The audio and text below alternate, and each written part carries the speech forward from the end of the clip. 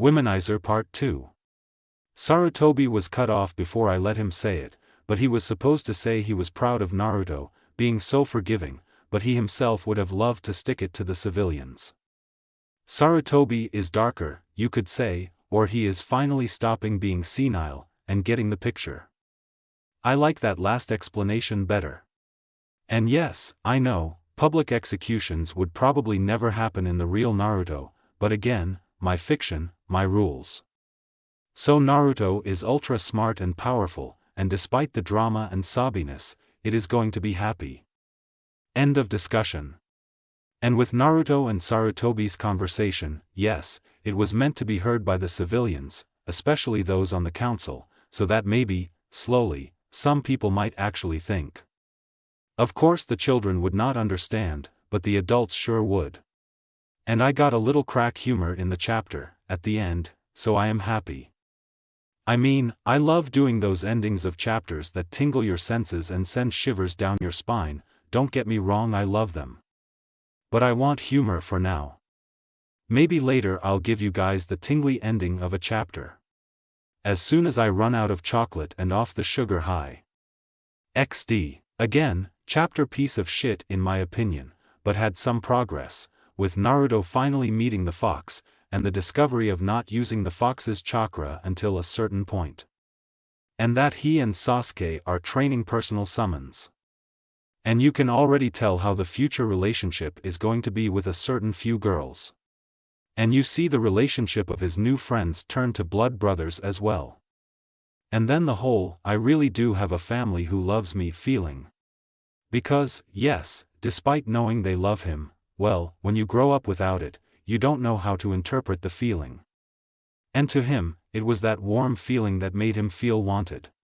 Alright, got nothing else to talk about for now, so I'll just sayonara, my freaking awesome readers. Remember, read it, review it, love it. Wolf, Chapter 6. Here is a quick chapter for you all. And yes, I know the first part of this is like, not possible, but, my story is not normal.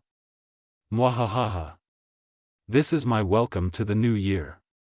Hopefully, I'll get some work done on Hollow and live life on the rails, other fix I'm trying so hard to get back to. Anyway, hope your coming year is great. Words of the wolf. It was Hermione, with a broom, in a closet. Something I blurted out the first time I heard it. There was actually a Harry Potter clue, and it took me a minute to figure out why everyone was laughing and said I truly was becoming a pervert like them. Other people go to the gutter, I come up for air. A quote from a friend of mine. So hilarious. Disclaimer, obviously, I don't own Naruto. But damn, if he was real, asterisk big smiley face asterisk, senpu. Today was normally a day of vast celebration and mourning to the village. It had been 2 weeks from the called-off execution of 32 civilians who should honestly be dead, but were pardoned because one little blonde asked the Hyuga and the Hokage to spare them. And many Jounin and Anbu that had to interact with the villagers would not let the civilians forget about it. Of course, the festival would continue to go on, as it had for the past 6 years, but there was unrest, a tension deep in the civilians. There were rumors flying around about the overheard conversation between the Hokage and Blonde. How the Blonde said he just wanted them to feel a little of the pain he had felt, not kill them. Then the insult of them degrading the Yondaime by saying his seal wasn't functional. After that went through the rumor mill, along with many other comments the Blonde had said, most of them falsified, of course, well, some, not all, civilians started noticing things. A large portion even did some research, especially on what they thought was the shinobi's inappropriate behavior, as it plagued their minds. What they had found shocked them to no end, as they went through the rules of Konoha. First, were the rules of punishment of attempted murders of children of Konoha. They were more than punishable by death. The possible murderer themselves was confined to cells, tortured, until they went mad. The shinobi of course had a right to this, as they protected civilians. Some even tried to get information on Jinchuriki. Most of course was classified, except the stuff considered common knowledge. What exactly it was, a tailed beast that was bounded by a seal to the chakra system of a child, for various reasons, behaviors, and what usually happens to them. Jinchuriki tend to be loners, not due to lack of sociability, but their home villages would not socialize or accept them. Hated, tortured, and many other heinous crimes wrought on them, when they were made to be the weapon to protect the village. Because of the hate they were surrounded with, and the lack of acceptance and familial ties to their home village, most turned homicidal or suicidal. If it gets to a certain point that they cannot take it anymore, the most possible outcome is that they will have no loyalties to such a village, and instead of the weapon meant to protect them, turns on the village. This scared many who had found this out, and they shared this information immediately with many others. None of them really knew what to do. Some of course wanted revenge on the demon, but were silenced when those of clearer mind pointed out the fact that the supposed demon just saved 32 lives, even though they tried to kill him. No demon, not even in disguise, would do such a thing. Then they brought up the fact that the Jinchuriki tended to turn on their village, but those were silenced as well, when shown the exact passage of the book, and that the village was responsible for the lack of loyalty and love of a Jinchuriki for a village that hated its presence and being. Of course the Jinchuriki would turn crazy. No human would be sane with such a lifestyle. Eventually they would snap. This made many wonder at their past transgressions with the blonde. Some even came to the point of realizing that the Jinchuriki was not the monster, but became one because their will was broken, by the very people it was supposed to protect. And when they understood that Jinchuriki usually were forced to hold back the bijou in them, it was always by the will of the person holding the demon. This made those who realized this to tremble in fear at the undoubtedly permanent damage the young Jinchuriki of Konoha had put up with. They had no idea how to fix such things. What got the attention of others was when they went to the history and law books. In the past, there was only one ruler, and to this day, there was only one ruler. The founders of Konoha stated that a village council was nothing but an advisory group for the village as a whole, as were the Hokage advisors, and both held no power over anyone in Konoha. Not even in the event of a Hokage's death, were they to hold power. In fact, in the event of no successor, the temporary power of Hokage went to either one of the three heads of Anbu, interrogation/investigation, war, or defense, one of the undisputed stronger jounin, or the ninja clans got together and voted on someone for temporary service. There was no civilian power in a shinobi village, because the civilians were there for only their own reasons, protection and business. That was stated directly in the law and history books. All of them said the same, if the words were not fluffed up a little for presentation. At first quite a few wanted to protest against this, and change it about, especially the civilians on the village council upon learning this, but all of the ninja clan heads refused, and Sarutobi made a statement, that later became public. This village is found on the symbiotic relationship of civilians and ninja.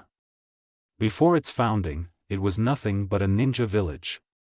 The civilians of that time asked to come to Konoha, and a treaty was signed that there will be no civilian with power over any shinobi, and all answered to the Hokage, and would remain loyal to their village and Hokage, in times of war and peace, and no offspring will leave without true cause for security purposes, as long as they had the protection and business of shinobi, in times of war and peace. We have kept our end of the bargain since the very beginning. That much cannot be said for the civilians of this village for 20 years. This of course made many realize that the shinobi and Hokage were, to put nicely, pissed and tired. But what was to be done? The village's Jinchuriki was now being hidden by his guardians, and how would the boy react to an apology by people who merely didn't want him to turn on them, or wanted his protection? And even if it was a heartfelt apology, and the boy did forgive, there was still that guilt for what they had done. So on the day of October the 10th, 7th year since the death of the Yondaime and Kyubi, and the festival still went on. For the children, of course, there was much merriment. For the adults however was this foreboding tension and lost sense of direction. Until some heard a familiar voice that was yelling over the noise, something about the takoyaki and the dango from one stall was by far the best, and they saw a small group of kids standing beside a boy with a white fox mask with blue paint, and sun-kissed blonde hair. Seriously guys, try it out. He handed some dango over to the others, who accepted it, and had to agree it was pretty good, though they all shouted out which stall to go to next, including the excited and happy Hinata, who was in a pretty lavender kimono and dark purple obi, her long hair put into an elaborate bun with a red and white chrysanthemum Hana Kanzashi her brother got for her earlier that night with some of his spending money, because he was the older brother, and that's that. But she knew it was his way of making her feel better with being stuck with all his guy friends, though she honestly didn't mind. They were nice to her, as she was Naruto and Isama's Imuto, and as such, they watched out for her. Though he at least got some things for everyone else in his extended family, including Niji and Ai-san. Though of course, neither of them were going to tell Niji it was from them. Shino chose the next stand, that was serving grilled vegetables, and Naruto tried it, though did not like it as much, but Shino appreciated that he had at least tried it.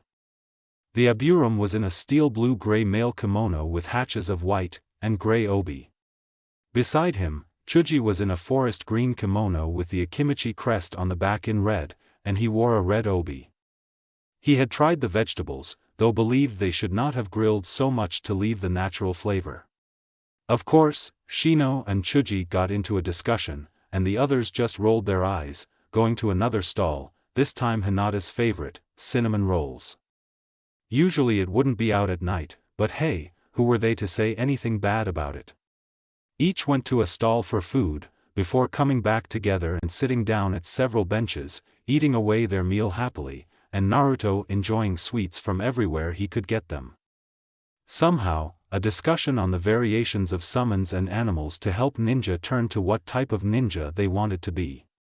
A pineapple-haired boy in light green kimono with beige obi went first, hands behind his head. I want to be an average ninja, have an average life, marry an average woman, and have a son and a daughter. There isn't much else to want. Naruto and Kiba looked at each other before laughing loudly, and Sasuke smirked, answering as he himself laughed, "Yeah right, Shikamaru. We're going to be ninja. Life will never be average for us. If anything, you'll be a strategist." Shikamaru said something like Mendosuk, but he in turn smiled a slight bit. Shino went ahead, "I wish to be an ANBU for investigation. It is very interesting. As for marriage, I think I can wait." All of the boys nodded, though Hinata inwardly rolled her eyes at them. Such boys were the future of Konoha? Sasuke asked, since everyone already knew what he and Naruto wanted to do. "Hey, Hinata-chan, what do you want to do?" In the past she always was startled when suddenly under the limelight, or asked questions, but with an entire year with Naruto, that was long gone. She smiled softly like always, and replied, "I wish to be an ANBU captain like my mother had been during the Third War, to finish my mother's style of the Juken, and then to be a great leader of the Hyuga clan." The boys nodded, knowing that that was a worthy dream for one such as her. Kiba went next, sitting in his red kimono and gray obi, his pup Akamaru lying on his lap. "I want to be the best tracker my clan ever had, and maybe go ANBU for investigation or war." Chuji went last. "I'm going to be like my dad. A tank. My dad told me all about the war stories, so a tank for ANBU on war or defense is what I'll be best at." No one had the heart to say anything different, knowing that Chuji was the kind-hearted person. Except for a very stupid civilian boy who was only older by 2 years or so, and his little group of followers. They had been walking by when Chuji spoke of his future. "Ha! You, a fat tub of lard, will never be a ninja. That'll be the day. You'll get yourself killed more like it." His friends laughed behind him, but before long, he was on the ground, winded, and everyone looked up to see a boy in a dark blue kimono with white and yellow iris along the bottom, and dark orange obi. He was wearing a mask, but he took it off and threw it to the side. His fist was slightly raised to show that he threw the punch. "Take that back now. One of the kid's friends taunted snottily while another tried to help the other up. "Oh yeah, says who? No one but a worthless, horrible piece of trash. No one knows why you're even alive. My dad says you should be dead." Just as those words were uttered, a spike of killing intent came from behind Naruto, and before the blonde could react to the kid, he was already on the ground, punched hard in the face with a possible broken nose, and Sasuke standing in a black kimono with the crest on the back, and a navy obi. He glared viciously at the kid, ready to pounce on this vile piece of scum. Naruto sighed to himself, knowing that he now couldn't stop Sasuke from A, killing the kid, or B, sending him to a hospital permanently. Luckily, no such thing was possible, as one of the civilian adults came by and asked loudly what was going on, drawing the attention of the crowd. None of the ninja in training had a chance to speak when the civilians' boys started pointing all their fingers at Naruto, who was furious as he always would be, but just sighed, dejected, used to taking the blame. His friends tried to fight for his innocence of the matter, but the kids kept getting louder so their voices would drown out. Until he heard a voice behind him that shouted at the kids to shut up so they could hear both sides of the story. This ultimately surprised him. He saw that it was one of the vendors, and his shout caught the attention of others nearby. When the kids shut up, and Chuji and Sasuke explained what happened, the civilian woman, they guessed the first boy's mother, looked at her son questioningly. "Is this true? Did you really say those things?" After a while, he broke down and both of the boys said what they had said, expecting the woman to be proud, but instead she gave them a resounding slap on the back of their heads. "I raised you both better than that. I don't care what your father says. We're going home right now. And the rest of you should be going home soon, because I'm telling your mothers. Now." The kids scrambled, and she left with both boys at her side, pulling them by their ears. The ninja in training just merely blinked at this. Kiba spoke up though. "Wow, I honestly thought they'd be ragging on you again. This is weird." Naruto shook his head, picking up his fox mask that he threw away. "No, it's because you guys are here. Otherwise, she'd probably have hit me, and yelled, and then hit me again, then probably yell in my ear of, 'How dare I hurt her precious children, demon scum.'" Chuji asked, trying to stay optimistic. "How do you know? Maybe she might be different, Naruto."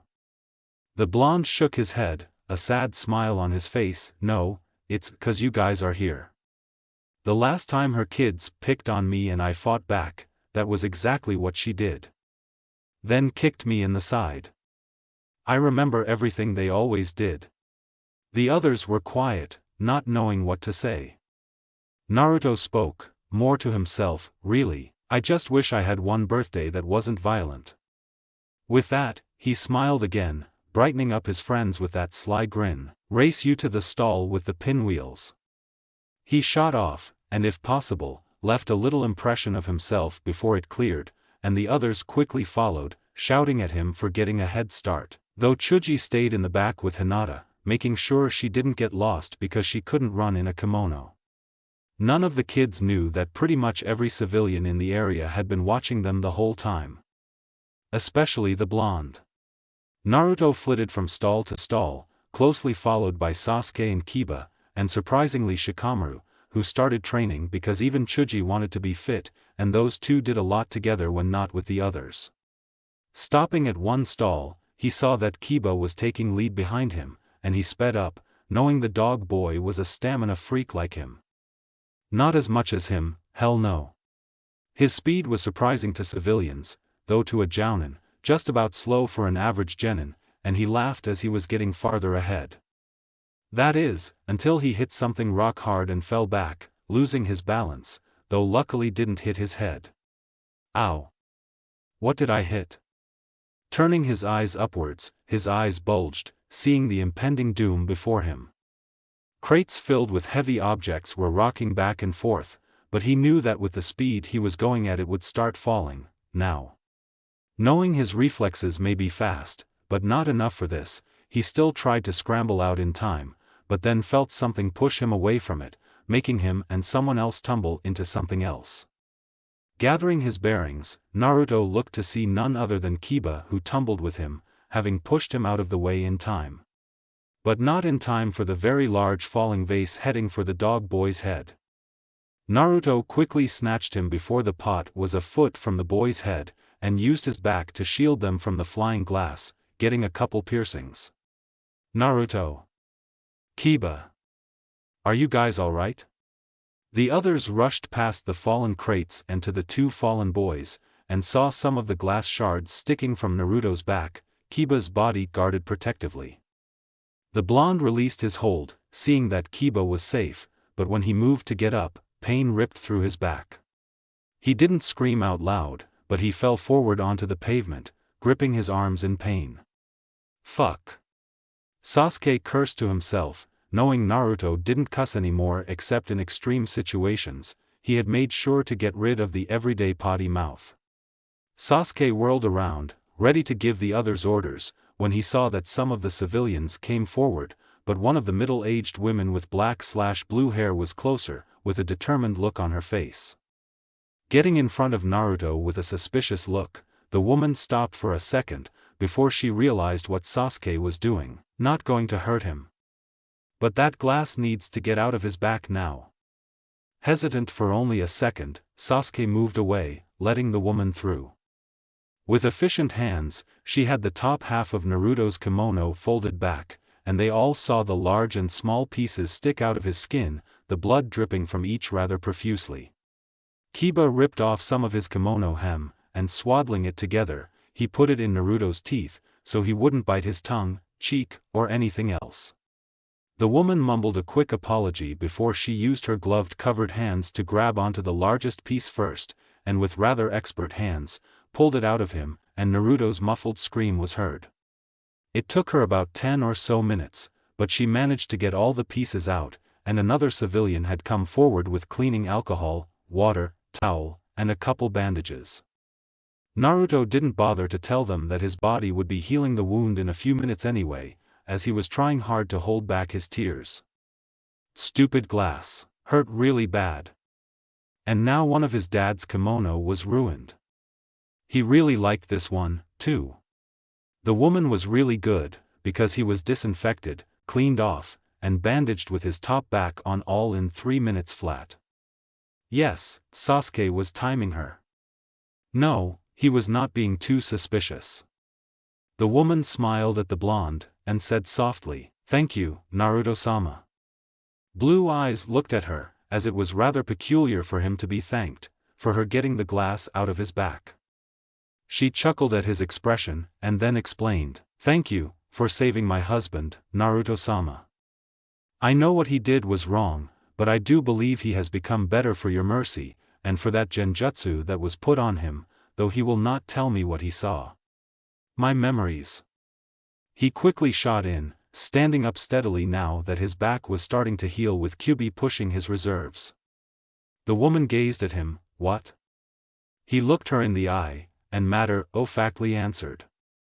"He and all the others saw my memories. From birth to that day.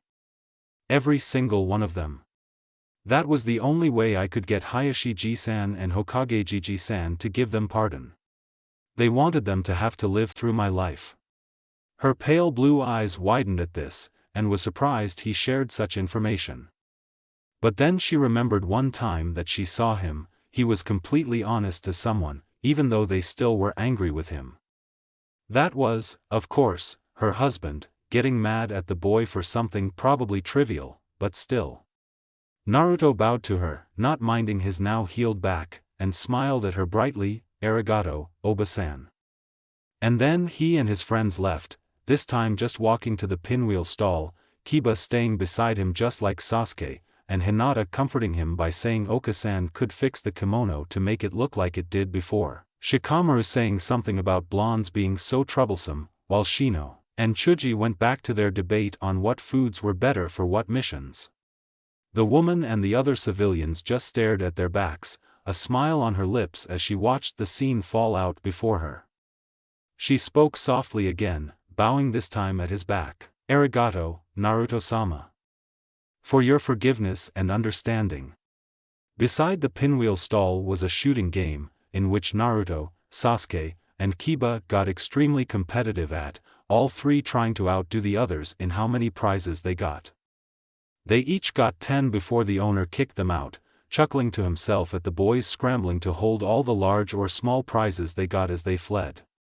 Then Naruto got an idea.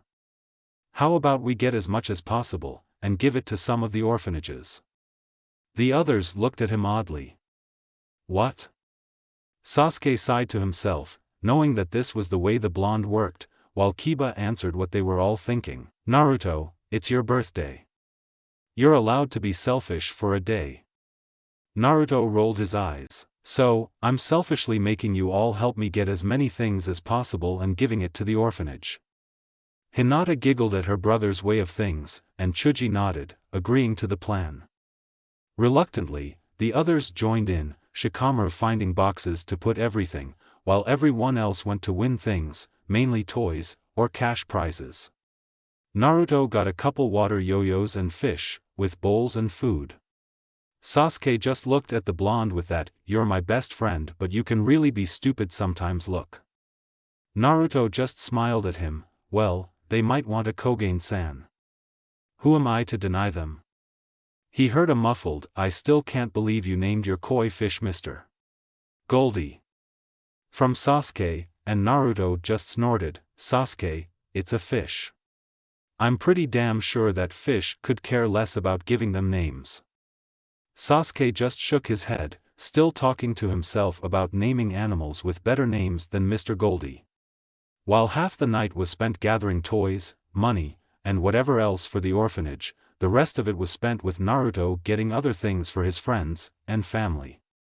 Seeing as it was getting late, they left the festival to leave the gifts at the orphanage doors, knocking loudly to get someone to pick it all up, and they zoomed out of there before they were in the clan's area, and they walked casually back to the Hyugas, as they were allowed to spend the next few nights there with Naruto. Entering the compound, it was eerily quiet, but Naruto didn't let it get to nerves. Nope. 'Cause he could hear people whispering loudly in one of the big rooms in the main house as they drew near. So if he was going to be attacked again, he was ready.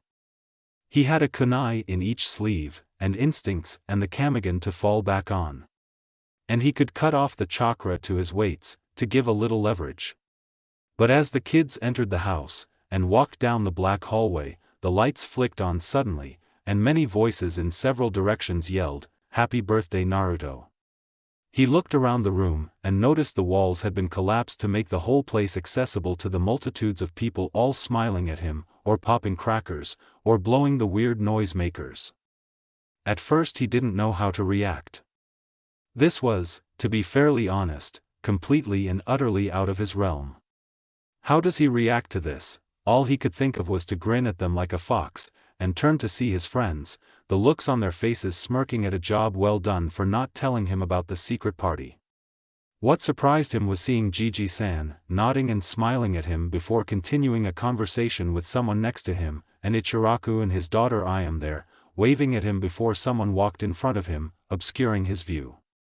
He was paraded around the noisy room, in which he received hugs and little kisses on his cheeks and forehead, and many ruffling his hair. They all whispered happy birthdays and congratulations, and told him about how tall he had gotten in a year. Oh, they knew how to stroke his ego real good. Before meeting Sasuke, he was literally a shrimp for a 5-year-old. Then Sasuke started sharing or buying healthy food for him, and they learned how to cook very basic but healthy foods. Moving to the Hyugas and Inuzukas made his diet even healthier, and he started growing correctly. He visited a lot of people, with short little conversations each, even with those he hardly knew, but were welcomed because they were from one of his many guardian clans.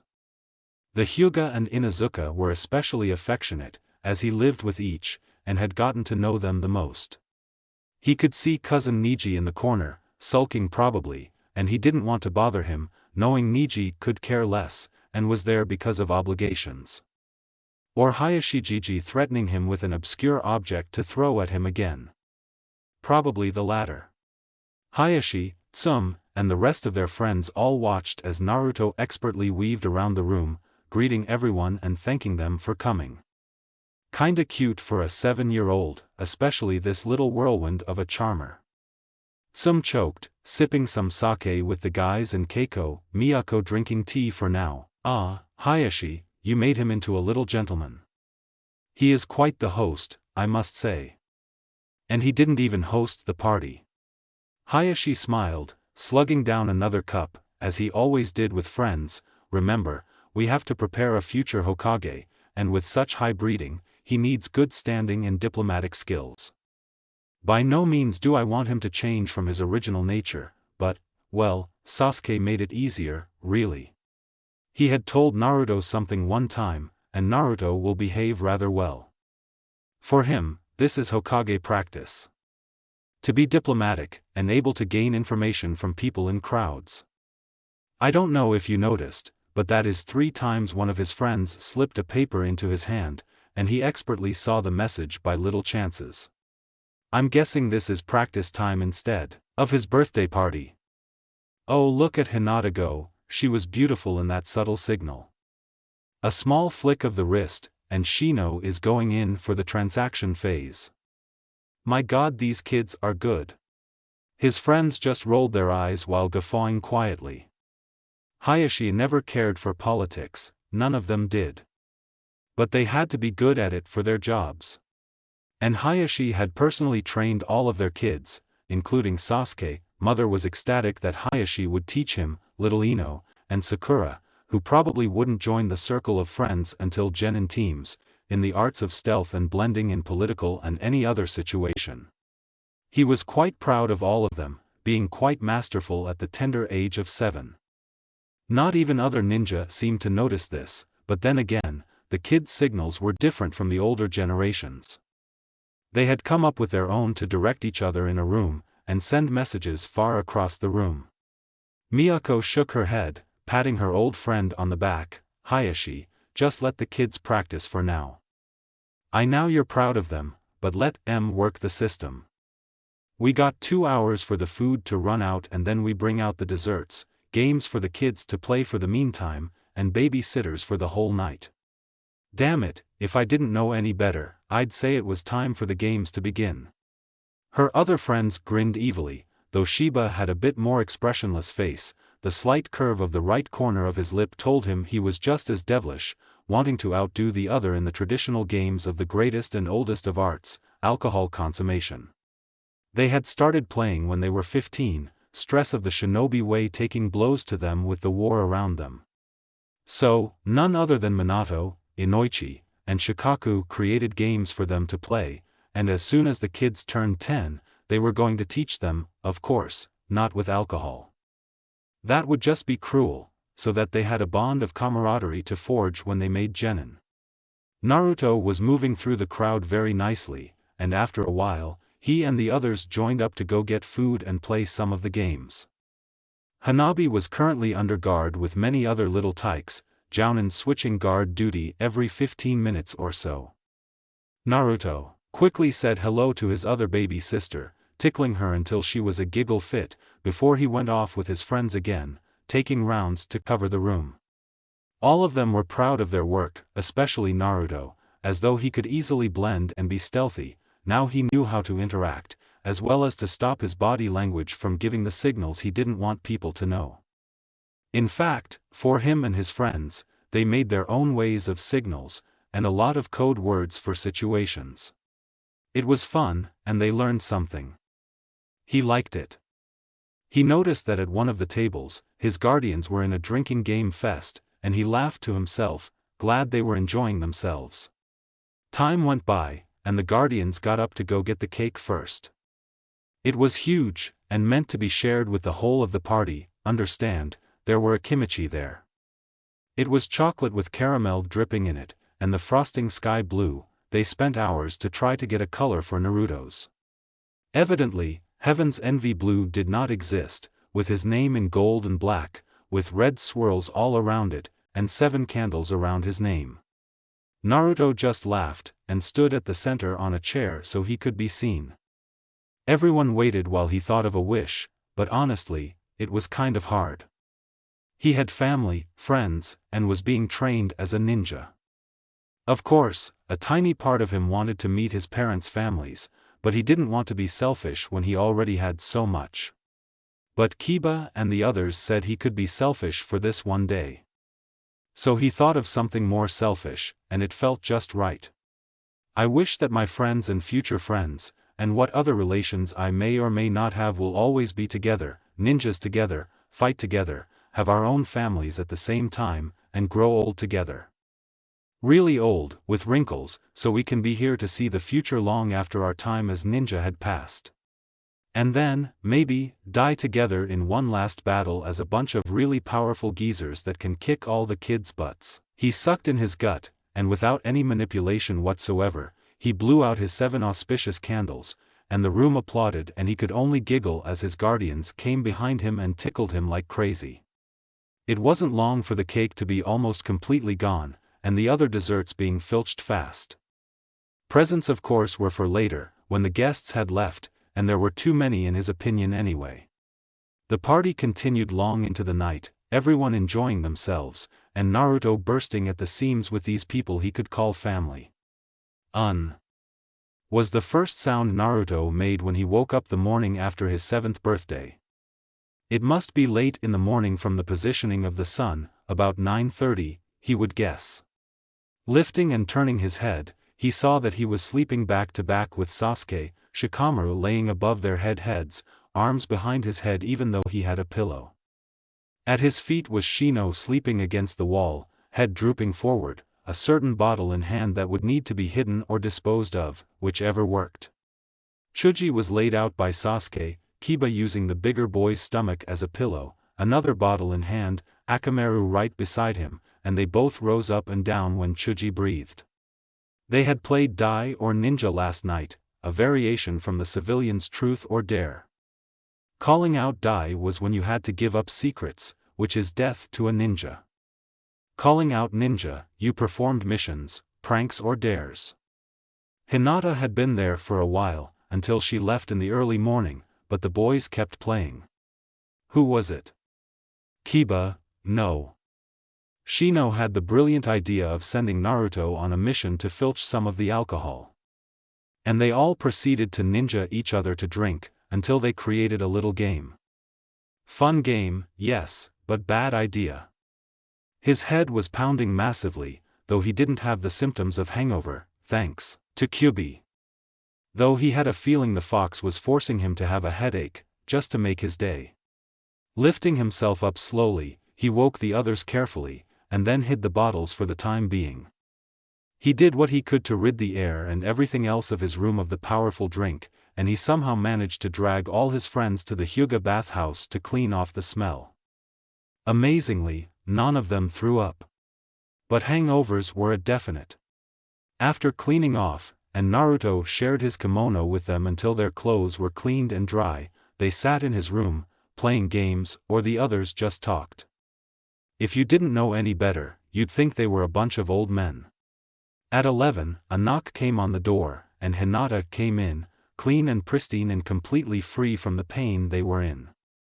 After Naruto explained what happened after she left, she was no longer prime and proper Hyuga, but a laughing on the ground heiress. After a while, she collected herself, except maybe a giggle or two, and promised to go get them some food before lunch and something for their heads. She was quick and to her word, and they had something in their stomachs for the pain reliever to go down with. She stayed in the room with them, even though she giggled every time one of them groaned, and each shot her a pitiful pouting glare that only made her start laughing again. As lunch came around, they had to act like normal by racing each other to the dining room, and Hayashi only chuckled as Naruto, Chuji and Kiba were stuck in the doorway, until Shikamaru merely shoved them through. The boys were jubilant in eating leftovers, and Hayashi and Keiko noticed there was an added vigor, which they guessed came from the birthday bash last night. Not that they could really say anything against it. It was Naruto's official first birthday party, so of course the blonde might be eccentric for a few days. Wait till he saw the presents. Naruto-kun, don't forget you have to open your presents today and then send out thank you letters. They are being sent to your room right now. The blonde nodded, swallowing his meat, before answering, "Hi, Hayashiji-san. I'll do that right after lunch." The Hyuga head nodded, and glanced over at Niji, who seemed to be in his usual mood for the afternoon, and Hayashi continued his meal. After the lunch, the boys and Naruto's rushed back to the blonde's room, feeling much better from a meal and pain relievers. Upon opening the door, they gawked at the mountainous terrains of presents in Naruto's room. His only reaction was summed up in one word. Damn. With the help of the others, they put the piles of gifts first into an order by clans, ninja, or civilians. He thought those were sent to the wrong Naruto's party. Sitting at his little table with Sasuke and Hinata, both with training as heirs in how to deal with these things, despite their youth. They had papers in front of them named the "thank you" list and the "who was at the party" list, and while the others opened the gifts for him, the three of them wrote down what he was given and by who, as well as a display of each gift. Mostly they were weapons. He honestly was stocked for the next 5 years, in his opinion, or clothes, grow into, mostly, from civilians, to whirlpool clothes, courtesy of those who knew his lineage, to Konoha clothes, then to yukata and kimono, men's and women's. Sets that were expensive, as Hinata explained, by blushing at some very thin silky ones. He even got jewelry, for guys and girls. And then free coupons to eat at certain restaurants. Ichiraku sent a note that he wished to see the #1 customer more often. The others were Akimichi owned. There were trinkets, and decorations that could be used for his rooms. There were scrolls of course, which, the blonde was ecstatic about, as they were from many varieties and uses, and several that were quite rare to find, as Sasuke attested to, explaining the rarity of certain techniques from different countries. What surprised them all was that most of the scrolls, especially the rare ones, came from civilians. Odd that. After the "thank you" list, they also had the "who was at the party" list. That was part of what they were doing last night, with their practice. Make rounds, make conversation, give a little, get a little, and memorize everything, every little detail. And they had. So it was easy for all of them to pull together and make the list. Then Sasuke and Hinata told Naruto how to make a thank you for gifts note, and a thank you for attending note. And yes, they were very different from each other. Of course, those who gave a gift and were at the party would be on the same note, as 2 notes waste paper or the person's time. So many rules to just writing a thank you. It drove him up a wall, but he and the others listened to the Hyuga heiress and Uchiha, knowing that this will be important later on. And then he had to word each letter to make it personal, but at the same time not too personal. Except for those he was affectionate to. Which was pretty much half the party. After they all helped Naruto word each and every letter, his penmanship and writing was quite beautiful under Shiba's instruction, and his calligraphy was up there with Hinata, Hayashi, and Niji's. The afternoon had passed to 4, and they decided now would be a good time to play, seeing as the day had been taken from them, and tomorrow they would deliver the letters personally, as that was etiquette as well. The others changing into spare civilian clothes they had brought for themselves while Naruto and Hinata changed as well, they all headed out of the compound to go play around Konoha.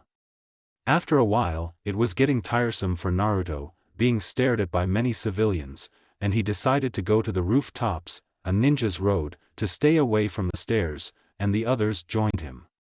It wasn't long before a game of tag started, but it ended in the park, either laying in the grass, not cloud gazing, as Shikamaru liked his morning and night clouds by addiction from outside influences, leaning against a tree or on one of the swings. They honestly didn't need to talk, as they always talked. It felt nice just to relax, even for a little while, as Akamaru started them off on a chase again, this time for rabbits. Time went by, and suddenly 2 ANBU appeared before them. One raised a hand in greeting. "Ah, Naruto. Hokage-sama wishes to see you for a few minutes." Biting his cheek, he looked at the others. Hinata assured him they would still be here when he got back. The trip to the tower was quick, and he told the ANBU about his birthday. in which had them laughing at their game of Dai and Ninja, and they compared their own times of playing the game as boys. Entering the Hokage's office without prompt, Gigi was sitting behind his desk, writing something, but glanced up at the disturbance. A wan smile appeared on the old man's face, and he motioned Naruto forward, while grabbing for a small scroll on the desk. "I would have given this to you last night, but seeing as your party was rather large, and you were busy, I thought in person was better." "So, how was the party last night?" Naruto excitedly went into last night, minus a certain portion of the night that would undoubtedly get him trouble, and all the amazing gifts he got. He mentioned quietly that he had wished to see the ANBU, but they were probably working last night, and he'd never recognize them anyways. Sarutobi laughed, ruffling the blonde's hair. "They would have gladly gone, but you were right, they were on duty last night. Now, Naruto-kun. It seems that you haven't asked for your birthday wish, yet." Blue eyes brightened, and he quickly got into his thoughtful thinking pose. When it came to him, he walked up to the old Hokage, and whispered something only he could hear. The old man blinked at first, then laughed light-heartedly, nodding his head. "We shall see, Naruto-kun. Now, you should return to your friends. It is about dinner time, is it not?" Naruto smiled brightly, and ran out the room, tucking the scroll into his jacket as he went back to the park, then took his friends out to eat at Ichiraku. An ANBU was dying of curiosity, knowing the others were as well. "Hokage-sama, what did he say this time?" Usually the Hokage divulged them, but this time, the old Sarutobi had an "I know a secret you can't know" smile, before he put his pipe in his mouth. "You may or may not find out. All in due time." His friends had been able to stay for 3 nights, but all of them had to go back home, especially Sasuke. It was time to go back onto their schedule of training, and he felt that it was going to be getting more intensive. It was only 9, but the night was dark, the fall air crisp. He never really went to his parents' archive, except once or twice to get away. That was only after he was able to get there, of course.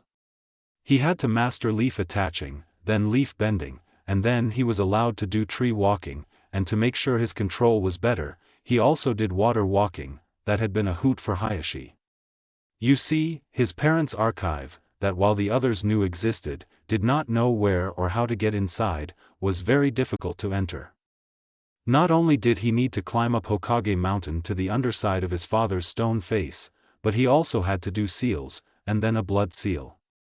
Had to be fresh, he learned.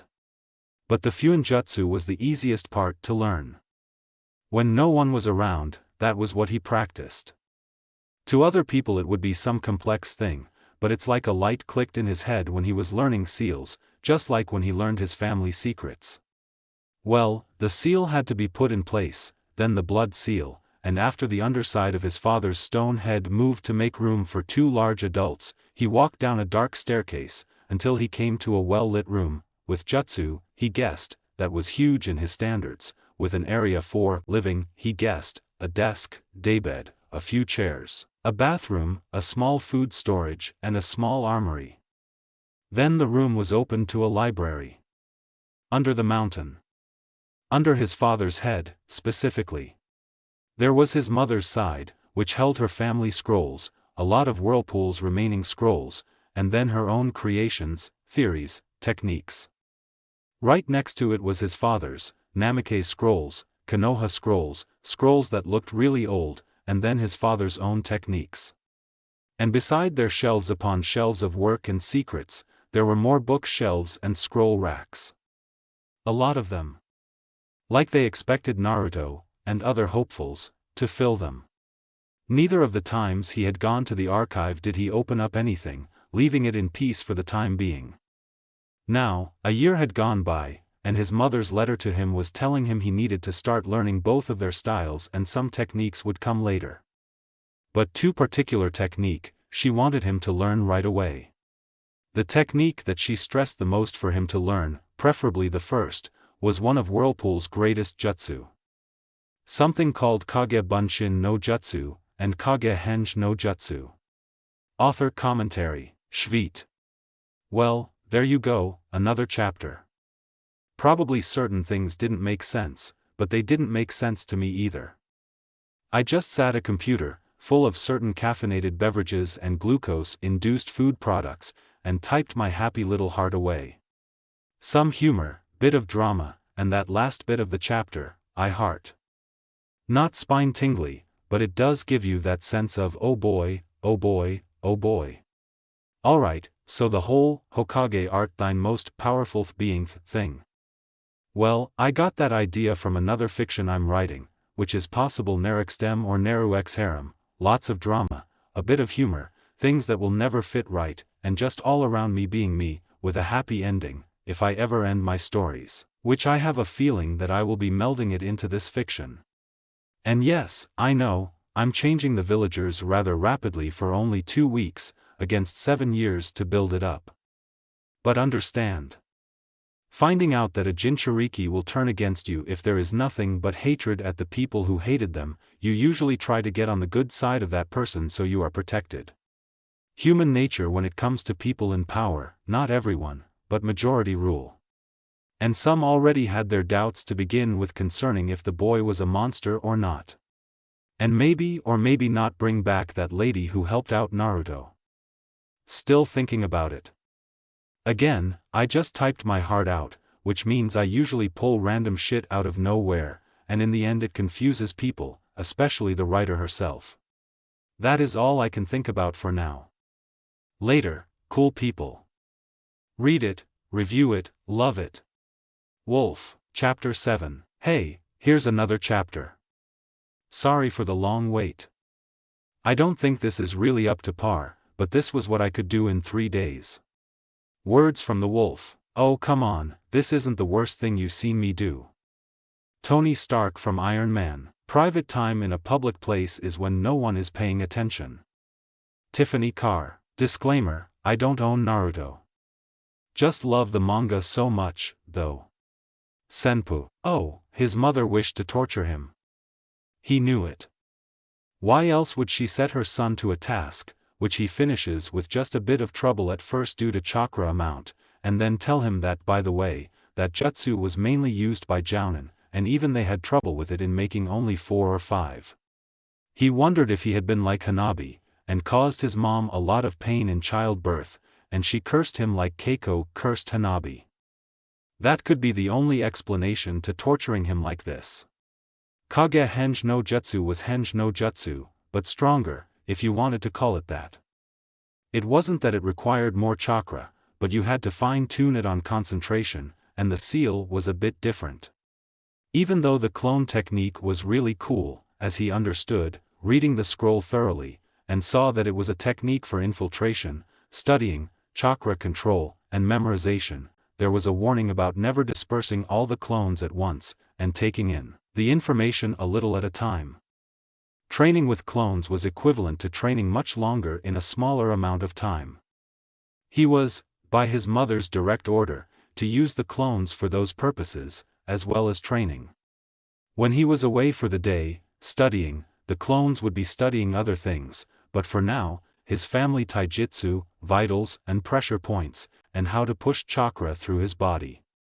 Studying the form for the first time, he realized Hayashi was right, and that Uzumaki taijutsu was kind of like the Hyuga Juken, with its variations of course. Hyuga did not use their legs, and their style was firm and rigid, whereas both his parents was about power, endurance, speed, elegance, and flexing.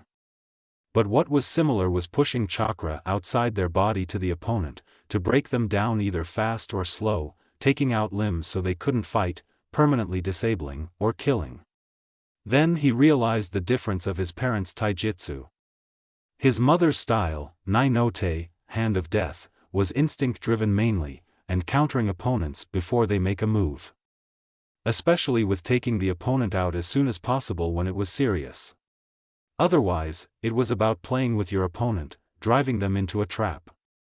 His father's, the Namikaze style, was Yuzu Arashur, Swirling Storm, was elegance, flexing, but extremely fast, and very powerful.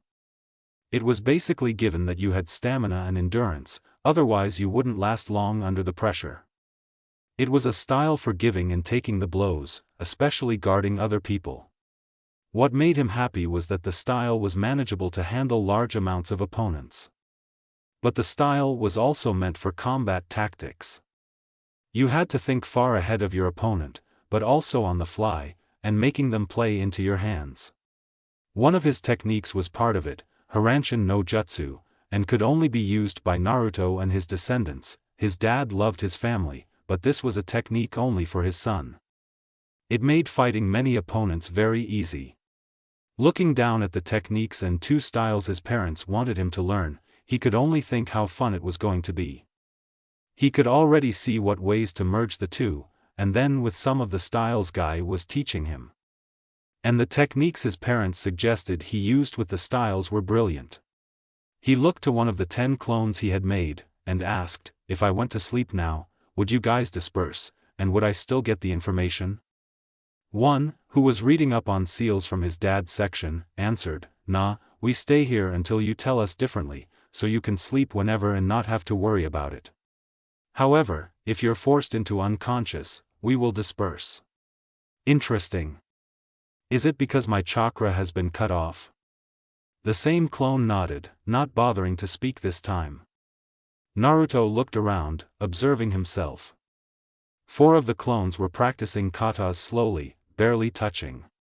With Hayashi training him for a year in his father's style, he was of course much more proficient in it, so he was practicing his mother's style for a bit. One of course was studying up on seals, rather entranced by it, it seemed, along with the 2 beside him. 2 others were reading up on vitals and pressure points. The last one was reading a small scroll on the Shunshin no Jutsu. Deciding to leave them to work, he went to work on his chakra control, outputting chakra from his body, and manipulation. First, with his weird gift of getting water from the air around him, and then freezing water with his water and wind manipulations. He had a bowl of water in front of him, and he had the general idea down. Usually ice layered on top, and then moved downward. So he had to constantly make sure he didn't either turn it all to solid ice too soon, or blow it up in his face, as he had downed several times before. The past few nights he had been doing this. Laying his hand above the water, he started letting the chakra out, using his manipulations to slowly let it layer the ice. So far he had about an inch of layer, which he was pretty proud of, because it meant he had gotten farther in the exercise. "Alright, just keep, I got it. I got the Shunshin no Jutsu." His concentration destroyed, and because of the loud burst, his body automatically pumped more chakra into his hand, and suddenly the ice and water came spewing out of the bowl, drenching Naruto in the water. Again. Dangerous blue eyes turned to the disturbance, who chuckled nervously. Then Naruto started drilling him. "You sure you got it? Theory? Distance? Control?" The clone nodded, then interjected, "Yeah, those were easy. But I had an idea. You know how we always see Jounin use leaves when they use the Shunshin?" This got the attention of everyone in the room. Real Naruto nodded, his curiosity spiked. "Yeah? Well, with the basic theory of using the element of leaves, like Kiri uses water, and Suna uses sand, well, we can come up with signature styles, including the others, since we were going to teach this to them anyway. Like for Hinata Muto, she could use water infused with chakra to create her clan symbol underneath her. And Sasuke could use flames. Get the picture? Understandable. But what about ourselves? We have Mokuton, and Hayaton, and Wind. And since using the first one is risky, would we use the other 2? The clone looked at the scroll again, deep in thought. "I was thinking about that. We can make variations of the Shunshin, and then I thought about using the gold flash Dad was known for, but that would be better for a later time. For now, I think wind and water is for us. But, come here, I think I know a technique for the Mokuton. I don't know if it's already been invented, but it was an idea." Real Naruto stood up, not bothering with the water anymore, and he came to the daybed the clone was sitting at, coffee table in front of him strewn with scrolls, paintbrushes, and papers. Taking the papers from the clone, he looked over them to see what he meant. Seeing the initial design and theory behind it, he had to say, the idea was damn good. It just needed a couple tweaks. He looked to the clone.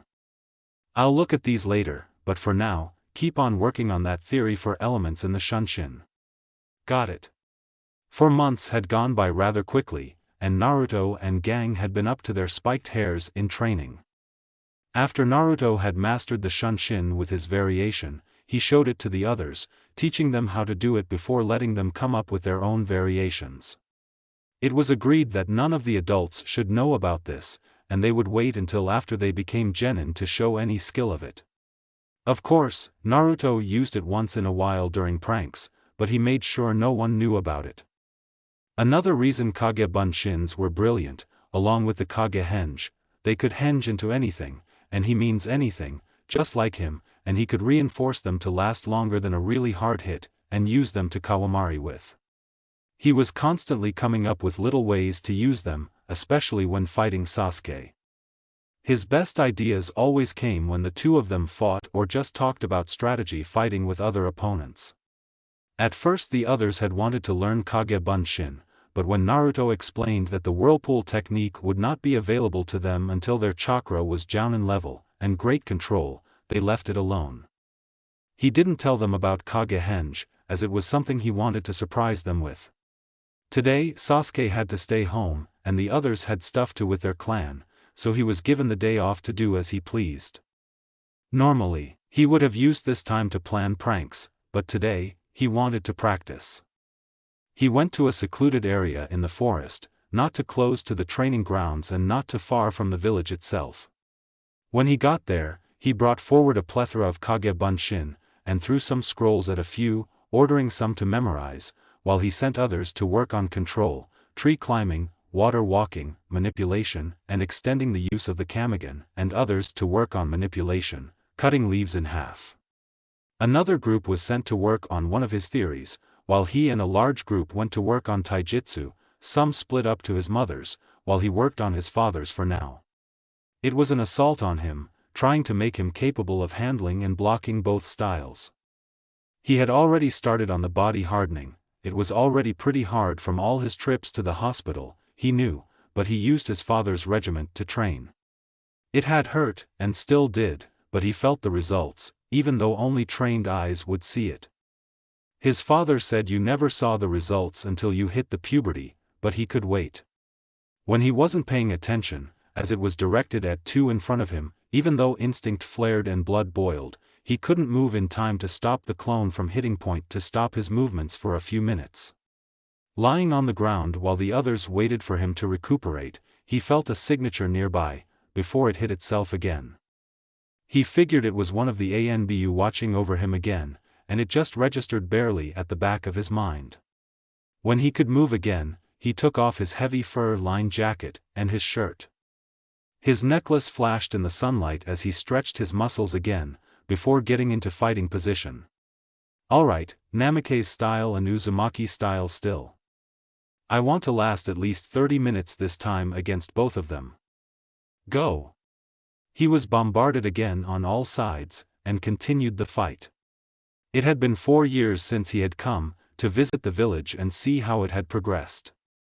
Normally, he would quickly observe everything before returning to the others, but today, his attention was caught by seeing bright blonde hair running across his vision. Turning, he saw a blonde running the rooftops with black, red, and orange messenger bag flying beside him. Normally, he wouldn't have stopped for this, but his focus concentrated on the young child. His hair was bright spiky blonde, skin sun-kissed, and upon closer look, his baby face covered male aristocratic features. What brought about a shock were those eyes. Eyes the heavens cry for. The boy continued on his way, and he followed now, his mind reeling at this. No one, no villager or ninja, had this child's features unless they were a Namikaze. Even his body, though young, was built interestingly. The child went to the training grounds, and then proceeded to shock him more, creating almost 50 Kage Bunshins, and splitting the work for each one. He wanted to deny to himself that this was just a coincidence. A possible accident, but he couldn't. Where had this child come from? Why had they not known? And then he knew when he saw the boy practicing the Namikaze style, as well as another style. When the boy fell from a blow in the back, he was about ready to go in and help him, but stayed back, watching as he got up slowly. Taking off the jacket, his necklace flashed into his eyes, and there was a seal on the boy's stomach. The necklace. It seemed so familiar. He had seen it before, he knew, but it was just on the tip of his tongue. Red swirl with gold lining, and then the boy said it out loud for him. Namikaze and Uzumaki, he was Minato and Kushina's son. But how could it be? There had been no message, no notice of the birth of the main family. Unless the two had, both must have died on the night of the Kyubi attack, when Minato had died. That is the only explanation, as Kushina knew the location of the family's hidden grounds, and was to join them on the death of Minato if it had happened. But how had no one not known? It was almost impossible to not tell his heritage. Unless, he would get to the bottom of this later. The heir of the Namikaze has been left alone with no clan to provide and protect him. Quickly, he left Konoha's gates behind. He needed to tell the head of the clan. Kneeling before her was a man of 20 or so years, light blonde hair with the family eyes and tan skin. He was a good boy, her eldest grandson, as he had rushed back from his mission. Sakioba-sama, I have grave news. Apparently, there has been. Minato-sama and Kushina had a son. He lives in the guardianship of other clans, while we, his own clan, have not been there, as we have hidden in shadow for these many years. He heard the gasps and hush of the meeting room, and his grandmother, head of the clan, shifted slightly.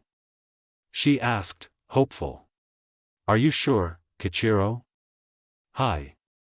He is the heir of our clan, Namikaze Uzumaki Naruto, 7 years of age, and from my understanding of the villagers, a Jinchuriki. He lives between the Hyuga and Inazuka, who have raised him since he was 6. I can only assume that they knew the boy's heritage, and raised him until the return of the Namikaze. She lifted a hand to her heart, clutching at her kimonos. What of the Uzumaki, the daimyo? Were they not informed of the boy? Do they not care for such a child? Kichiro shook his head. I do not know, Sakioba-sama. I returned as soon as I got that much information on him. But I have a theory. Saki normally did not care for theories, or assumptions. But at the news of her dead son and heir's living child, she could not but take it. Go on. I think they have been planning, waiting.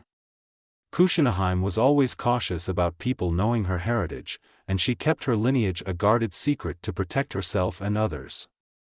I think the Uzumaki have not come forth to the child to protect him from his own blood, until he was ready to fight, or until he is under the protection of as many clans as possible. Saki thought quietly to herself, as the others waited quietly for her order. They already knew what it was going to be, as they themselves were planning it. The dignified woman that sat on the dais nodded, closing her paper fan with a resounding shake. We return to Konoha, and to Naruto-oji-sama. We have been away for too long. Naruto-sama. Naruto-sama? Naruto woke up peacefully, though a little surprised. Normally, no one woke him on days off, and he stayed in for a while to sleep. Naruto-sama, Hayashi-sama wishes to see you immediately in the dining room. Grumbling before he could form a response, the blonde called out through the fusuma. I'll be ready in a few minutes. Hi. The messenger left the room, closing the room door, and Naruto got up, quickly folding his futon up and away into the closet, changing from his soft blue sleeping yukata into a light orange kimono with a dragon running across the back in red, gold, and he wore a black obi, and put on black tabi, and a black haori with no design, the chilly April-era surprise. He brushed out the knots in his hair, though obviously the spikes remained, and left the room, following the orders. Walking down the hall, he realized it was barely 7, so breakfast would be served soon. Entering the dining room, the air was tense. And it wasn't Niji, either. Hayashi was stalling the meal for this, whatever it was. Sitting down in his usual spot, Naruto was recalling all serious pranks he had gone through for the last 2 months, and any excuse, like, how should he know that alcohol was extremely flammable, and I don't know how the electrified potatoes get in the food supply. Honestly, the only ones to know about those would be his friends and the ANBU, and they hadn't told anyone from his understanding. The only one Hayashi knew about was the one of Gigi, and Gigi himself had laughed it off. Hayashi finally started, his thoughts collected, his expression an odd mixture of happiness and grim. Naruto-sama, it seems that the Namikes are finally returning. And when they heard of you, they knew who you were, because of the necklace you wear. Honestly, what could you say to that? His father's family had returned, and of course he was happy, but, living with the Hyuga and Inuzuka had been his life for a year and a half. It was his normal lifestyle. And moving to the Namikes, well, he didn't know them, he didn't know how he'd be treated. Well, to be fair, he didn't know how he'd be treated by his guardians, and it turned out wonderful. But, he was just getting so used to it. It's alright, Naruto-kun. They aren't going to take you away from us forever. You will still be training with all of us, your schedule has just changed so it is more effective. And they will not stop you from seeing anyone. In fact, they promote it.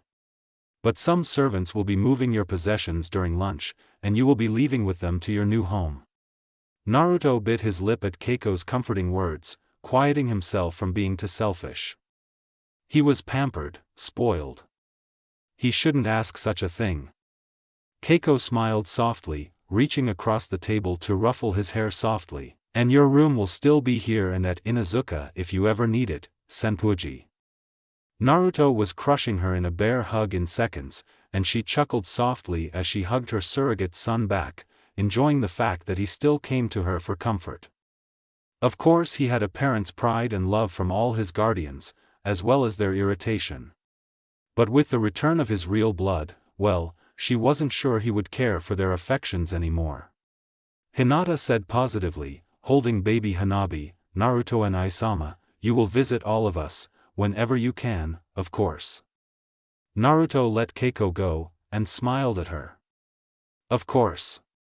The time came, and he changed into some training clothes, black pants with blue and white strips, and a light jacket. As the day warmed up, it was dark blue with a white swirl on the back, and the top of the sleeves and shoulders white, and the swirl and toggles on his left sleeve.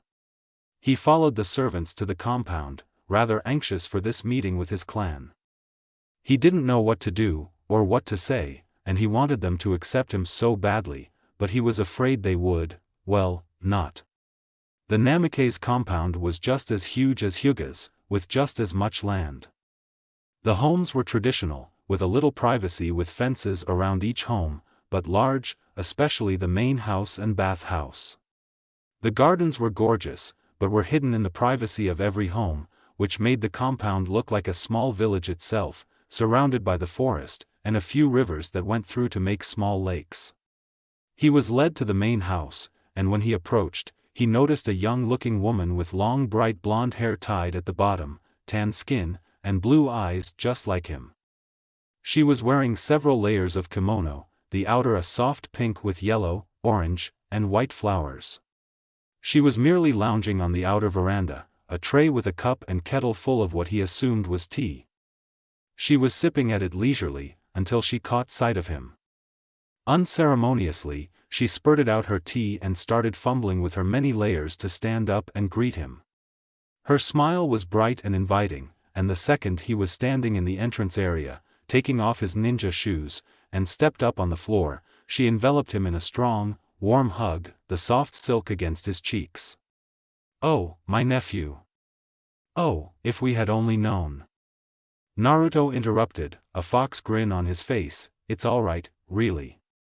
I at least had people watching over me. The woman's face was one of those mixes he always got, reminiscent, sad, happy, but with a little hurt. No idea why, but he had an effect on people to bring out a lot of emotions. His thoughts were cut in half as she whispered softly, cupping his face, a sad smile on her face. It doesn't matter. You should never have been left to fend for yourself, no matter how strong of a person you are because of it. Now, come, Naruto-kun. The leader, Sakioka-sama, your grandmother, wishes to see, as does the rest of the clan. But for now, you will only meet the head family, your family.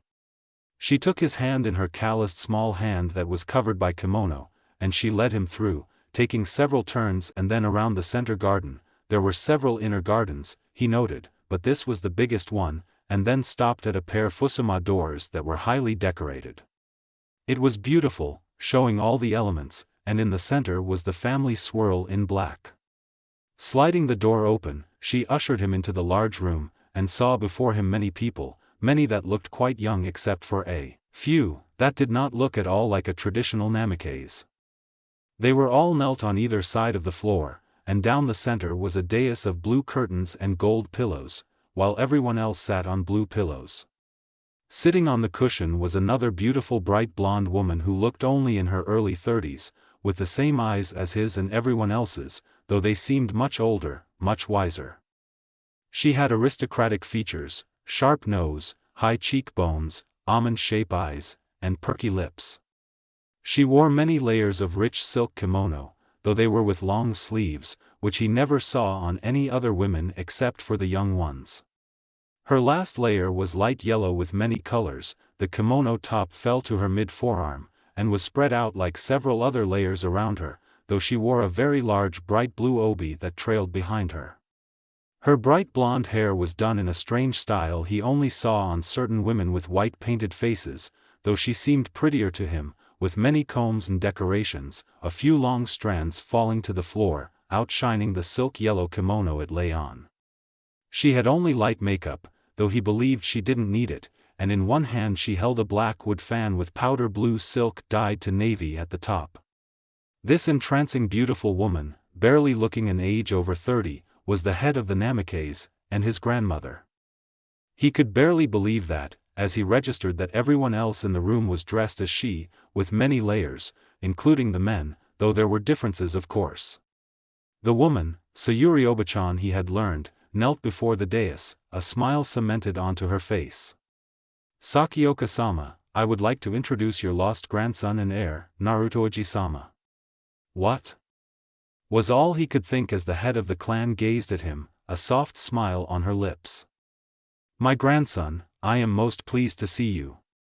On behalf of the clan Namikaze, your paternal clan, I sincerely apologize for leaving you to grow without protection and support of the clan you are an heir of.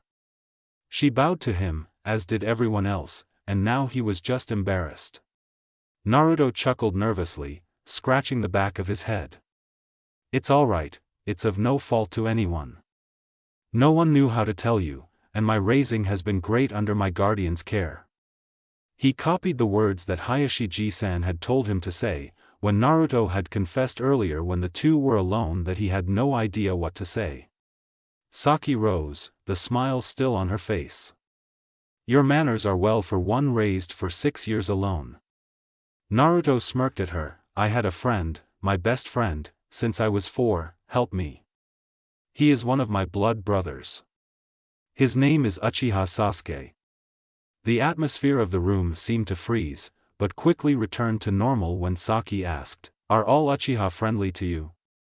Naruto didn't want to cast them in a bad light, or come out telling them about his secret, but if they were to be his family, they would need to know now.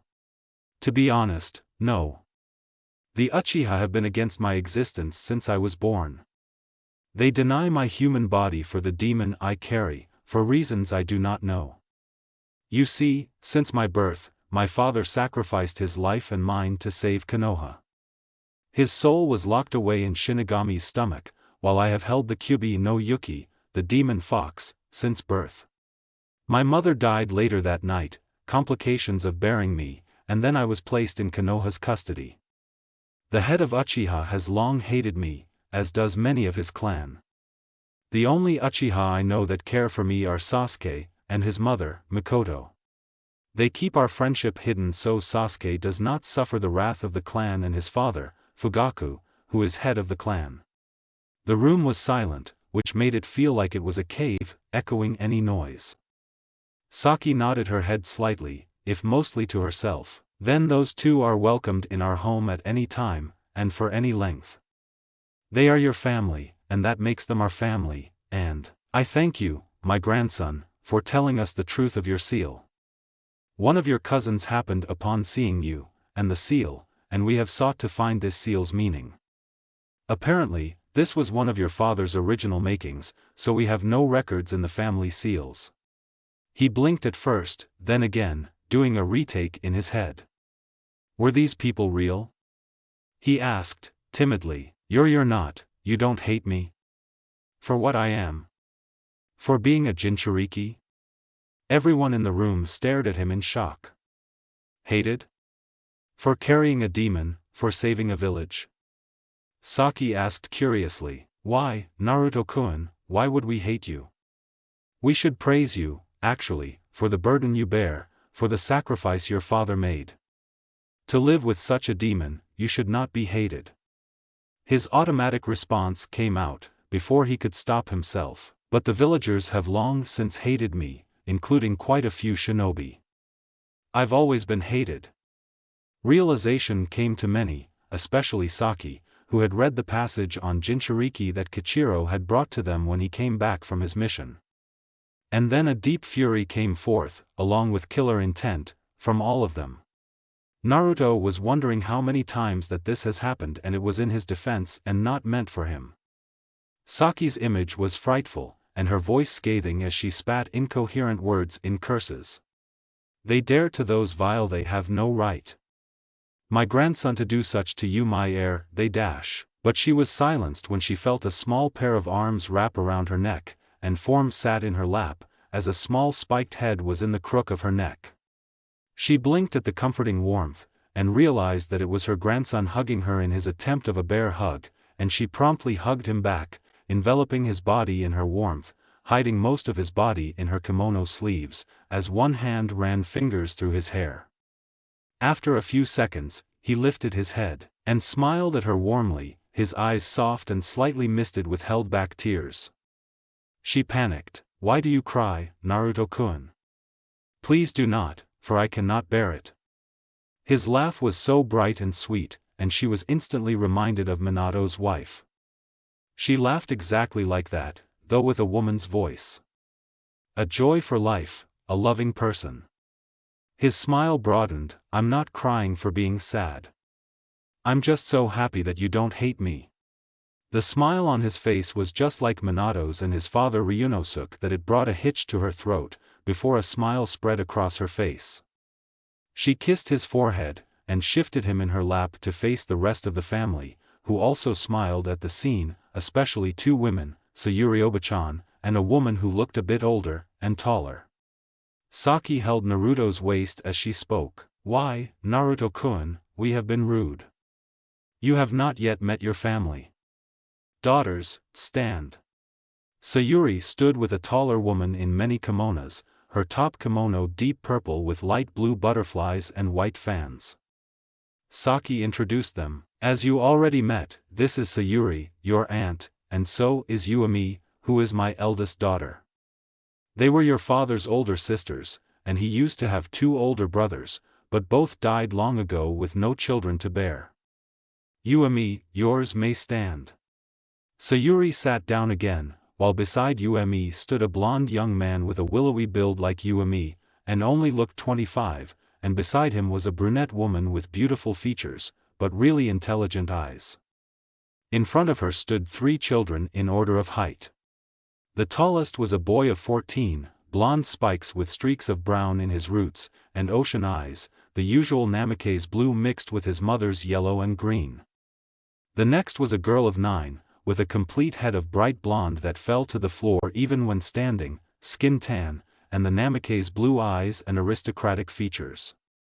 The youngest was a boy of 5 with bright blonde hair that fell straight instead of spiked, and was swept into a ponytail at the top of his head.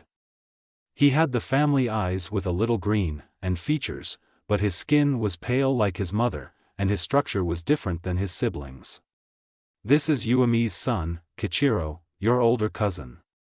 That is his wife Kyoko, and their children, Ikiro, Hataru, and Katashi, who are your second cousins. Sayuri, yours may rise. Sayuri stood, and it was in an order like Yuumi's. Beside her was an older-looking man of early 40s, his hair black with peppering of white and gray, especially his goatee, and his hair was shorn close to his head. He was burly with amber eyes and rugged good looks, and even Naruto could tell he had ninja training like everyone else in the room. Beside him was a young man of 23, who had the Namikaze looks, but a burly build like his father, and beside him was a young woman of 20, a hourglass figure like Sayuri, and the Namikaze features, though her stomach was bulging. A man stood beside her, who had a muscular build, with light brown hair and cornflower blue eyes. 2 children stood beside him, both girls that looked exactly like their mother, one 5, the other 3. This is Sayuri's husband, Sora, and their children, your cousins, Yoshi and Yumi. Yumi is married to Kahaku, and their children, Kumiko and Manami are your second cousins. Yumi is expecting another child soon, as you can tell.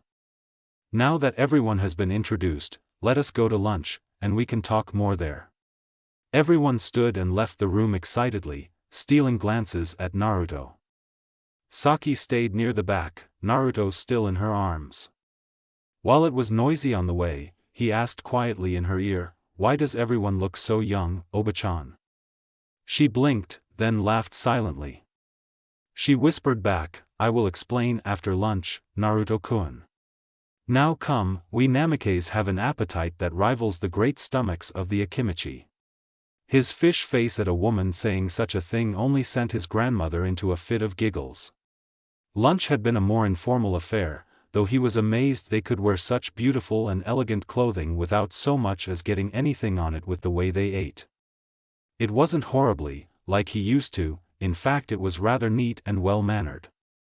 But it was the quantities that left one Naruto in deep shock. Though he still laughed at the small fight between Yumi and Yoshi, who both grabbed the last of the egg rolls with their chopsticks.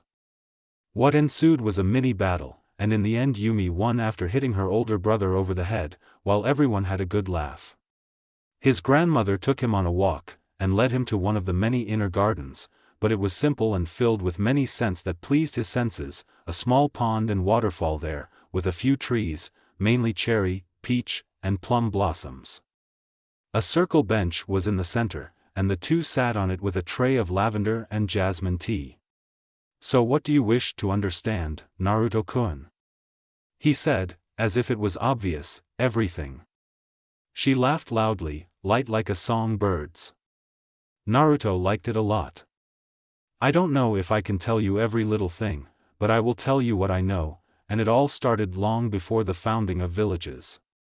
As you know, the Shodame and Nidame were brothers, and both from the same clan that founded Konoha, the Senju clan. Well, before the founding, the Senju clan was aligned with 2 clans, who helped in the founding and fortifying of Konoha. One was the Uchiha, and the other was Namikaze. To create a binding treaty between the Namikaze and Senju, in good faith Senju clan gave to the Namikaze 10 Senju women, strong in their clan's bloodlines of Mokuton and other manipulations, and the 2 mixed. As the Senju died away, the Namikaze remained, and we still have our mixed bloodlines, the Mokuton, among others, and abilities to control the tail demon's chakra, which I believe is partly why your will is so strong over the Kyubis. It was mixed with the Namikaze, who are well known for wind mastery, Kenjutsu, Taijutsu, and sealing. To be fairly honest, the Namikaze, even without the Senju clan's mixture in our blood, are made simply for battle. Our most notable element is wind, which is a combat element. That is where we excel, where we are destined. It is a sad thing to say in times of peace, but it is the truth. Naruto nodded, soaking up her information to heart. At least he knew where he got half his abilities. After she took a long drink of tea, she continued. One of the side effects of being fused with Senju blood is their strange genes. They look young, no matter what age, and makes it appear like you stop aging at 30. We have this gene obviously, as do the many of your guardian clans do, and several other ninja clans. They don't know it, I think, but it is a part of why Konoha shinobi always look young for most of their lives. Of course, they do not have the genes for the abilities, but to have the gene to look and the body to stay young is quite nice, you could say. Naruto's nose crinkled as he grinned at her, eyes rolling as he muttered, "Of course you say that." Saki glared lightly at him, tapping him on the head with her fan. "I am a kunoichi, Naruto-kun, which means I can hear you very well." He just grinned foxily, taking her down memory lane yet again. The boy was so much like his parents, that it was both a joy and a pain to the heart to see him. Leaving the matter, she asked curiously, wanting to know her grandson and heir, "So, what is it you want to be, Naruto-kun? When you grow into a ninja, I mean." His foxy grin went up a notch, determined and defiance in his eyes. "I am going to be a Hokage, and follow my mother's family Nindo." She would have spit out her tea, but she managed to swallow it down without making too much of a fool of herself. "Hokage? Why such a choice?" "Because, I'm going to protect this village, even if most of the villagers hate me. My family lives in Konoha, and is a part of Konoha. I won't leave my family, and I will fight to protect them. Konoha is my family. Konoha is my home." She searched his face as he said this, her heart racing at this little speech. She had never heard such passion as this boy's before, with such great conviction and confidence. If what little she knew about her grandson could be said, was that he could inspire you to believe him and follow him to the ends of the earth. And he was only 7. She grinned at him, eyes dancing with plans forming. "Then, we all must pitch in to groom you into a Hokage, it seems." His response was at first shock, before it turned into a million-watt smile that warmed her from head to toe. Her grandson was a treasure indeed. When he had heard the news, he couldn't believe it. The Namikaze had returned? After so many years of hiding to rebuild the clan in unknown places, they had come back, and claimed the pariah of Konoha as their heir. Sasuke and his other friends had quickly run to the Namikaze compound, allowed in by order of the head of the clan, and learned from Naruto that it was in fact true. And they learned an amazing thing about the main house of Namikaze. It had sections, 4 different branches of the head family, while the front and center area and garden was meant for public use and parties. And in those sections were even more division of privacy, so that each person had 3 rooms, parents' room, children's room, and living room, 1, not including the library and seal room that even extended to the 2nd story, as did the rooms, which the head of each branch of family slept in. In each section was an inner garden of their own making. There were 9 sections, only 4 being used, and the head section was huge, though Saki did not occupy the rooms, quite content with where she had stayed since childhood.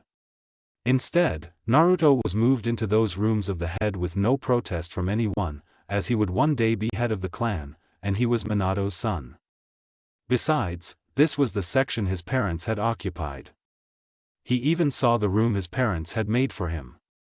The master room was interesting, as it had 3 rooms, 1 big room divided, on the 1st floor. A bathroom, modernized with toilet, shower, and bathtub, a large bedroom, and a large living room, and then an entrance into the living room with a fusuma in the living room, and a shuji which was connected to the veranda to the inner garden, and the veranda went around to 5 other rooms that could be split for a family. The 2nd floor of the master bedroom was different than the others, as it wasn't noticeably connected to the 2nd floor like the others, except its own hidden entrance into a hallway. It was laid with tatami mats, with several shuji screens, but it was empty, leaving an impressive space to be filled. It could be turned into anything desired. 3 months rolled by, and it was now early August.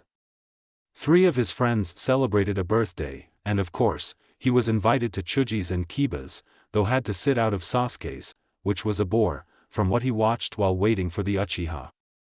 There was no kid for Sasuke to play with. But afterwards, they all including his Imuto Hinata. Hanabi wasn't even 2, went to Naruto's, and he threw them a small party, invited the Namikaze clan to partake and get to know his friends, which they did, and were very affectionate to his friends, as they were family, and after the grown-ups left, they had time to enjoy being kids without supervision. Dai or Ninja was played at all 3 parties. They always stayed the night, though Hinata stayed in the upstairs room because Naruto didn't want anyone to disturb her when she slept.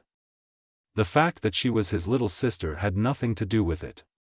He hadn't changed his rooms much, not sure what to do yet, but he had changed his garden, of course with training in Mokuton and his water manipulation. His grandmother's pond and waterfall were connected, water going up to the waterfall, and she used chakra to make it do so. So, training himself for a while, he learned to landscape his own garden, like most his family enjoyed. The garden had a pond with koi fish. Mr. Goldie was to stay in his room, and waterfall that he used from his grandmother's idea. He grew tall bamboo around one of the 4 verandas surrounding the garden, the one from the public area, so it made the area seem hidden. For his large garden, he of course had trees of cherry blossom and peach blossom. But he also had apple trees, plums, a permission tree, and maples. He had many flowers, but made sure there was a path in the garden, and a raised dais with a low table and cushions, in case he wanted to be outside. He was very proud of himself, from growing everything from nothing. The school year was going to begin soon, and all of them were anxious to start on their way to being ninja. When Naruto told Saki about his plan to be in the lower segment of the class, she was astounded he would do such. When asked, he explained that was how he heard some teams were formed, the 2 best out of girls and boys, and then the worst boy. When she asked him how he was trying to make the teams up, she was surprised at how far ahead he though ahead, and how well the teams would work out. But she merely ruffled his hair gently, and told him to do his best in school. She would see about teams. He couldn't really say anything against it, and dropped it, promising to do his best in school.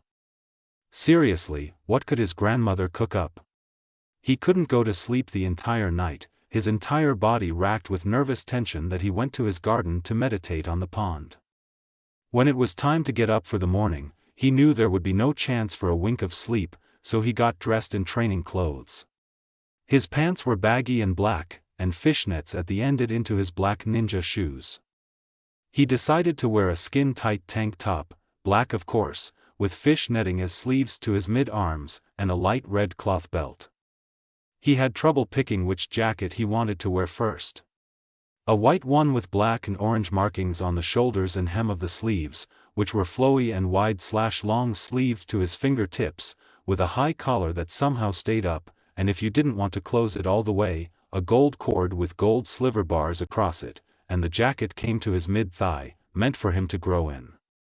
Then there was a bright orange jacket, with black markings on the shoulders and black flames on the cuffs, and the whirlpool swirl and wooden toggles on the left forearm. There was a high collar, but a hood was hidden inside the jacket that was black rabbit fur lining.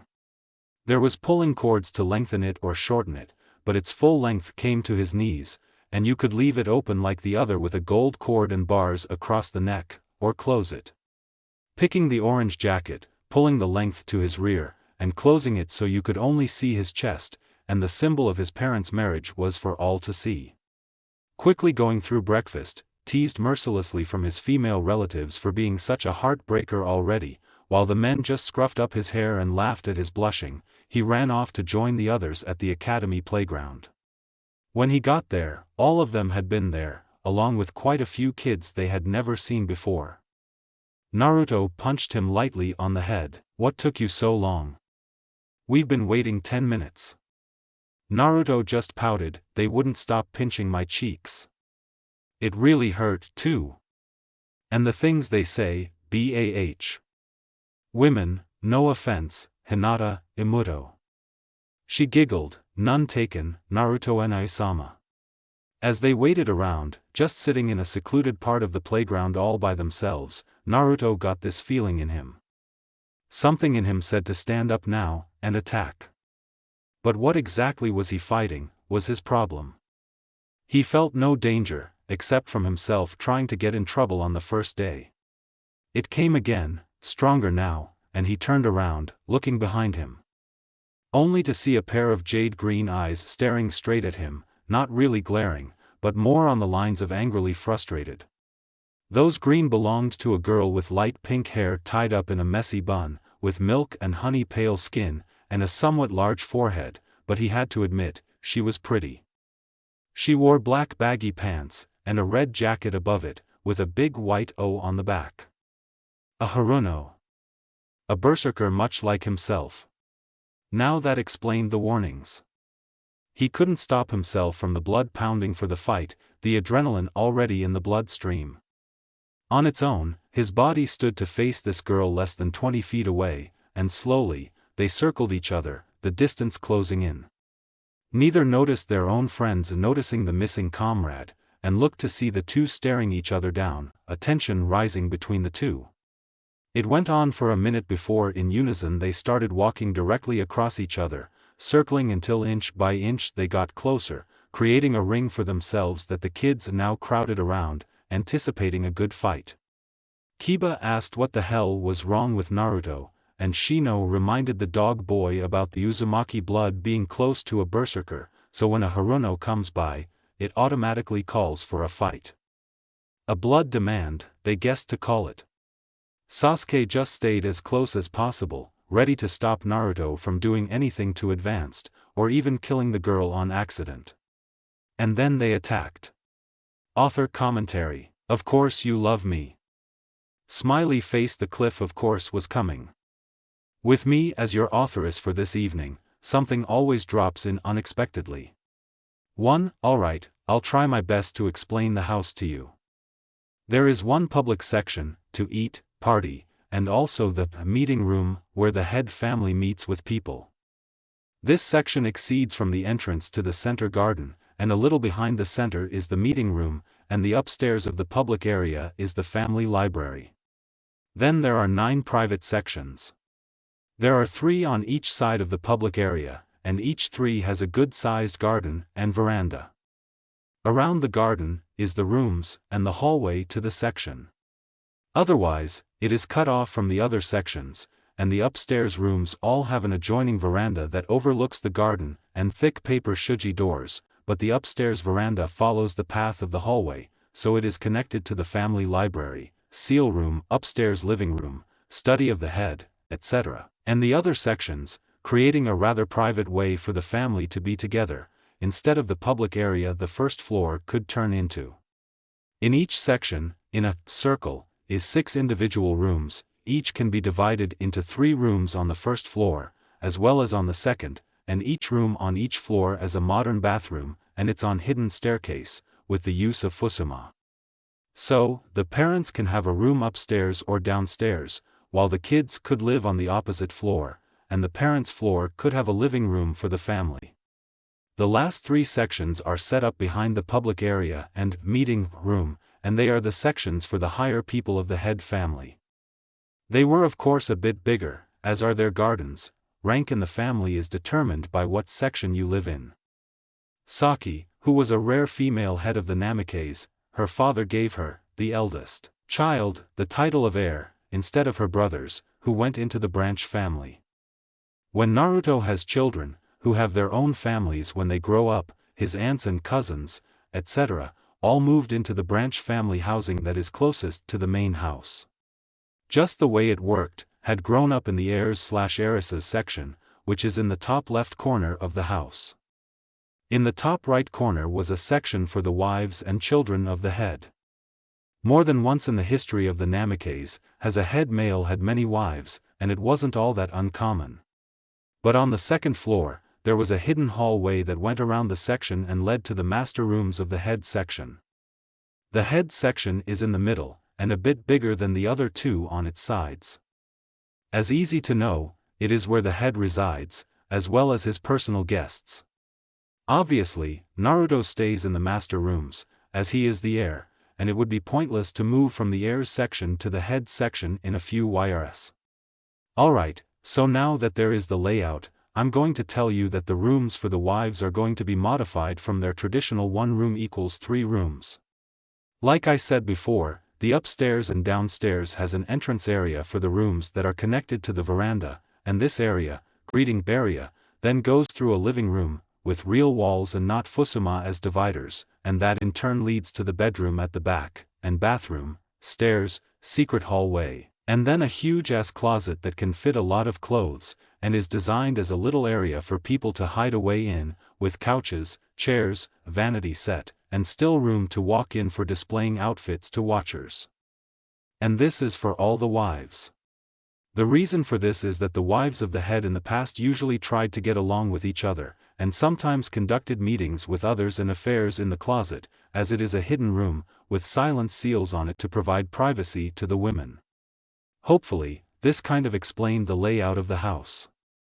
Obviously not that much, but it was something. Well, read and review. Love to laugh, that's the only way to live. Tiffany Carr. Wolf. Chapter 8. Hey guys. I apologize for the late chapter. But, here you go. Review response. Thank you everyone. I wrote to everyone who reviewed in every chapter, because of questions or comments, and just you guys be awesome to take your time and leaving a comment that makes me feel all warm and fuzzy inside. Huh.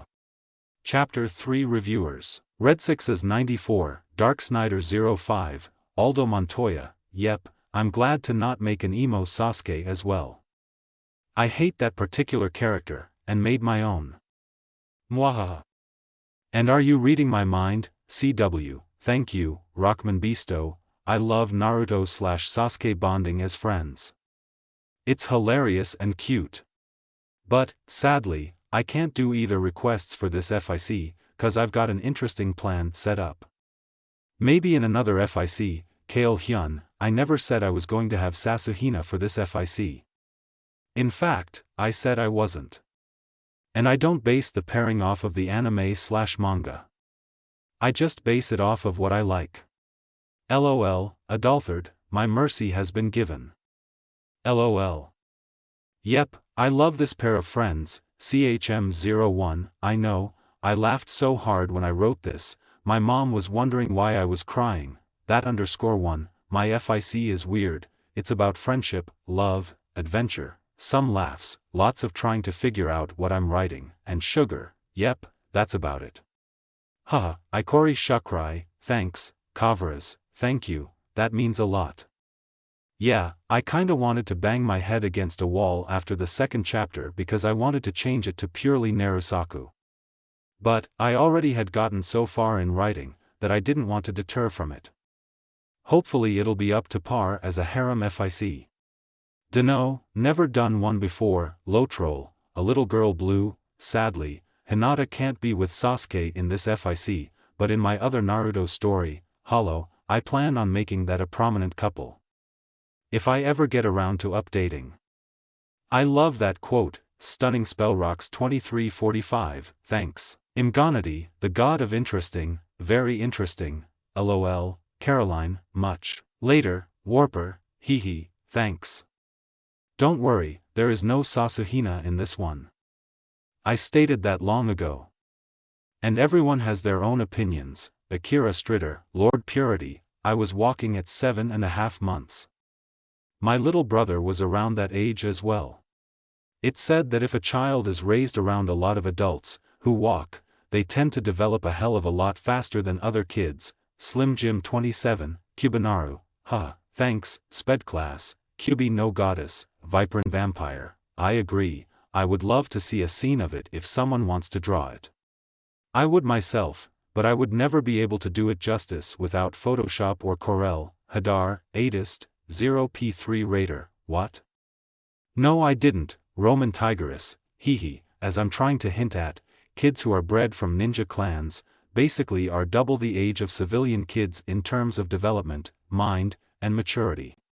Chapter 4 Reviewers. Babaki, Ice Dragon 54, Kale Hyun, Kunaru, Red Sixes 94, Paimon, I plan to have as little idiot moments for Naruto as possible. As for a beta, I didn't know who'd want to be one for this FIC, because I don't have friends on here except my beta for my CCSFIC, that_1, Lord Purity, Senpu equals Whirlwind, a great force/storm. Uji equals Prince, Adalthard, Kyubi no Goddess, Takukun, Zukara, thanks. Nikarasu za Shugo Tenshi, Epic Weaver, yep, I wanted my very own Sasuke, that isn't bastardized, or emo. His early friendship with Naruto changes everything about the two. Winter Flower, I won't have pranks all the time, just once in a while. Hehe, Wire Speed 91, Silver Elysian, Fangtooth, I said this wasn't a Sasuhina. I guess you didn't read the author note. Viper and Vampire, Madamag, I made Naruto the older brother because Sasuke didn't know that Naruto was actually younger, and Naruto came across as older to him. And as for pairings, I'm way ahead of you. They are way too young. Akira Stritter, Fanfic 789, Wadavaritis 12, with the whole Itachi and Mikoto thing, you'll just have to read. LOL, Jason, Thebigmus, true, I could, but I'm a god. And can do whatever I want. LOL. It pains me to read reviews of people going, I hate this pairing, I'm not going to read this anymore, but if they are going to judge a story by their predetermined conceptions, then I don't care. I'm not here to change people's ideas. I'm here to create my own style of writing, my own story of how things go, and hopefully entertain people. If someone doesn't have an open mind to just read, I can't do anything about it. Carol, Starlight Scribe, Blabla 1994, Chapter 5 Reviewers. CHM01, just so you know, Inoichi as of Chap 8, still doesn't know about the contract. Starlight Scribe, he didn't want to die, and of Stockholm Syndrome. Very common, Wire Speed 91, Legend 3881, the reason with the civilians was a very important start of change with civilians. You'll hopefully understand way later on. Sped Class, DJ Rodriguez, Skepsis 66, Akira Stritter, Bansakurdia, that_1, Kuro no Tsubasa, Kyubi no Goddess, Madamag, hehe. He recognized the swirl, but said nothing. As for the healing, you'll see, Epic Weaver, I agree, I was trying my best to get Sakura as awesome early on as possible, and independent from liking Sasuke. Hongfei, Nikarasu za Shugo Tenshi, Link 2143, Fallen Axel 21. Chapter 6 Reviewers. CHM01, he read the letter, but it wasn't anything worth writing. Basically parents loved him, giving certain instructions, and stuff. And yes, their parents are proud of their children having their first drinking game, though they didn't know it existed. Thousand-tailed holy flash fong, I can't help it, I'm sorry. LOL, DJ Rodriguez, Holy Star, Akira Stritter, yep, I'm making things different in this story. Because this is how things should be, in my opinion. Lord of Vermilion, I'd love to see where I go with all this myself. LOL, Kuro no Tsubasa, Hongfei, I loved Hayashi's little moment. I'd made me laugh so hard. Eden Grave, Sped Class, Kyubi no Goddess, Jedi Master Smurg, Wolf Dragon God, Skepsis 66, Dark Ravi, Junkie, Does this surprise you a lot, with an authoress writing a harem for a boy? LOL. I don't know if other girls write harems or not. I sadly don't get OT read others people's work anymore, cause I'm so busy with school and trying to write for my other stories. Memory King, Black Wolf, I'm trying to work on that problem with dialogue. Just very hard to break from habits. Babaki, Call 015, Viper and Vampire, as you'll read, it has to be done for sake of progress in this story. But, a twist will come with it. She who has lost her mind, I hope you keep falling in love.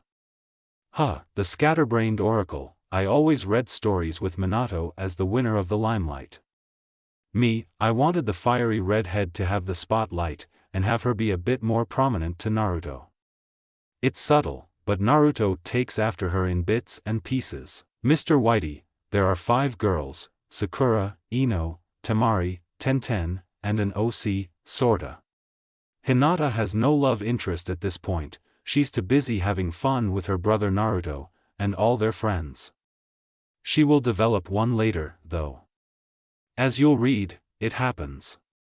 And yes, I want to keep the nice lady in the story, and somehow bring back the girl Naruto had saved. My update schedule is sadly sporadic, because of school, homework, and trying to keep my friendships. But, hopefully, I should be able to update more often when things settle down. Chapter 7 Reviewers. CHM01, Ops, I gave you another cliff to ponder with. Akira Stritter, sorry, but as stated in the first and second chapter, Sakura is part of the harem. But she is not a Sasuke fangirl, Dark Ravi, Sped Class, Irvanthadamned, all hail me. Smiley face, Matamag, nope. I've changed things around. Big time. I have that tendency, Erlaston, why thank you, DJ Rodriguez, go on and read, Liger01, as stated in the second chapter, Sakura, Ino, Temari, and Tenten. I'm now having second thoughts on the fifth wife, Tomanak, thanks. Sorry for the wait, but here's another chapter, Spider of the Leaf. The reason why they fight is because both of them come from berserker clans. As I've been hinting in past chapters, when two berserkers meet, they tend to fight each other to test their strength and if they should trust one another in battle. I meant to write it, but Naruto had also fought with Miyako and other Haruno at a past date. He had never met Sakura until this very moment. Viper and Vampire, yes, I plan on detailing his training later on, especially as a genin and otherwise. Right now, it's just left alone, because that would drag this on even longer. Pretty sure you guys want to get to genin before chapter 15, Naruto Strength, thanks. I'm trying my best to be as authentic as possible in my writing. Pax Draconix, Piano Play, Lord Zeus, Hikari no Tenshi-san, yeah, I feel like someone should have been taking bets, but they're a bunch of kids. Yet, the idea made me laugh a bit. PHNXFYR1, Roman, Tigerus, thanks. I've been practicing my writing through fanfics, because I've been trying to write an actual book of my own. It's good to know that I'm getting there bit by bit. Rar, in Dinosaur, Rar mean I love you. Thanks, Artsy Cherry, sorry, I'm honestly not good at fight scenes, but I did as much as I could. Bakupak, yes, my brilliant plan to get over 1,000 readers just before the Become Genin is a work in progress, but rather realistic with me drawing it out so much. LOL, not really. Dragon Game, Z09- Omgoth, Jin Crimzera, I've left you with another cliff, it seems. Words from the wolf. I'm cruel and unusual. Does that make me illegal? A friend of mine. Flying is learning how to throw yourself at the ground and miss. Disclaimer, I do not own Naruto or its original characters. Everything else is mine. Believe it. Senpu. Naruto dove in, aiming his fist at this pink-haired girl, testing to see her reaction. She had apparently had the same thought in mind, as before they could even make contact, they separated fast enough before coming back together, Naruto aiming a knife hand for her ribs, while she warded him off with a fast roundhouse, hitting him hard in the left shoulder. Rolling to the side, he got up again, only to flip backwards as she had used his distraction to lunge at him. Now that he was behind her, he crouched down to sweep her feet from under her. It worked, but she was smart enough to use her momentum to flip away. But Naruto was persistent, and chased after her, throwing punches at vital parts, and he managed a few before she got her defenses back up and she had a great uppercut to his chin, or would have, had he barely jumped away in time. The two ignored the crowd of kids that had created a circle around them, cheering for whoever, or their friends ready to intervene. Naruto was solely concentrated on this girl, as they danced around each other. His heart pounded at the surge of adrenaline this fight was giving him. He had fought with adults, more advanced, but for some reason, this fight with his peer excited him more than any other fight with a Haruno. Dodging another of her fists, he ducked under her outstretched arm, again behind her, and hit her in the kidney, to which she cried out, rolling away from him, but Naruto was on her again, ready to deliver an axle kick before she even got up, but she flipped away just in time before he made contact, and now he had to block her heavy kicks. As he aimed to punch her in the ribs again, she backed away again, and the two stared off, panting a bit, not out of exhaustion, but at their blood scream for battle. As they made ready to lunge again at each other, they were both startled by a shout from in front of them, and they were restrained before they even knew it. Looking up, Naruto saw a young man with dark tan and hair like Shikamaru, with a scar over his nose, and a Chunin vest jacket. He was glaring at both of them, as he said, "Everyone get inside, class is starting. And you too, what do you think you were doing? Fighting outside of spar matches in class is not allowed. What are your names?" Neither wanted to speak, nor even look at each other, not out of fear of being scolded, but frustrated that the match had been interrupted.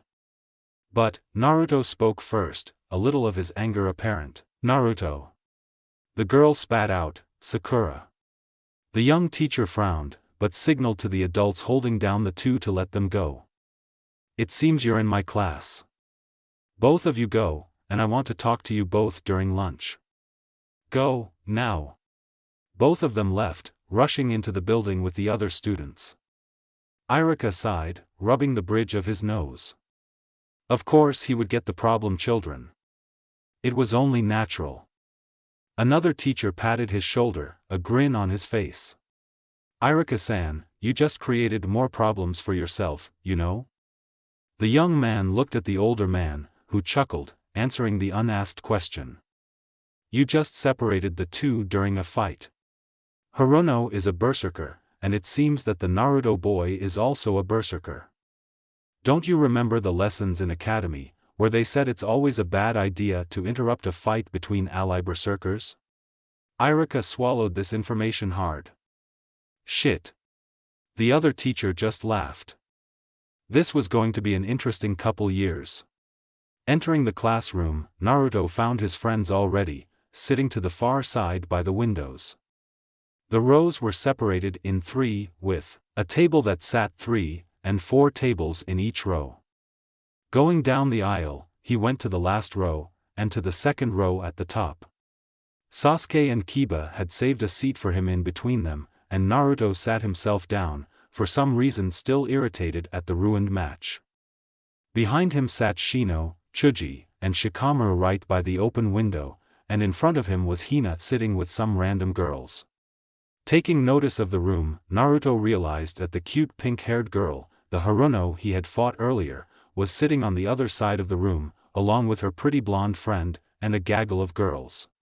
Quickly turning his eyes away from her, he ignored his body's wish to continue their fight. At the front of the class was a desk on a raised platform, and behind it a large chalkboard. The teacher, the dolphin-looking guy from earlier, walked into the class, a genial smile on his face, as he took roll call. Naruto knew there was no last name attached to his name, so he merely raised his hand when his name was called. With that done, their teacher finally introduced himself. "My name is Umino Irika, and for the next 4 years, I will be your teacher at this academy. All of you signed up to become ninja, and I will not lie and say it is fun and games. It is serious, and not just a career, but your way of life. You will not understand this now, and I don't expect you to.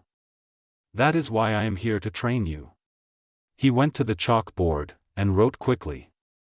"Everyone, take out the history book, and turn to page 9, and we will start with that." Naruto groaned quietly. He and his friends already knew this. All ninja kids knew this. He reeled that back. Not all students here were clans children, or even from second or third generation ninja families. Quite a bunch were civilians. Laying back, he wrote in his notebook, pushing it a little in front of him for both boys on either side of him to read. "So, are you guys busy after class?" Sasuke was the first to reply, "I can't do anything today. Father wants me to come straight home to report the first day." "I don't know why," Kiba replied after, "Nothing." "Why?" Naruto scribbled quickly, "To start some important plans. Thought everyone might like to participate." Sasuke wrote, "Naruto, don't tell me you're already planning on pranking people? Can't you wait a while?" The blonde replied, "I am waiting a while. This is a long-term mission." Kiba scrawled, "I'm in." Sasuke nodded as he wrote, "Fine. I'll tell the others during lunch." "Do you have anything planned yet?" "Nope. But I'll explain later. Irika-sensei is looking over here suspiciously." With that, they stopped, and paid attention, or at least pretended to while doing something else not so attention-seeking. Naruto found himself looking at the two girls that constantly grabbed his attention, and berating himself for doing so. What was so interesting about them anyway? His punishment for the fight with Haruno was simple. Clean all the school's chalk erasers after school. He had it easier than Haruno, who had to go on a couple teacher errands. Then again, that's because had a cheat in the form of Kage Bunshin.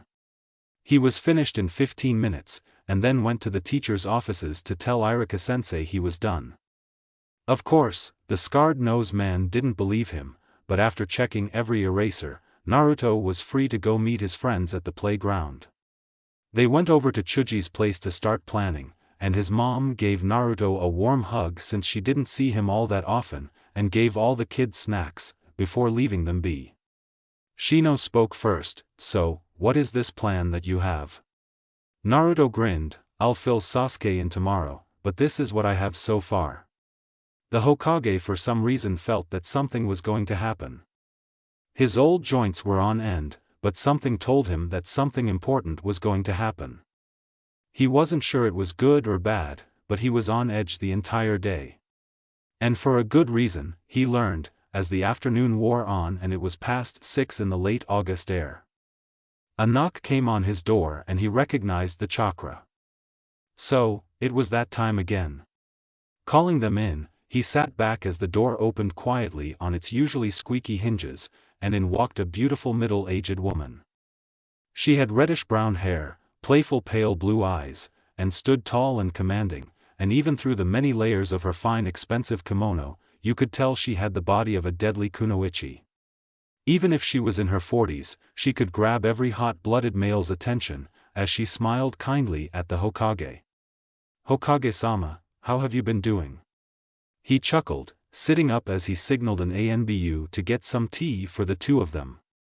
"As well as I can be, Kasumi-hime. Please, sit. It's a long distance from the capital."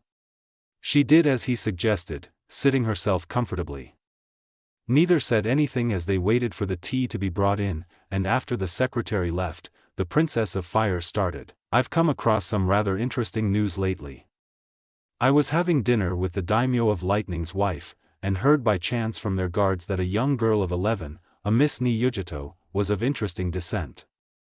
She is the bastard child of the current daimyo of Lightning, and was sent to Kumo to live with monks.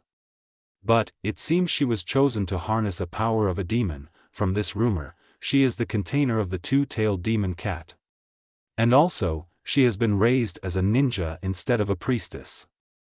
And that despite her sacrifice, she is treated very much like a stereotypical Jinchuriki. So, I decided to go have a tour of Kumo, seeing if I would by chance need a job for them to do. And I came across this supposed Yujito. Well, it seemed rumors were true. Which I found odd, because coincidentally, they have another Jinchuriki, who is the brother of recently instated Reikage. But apparently, no civilian knew about the second Jinchuriki, who houses a much more powerful demon, but they did find out about this girl, and treated her as such. Well, the next day, I proposed an idea to the daimyo of Lightning's wife, about getting rid of a little problem for her. See, as long as the bastard child Yujito resides in Lightning, the girl poses a threat to taking the throne for herself instead of going to the wife's children. So, as the girl is not a fledged ninja of Kumo, I was able to adopt the orphan girl, and I have brought her into my family, which is easy, as my husband is the brother of the current daimyo of Lightning. Is that not lovely, Hokage-sama? Though, I do feel like I need some more guards to protect this young child, don't you think?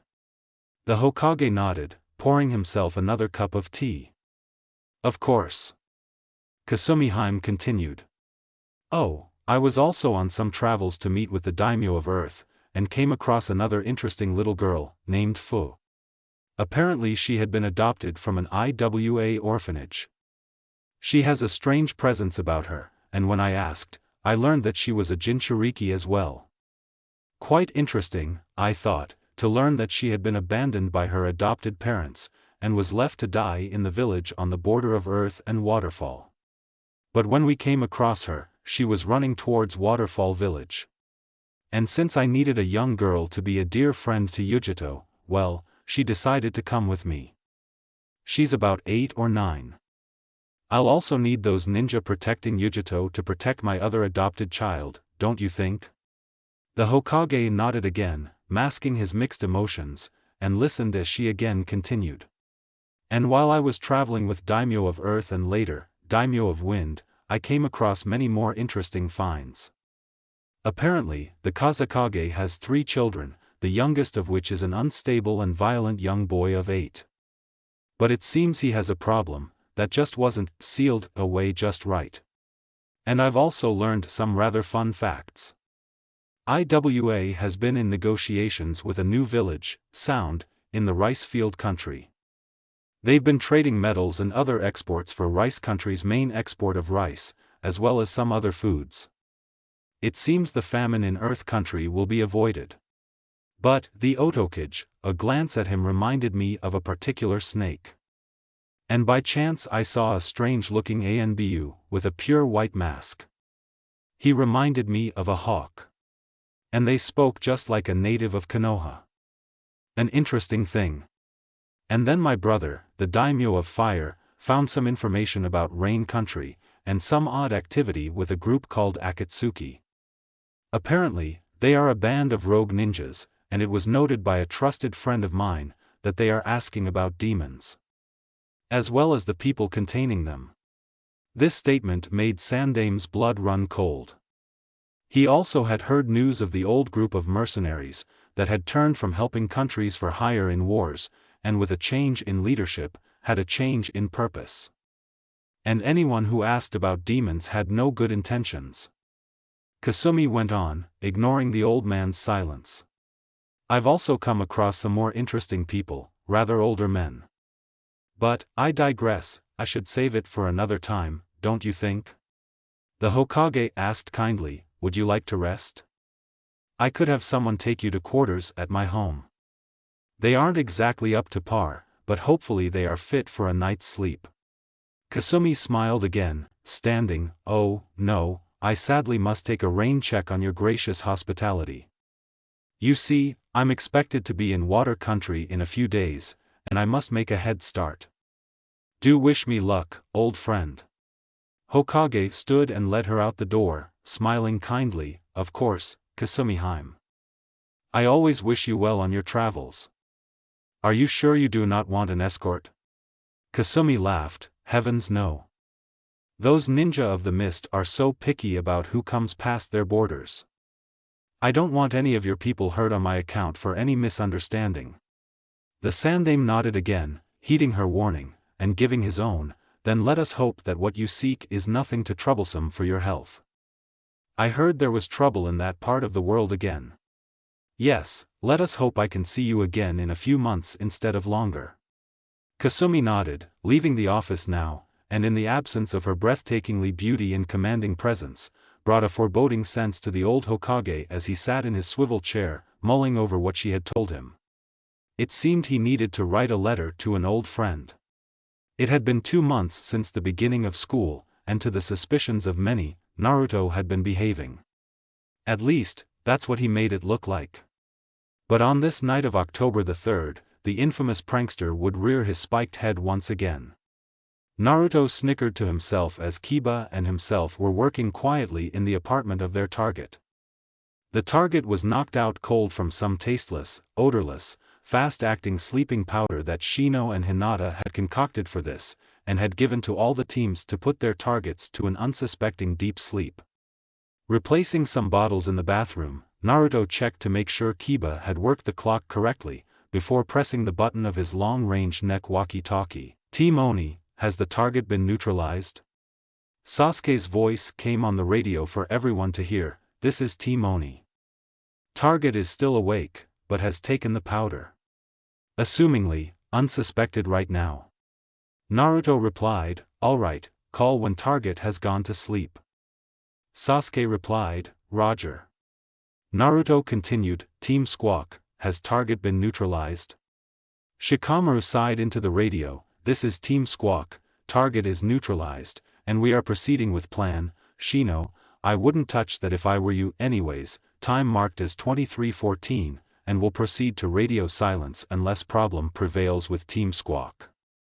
Over. Naruto replied, watched Kiba work on to something else after he was done with the clock. Roger, radio silence for Team Squawk. Team Heart, what is your status? Chuji answered, Team Heart is still wide awake, but the powder has been taken. Waiting for backup, and will call in when anything else happens. Naruto affirmed, Roger, thanks for update Team Heart, backup from Team Smurf should be there shortly. Chuji replied, Roger. Naruto turned off his throat mic as he asked Kiba, when were you so good at sewing? Kiba shrugged, Hanane always made me sew my own clothes. Tears.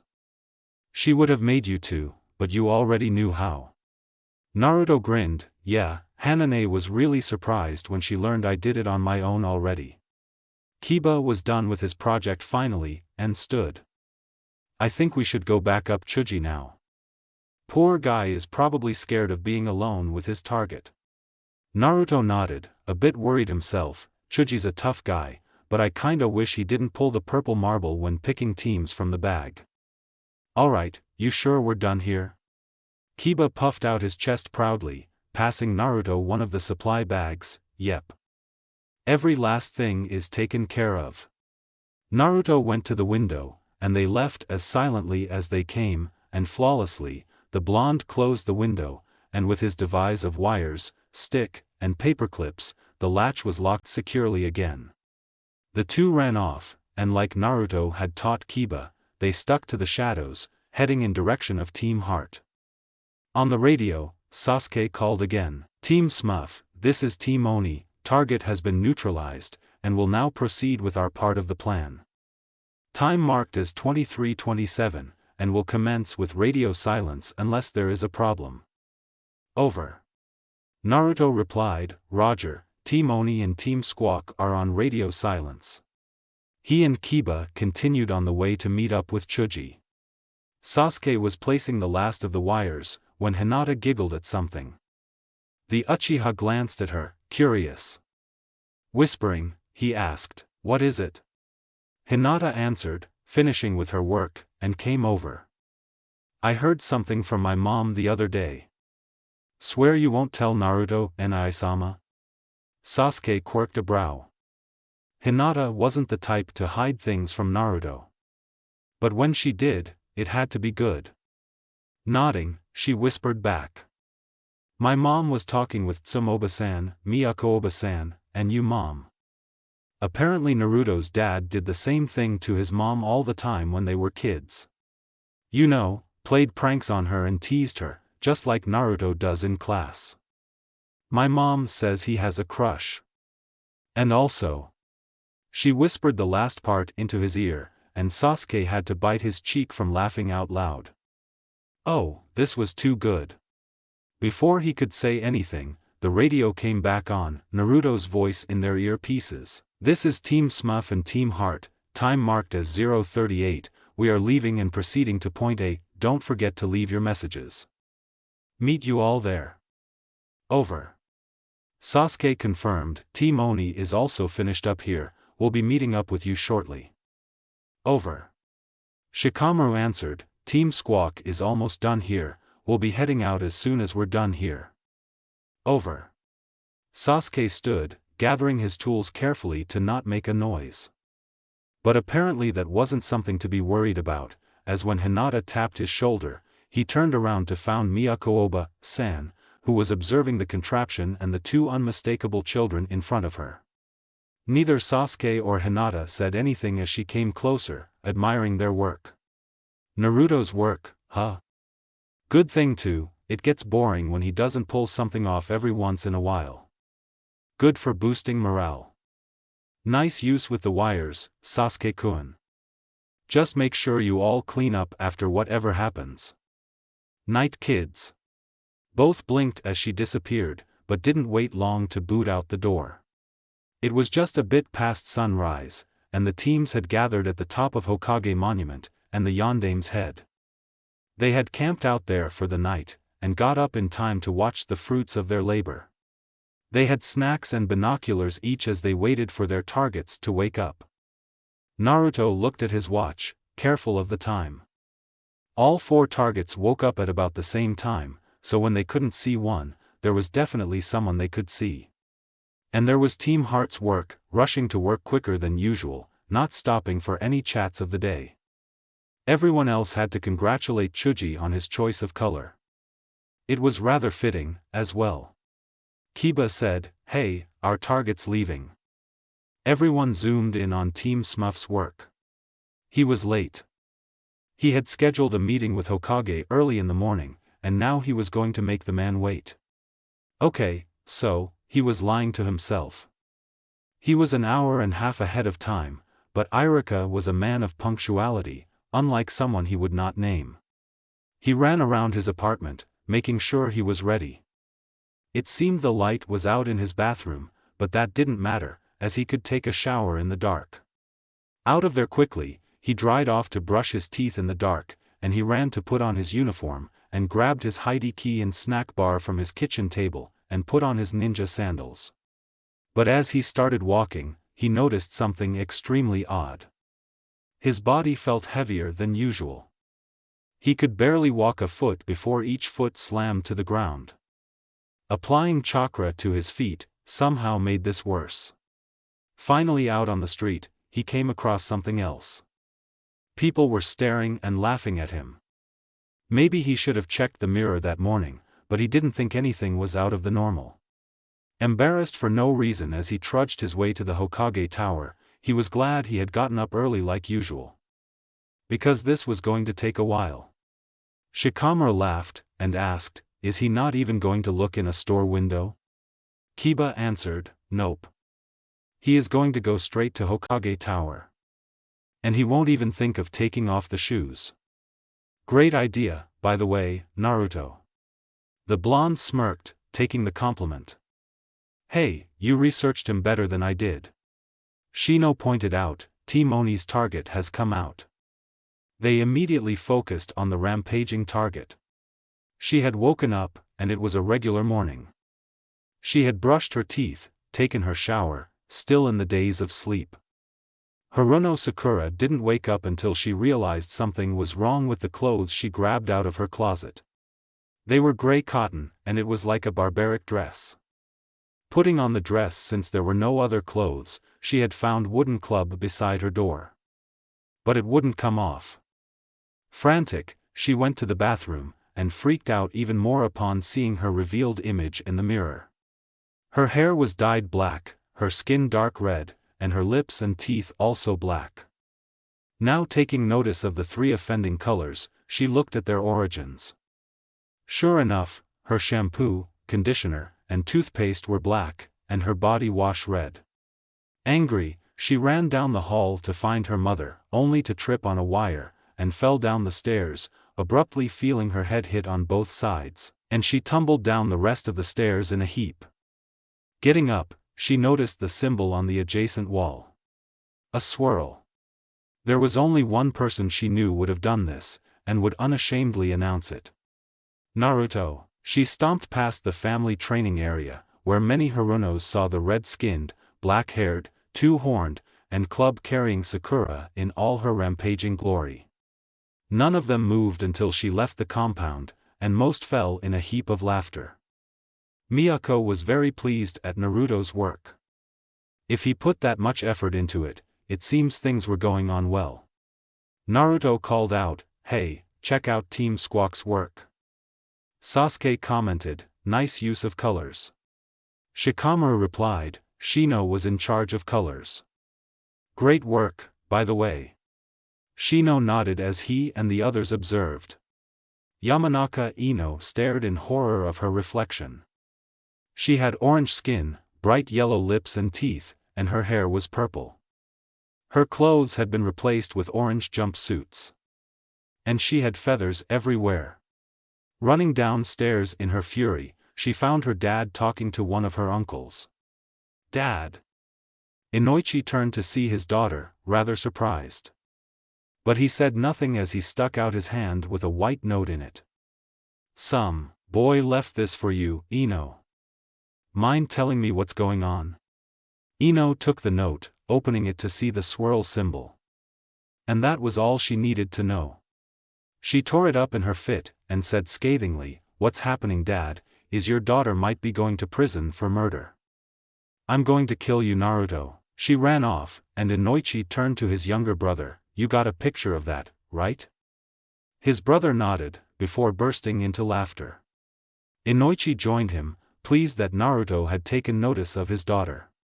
All the way up Hokage Tower, people were still laughing at him, though many were trying to cover this with a cough. What the hell was with everyone today? Irika finally got to the Hokage's office, and saw that the secretary also seemed to be having a problem, but she controlled it well when she informed the Hokage that he was there for their appointment. Being let in, he heard laugh as soon as he closed the door. Walking to the center of the room, he reported in. The professor had his chair turned to face the window, and replied, "Irika-kun, it seems we've both been had." And with that, the Sandame turned in his chair. And Irika bit his tongue. The Hokage was dyed white skin, and with hearts on his cheeks. And in place of his red hat, was a red clown afro. And his height robes were replaced with purple ones, and red hearts everywhere. "You might want to take a look in the bathroom, and take off those shoes, so you can walk normally." Irika did as suggested. The second his shoes were off, the weight was gone. Going to the Hokage's private bathroom, he stood in shock at his reflection. His hair was dyed white, and his skin bright blue. His chunin vest was decorated with orange swirls. He growled and cursed, before going back into the Hokage's office. Once again, he had to make sure he didn't laugh.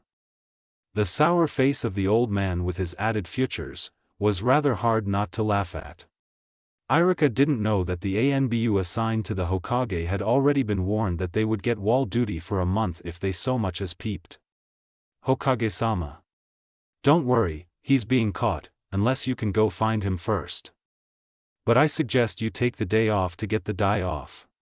The Hokage grumbled something about a meeting, and he'd wring Naruto's neck for this. Irika left, leaving the shoes behind as Hokage had told him to, and only started laughing when he was far out of hearing from the Hokage.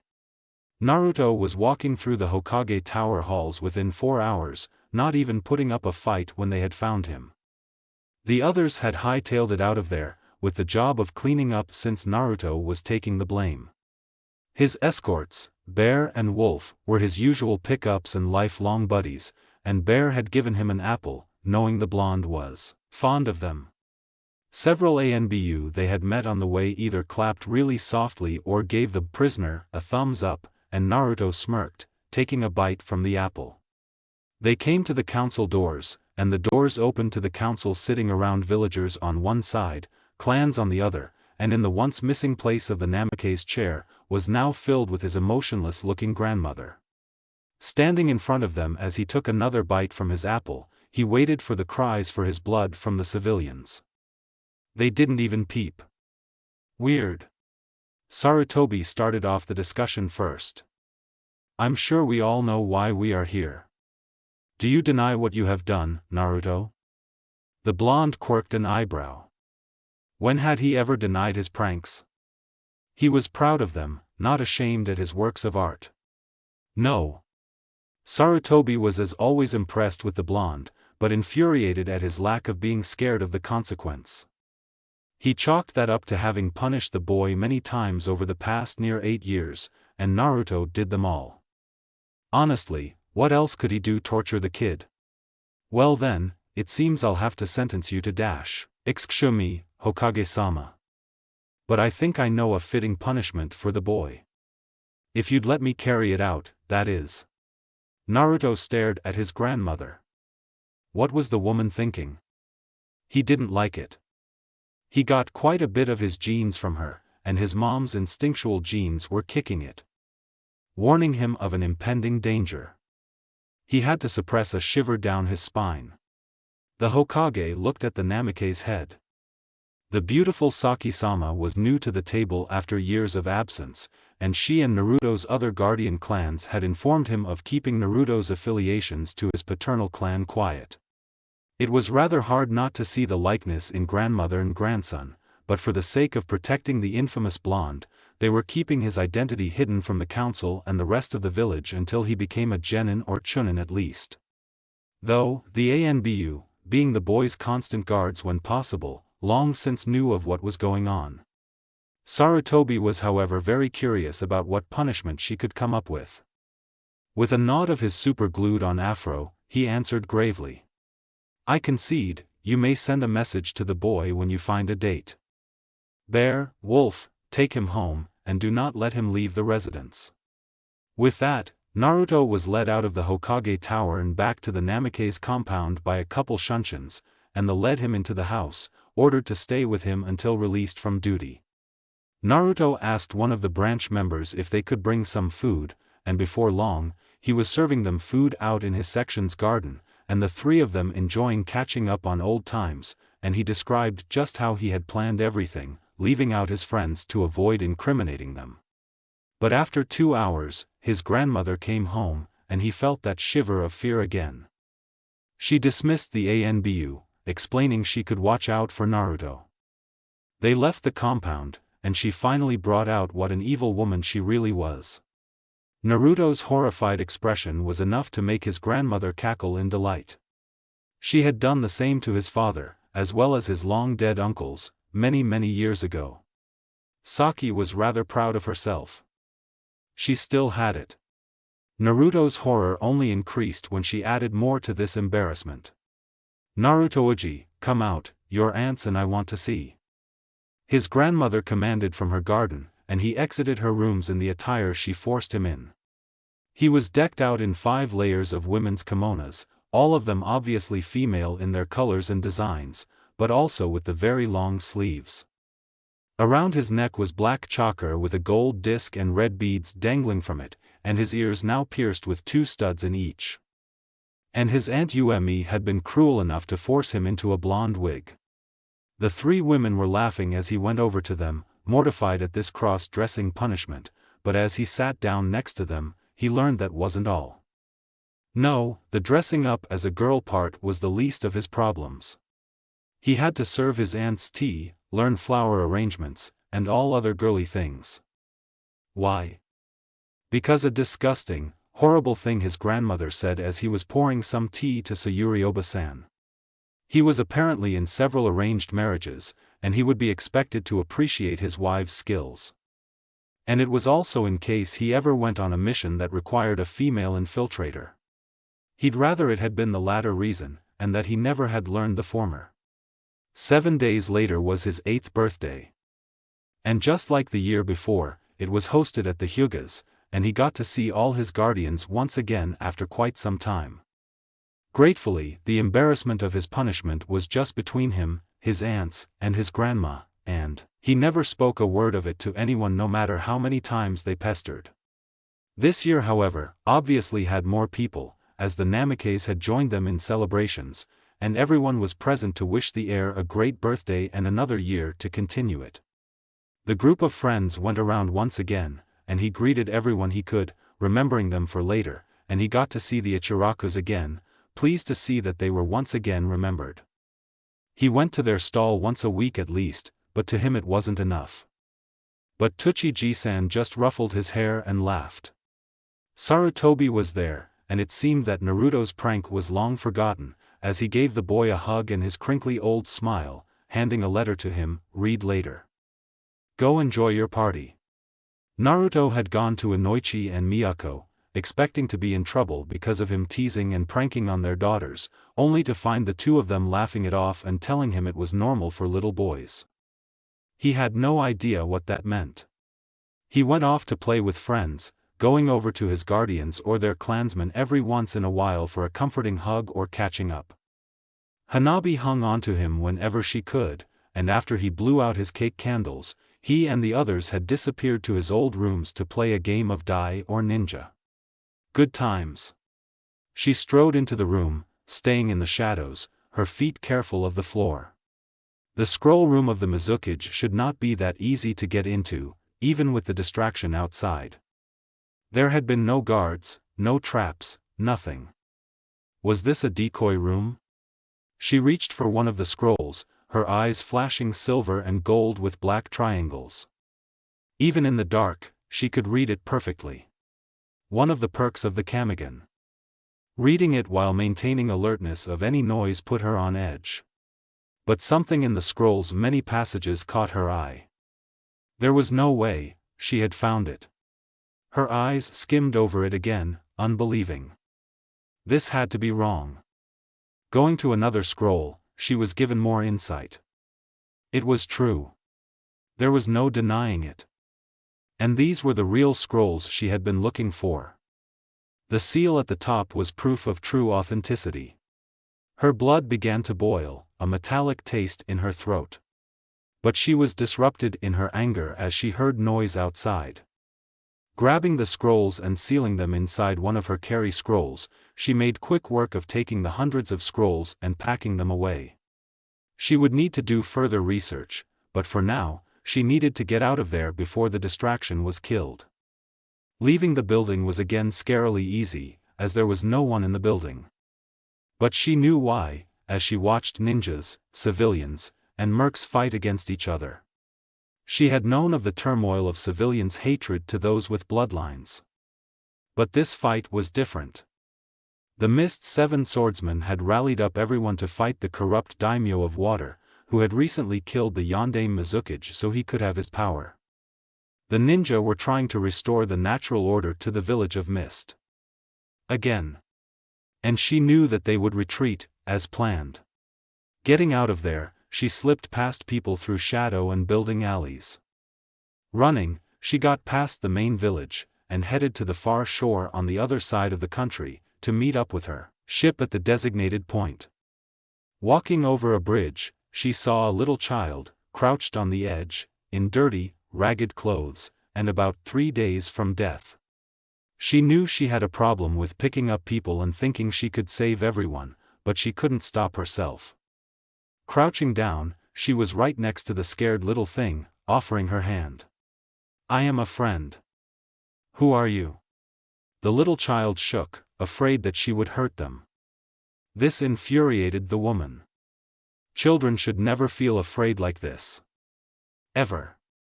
She stayed still, and after a while, the child answered, shivering.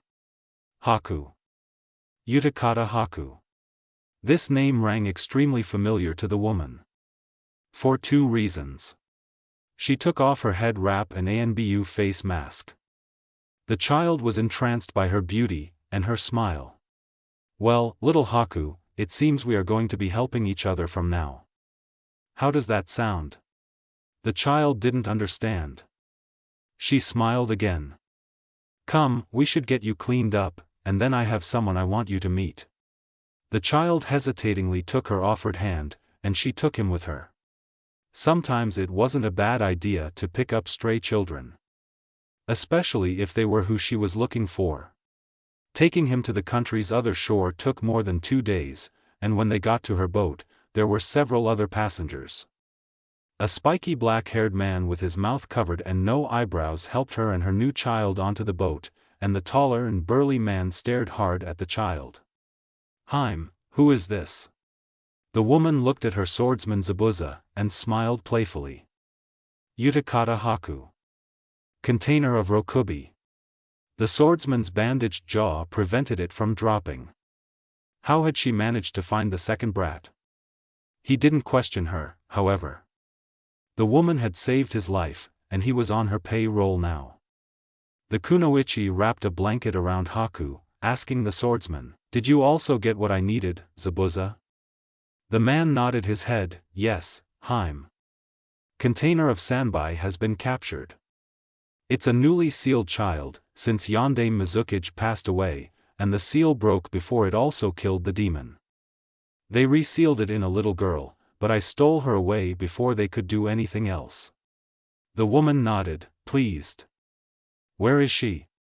Down in the hold with Shun. It's too cold to keep her out here in the open air. The kunoichi secretly smiled. Zabuza had a heart after all. What is her name? Zabuza squirmed. I named her after the Yondaime Mizukage. Yagura. She's an orphan, so she has no family name. Ordering the sailors to set them on course to mainland, the woman began thinking strategically of her next move. This whole mission to water country had taken 5 months, much longer than anticipated. But, out of it, she had learned much, and now had the 2 containers of the mist, both poorly taken care of because of the blood wars. Haku had stood beside her closely, uncertain of what was going on, and how this woman knew about the thing inside him. Looking down at him, she nodded her head in self-affirmation. First things first. Get the boy a bath, some new clothes, and hot food. It was mid-March, and Naruto and Sasuke were heading to their old play clearing to do some training for the spar test they had coming up. Neither were worried, seeing as Naruto was top of the class, Sasuke in close second, and the rest of their friends followed. But, Sasuke had wanted to get better, so that his father would leave him alone about not being number 1. And while Naruto would probably give up title of number 1, Sasuke didn't want that. He wanted to proudly win against his friend. He had done it many times, but he was always distracted by the crowds of fan clubs. Honestly, Naruto's fan club could be vicious girls if he so much as put a scratch on the blonde. His own fan club was the same, but still, he didn't know who to fear more. As they walked into the forest by the Uchiha compound, Naruto stopped, wrinkling his nose in disgust. Sasuke turned to him, and asked, "What is it?" A horrified look came to his best friend's face as recognition washed over him, and he paled in the twilight. "It smells like blood. Lots of it. Coming from your compound."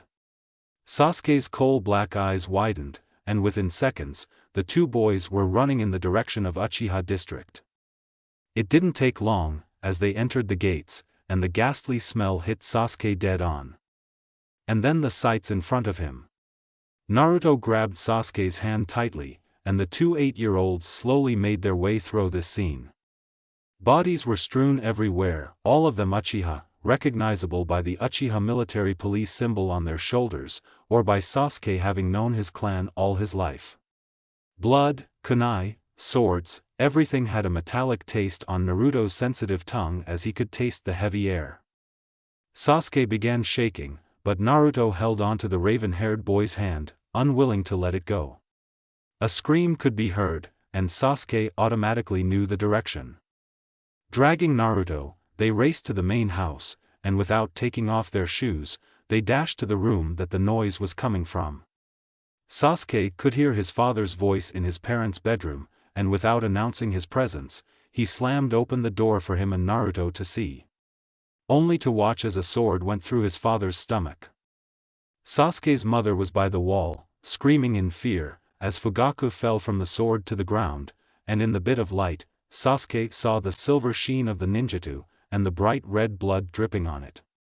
And the person holding that sword was none other than his brother Itachi. "Konbanwa, Sasuke." "Naruto. So glad for you to join me."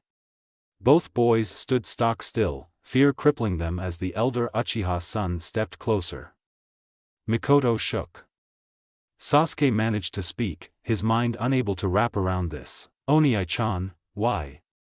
Itachi laughed, "You'll understand sooner or later, Otuto. But first, let me show you a new technique. You'll find it rather interesting." Itachi's eyes changed into the well-known Sharingan, but then the 2 boys saw the new difference in them. They turned into a 3-bladed eye that shifted into a shuriken, instead of the 3 tomos. "Goodbye, Otuto." Naruto didn't know how, but he managed to make himself move again, and he stood directly in front of Sasuke. And because of this, he was in the mind world of Tsukiyomi. Itachi stood back, shocked. This wasn't how it was to happen. This wasn't the plan. Naruto wasn't even supposed to be here. Shit, he could hear the guards finally coming. Damn it, he couldn't be caught, or this would ruin everything. Regrettably, he had to leave the blonde in his prone position on the floor, his baby brother still in shock, and his mother.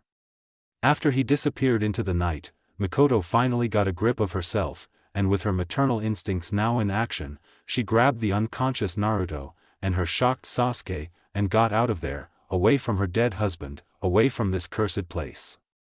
She would have run straight out of Konoha, had not an ANBU stopped her a bit away from the Uchiha gates.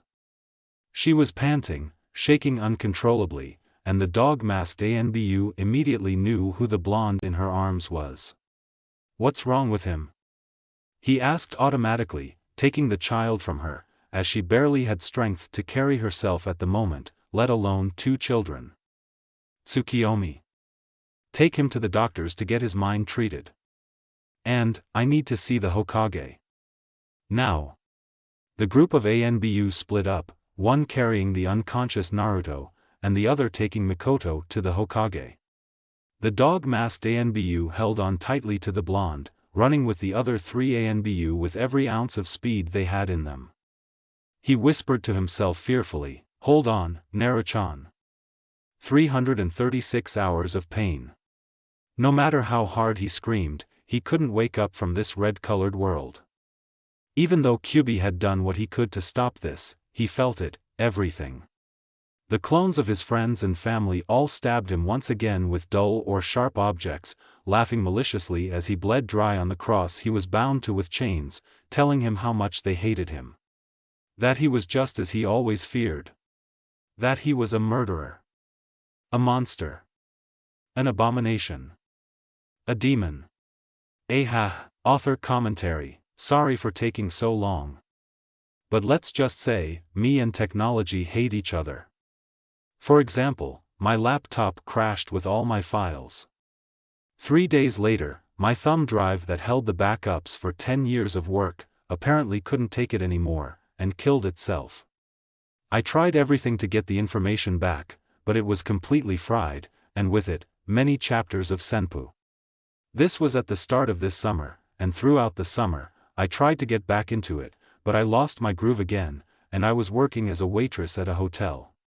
And then school started up, and it's been a pain in the ass to keep up with the homework. But, I'll be honest, I'm rather glad I waited this long, because I got some better information for Senpu, and the other chapter were very subpar in terms of trying to keep a little bit with manga. Don't get me wrong, I'm doing my own thing, but I am trying to sync it a bit with the real storyline. So, this is like a revision of lost chapters. Anyway, yay. I introduced Kasumi again. Though originally, in her scene, I had one of the ANBU going, "She's still got it, 'cause I'm making her out to be a beautiful woman." The fight with Sakura wasn't as cool as my first attempt, but I've never been good with fight scenes. I hopelessly tried, but then I remembered that these were kids, and they weren't that advanced just yet. So, I had to erase a lot. The whole prank scenes, I was thoroughly enjoying myself. I mean it, I was tickled pink by just writing it. Not many would find it funny, but it made me happy that they were trying to be all serious. And then his grandmother's torture. Insert Tomoyo and Megumi evil laugh here. As for the birthday scene, I was thinking of just leaving that out, 'cause I didn't know what to do with it.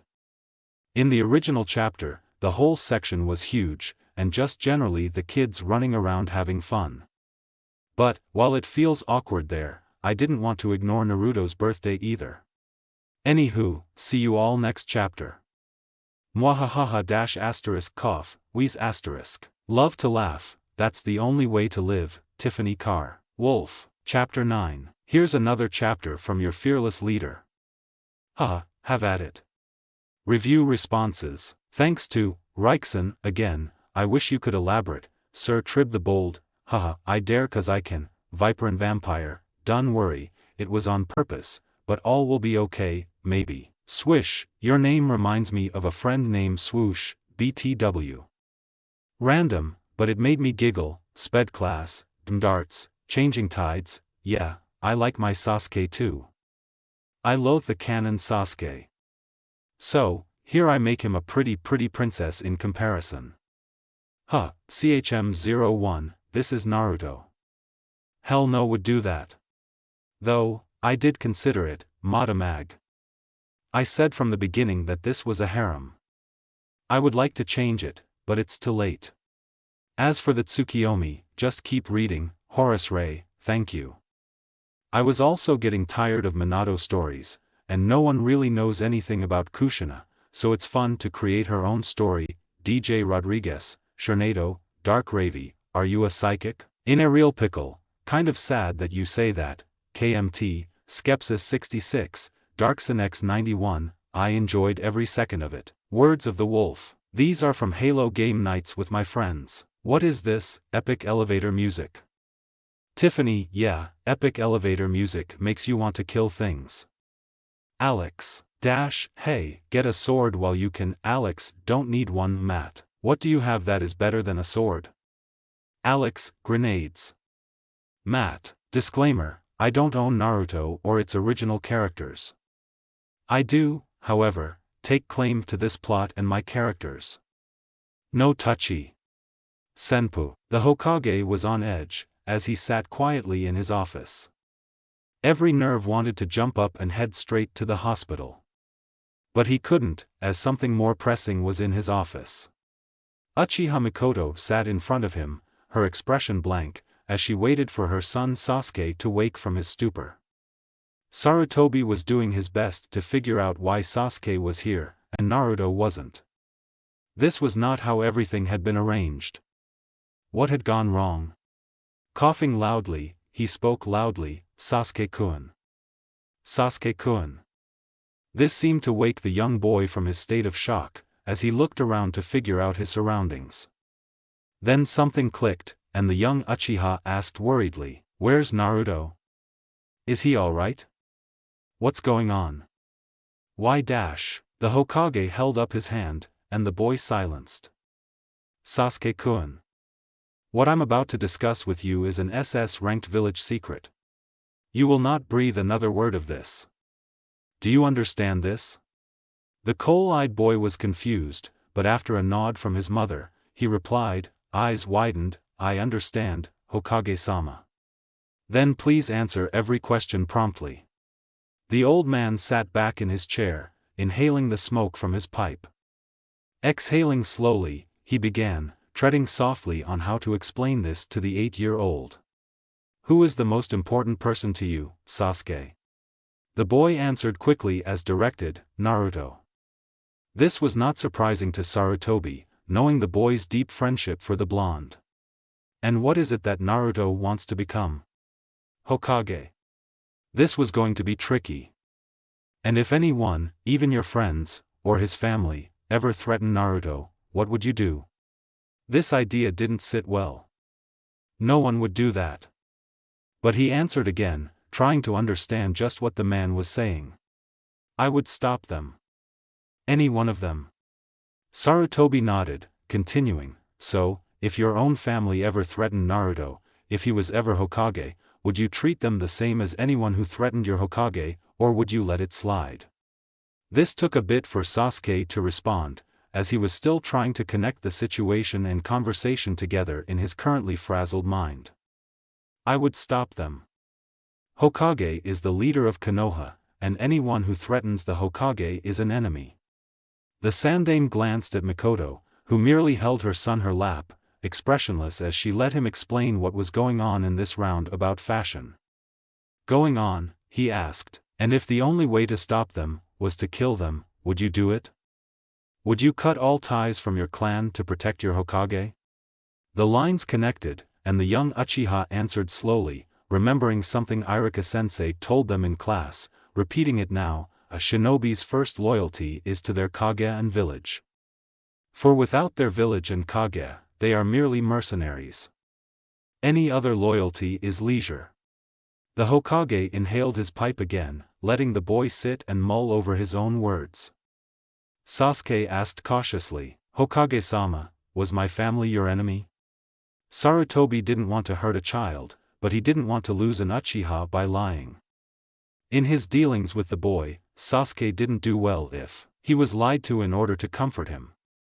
So, the best way to keep the younger Uchiha was to tell him the true events. Yes. If it was possible, Sasuke paled, a horror-struck look on his face at this realization. His family died as the enemies of their home. But, why? Why did they do this? The Hokage went on, exhaling pipe smoke. Your mother, a retired kunoichi of Konoha, remembered where her loyalties lie, and after discovering a plot by your father and other Uchiha to usurp my authority and place themselves in charge of Konoha, informed me immediately. And before you ask, yes, Itachi was ordered to execute the members of your family, except you, and your mother. I have another job for him, and the only way he could do it, is if he is seen as an enemy of Konoha.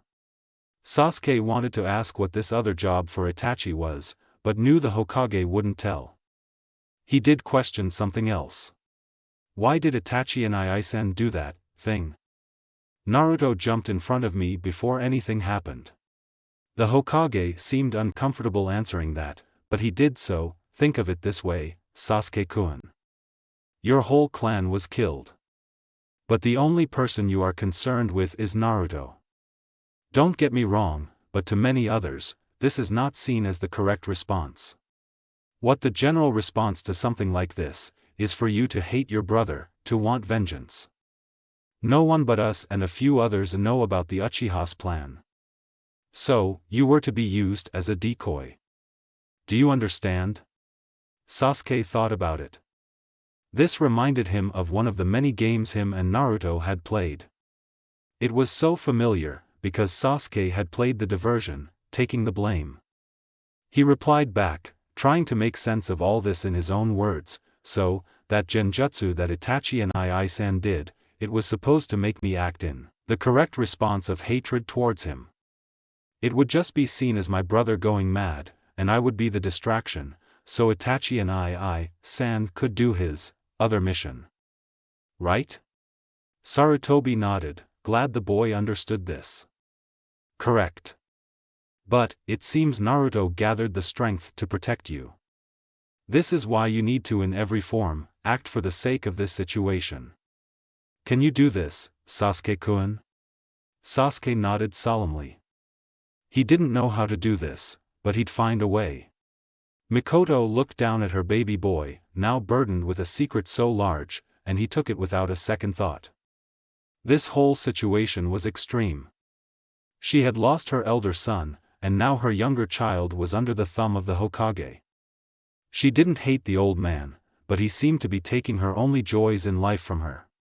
Hokage signaled for one of the ANBU to take Sasuke to the hospital for a checkup, and he was now left in the office with the retired kunoichi.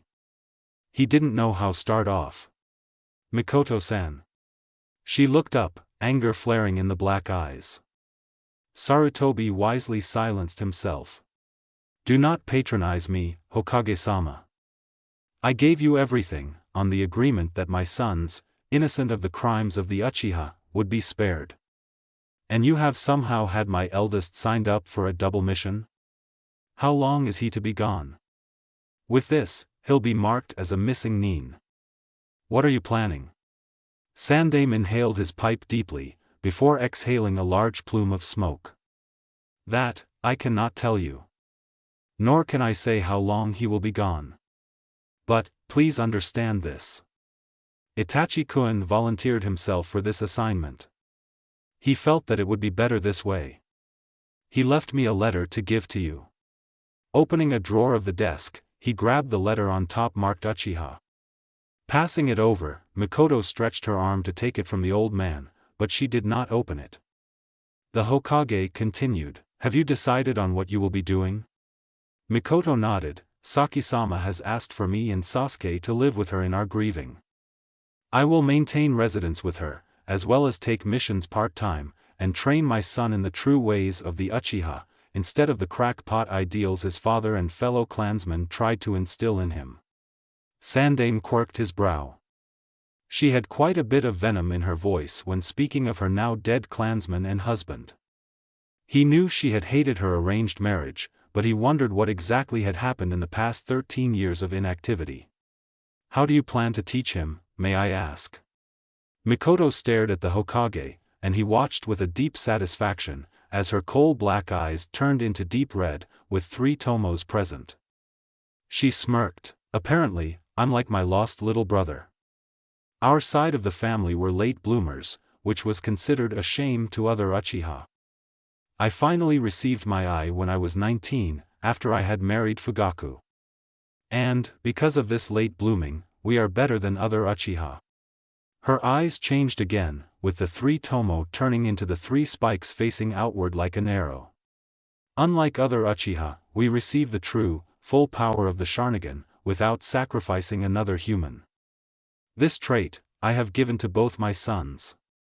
Itachi may have gotten his eye early, but my genes run truest through him. And because my family has the purest blood of Sharingan, our ultimate techniques are not an abomination like other Uchiha. Sandaime could not in any way describe his surprise. Mikoto turned her eyes back to normal, and said firmly, sitting up to show her seriousness of the situation, Hokage-sama, I think you would agree, that I need to start training Kakashi-kun again. Itachi had run fast into the forest, to meet at the point designated. He was a good 8 miles from the gates of Konoha, but already, he felt an ache in his chest. Coming to a stop on a high thick branch, he took a respite while waiting. Damn it, why was Naruto there?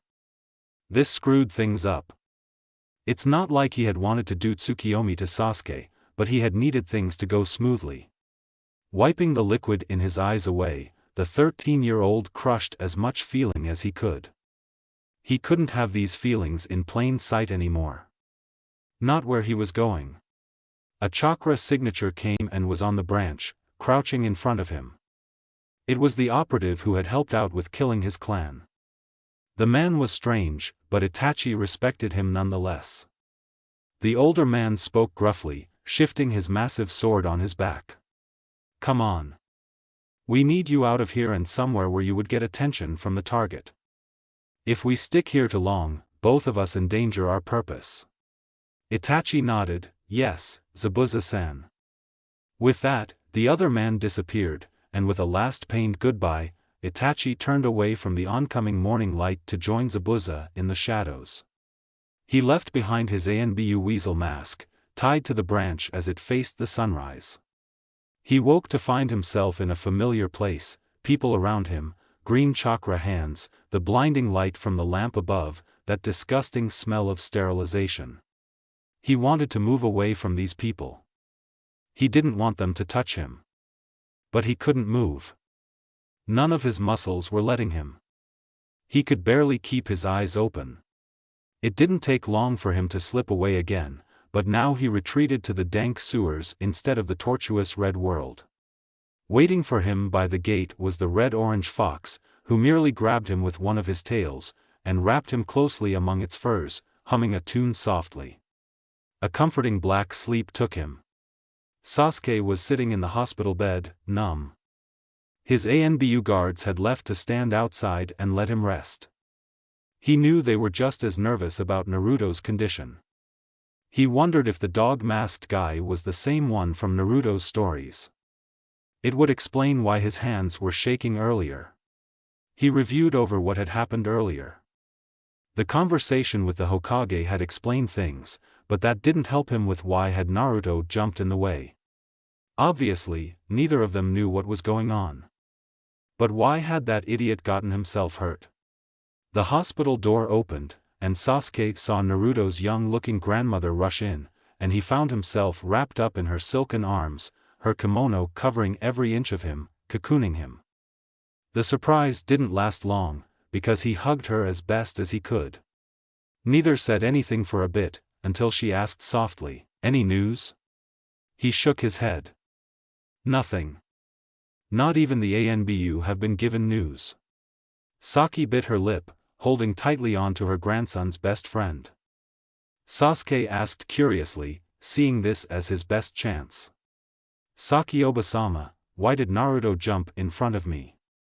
It took a minute, but a soft smile melted onto her face, "Because you are my grandson's brother, and best friend. You are one of his precious people." The only time a person is truly at their strongest is when they fight to protect someone they love.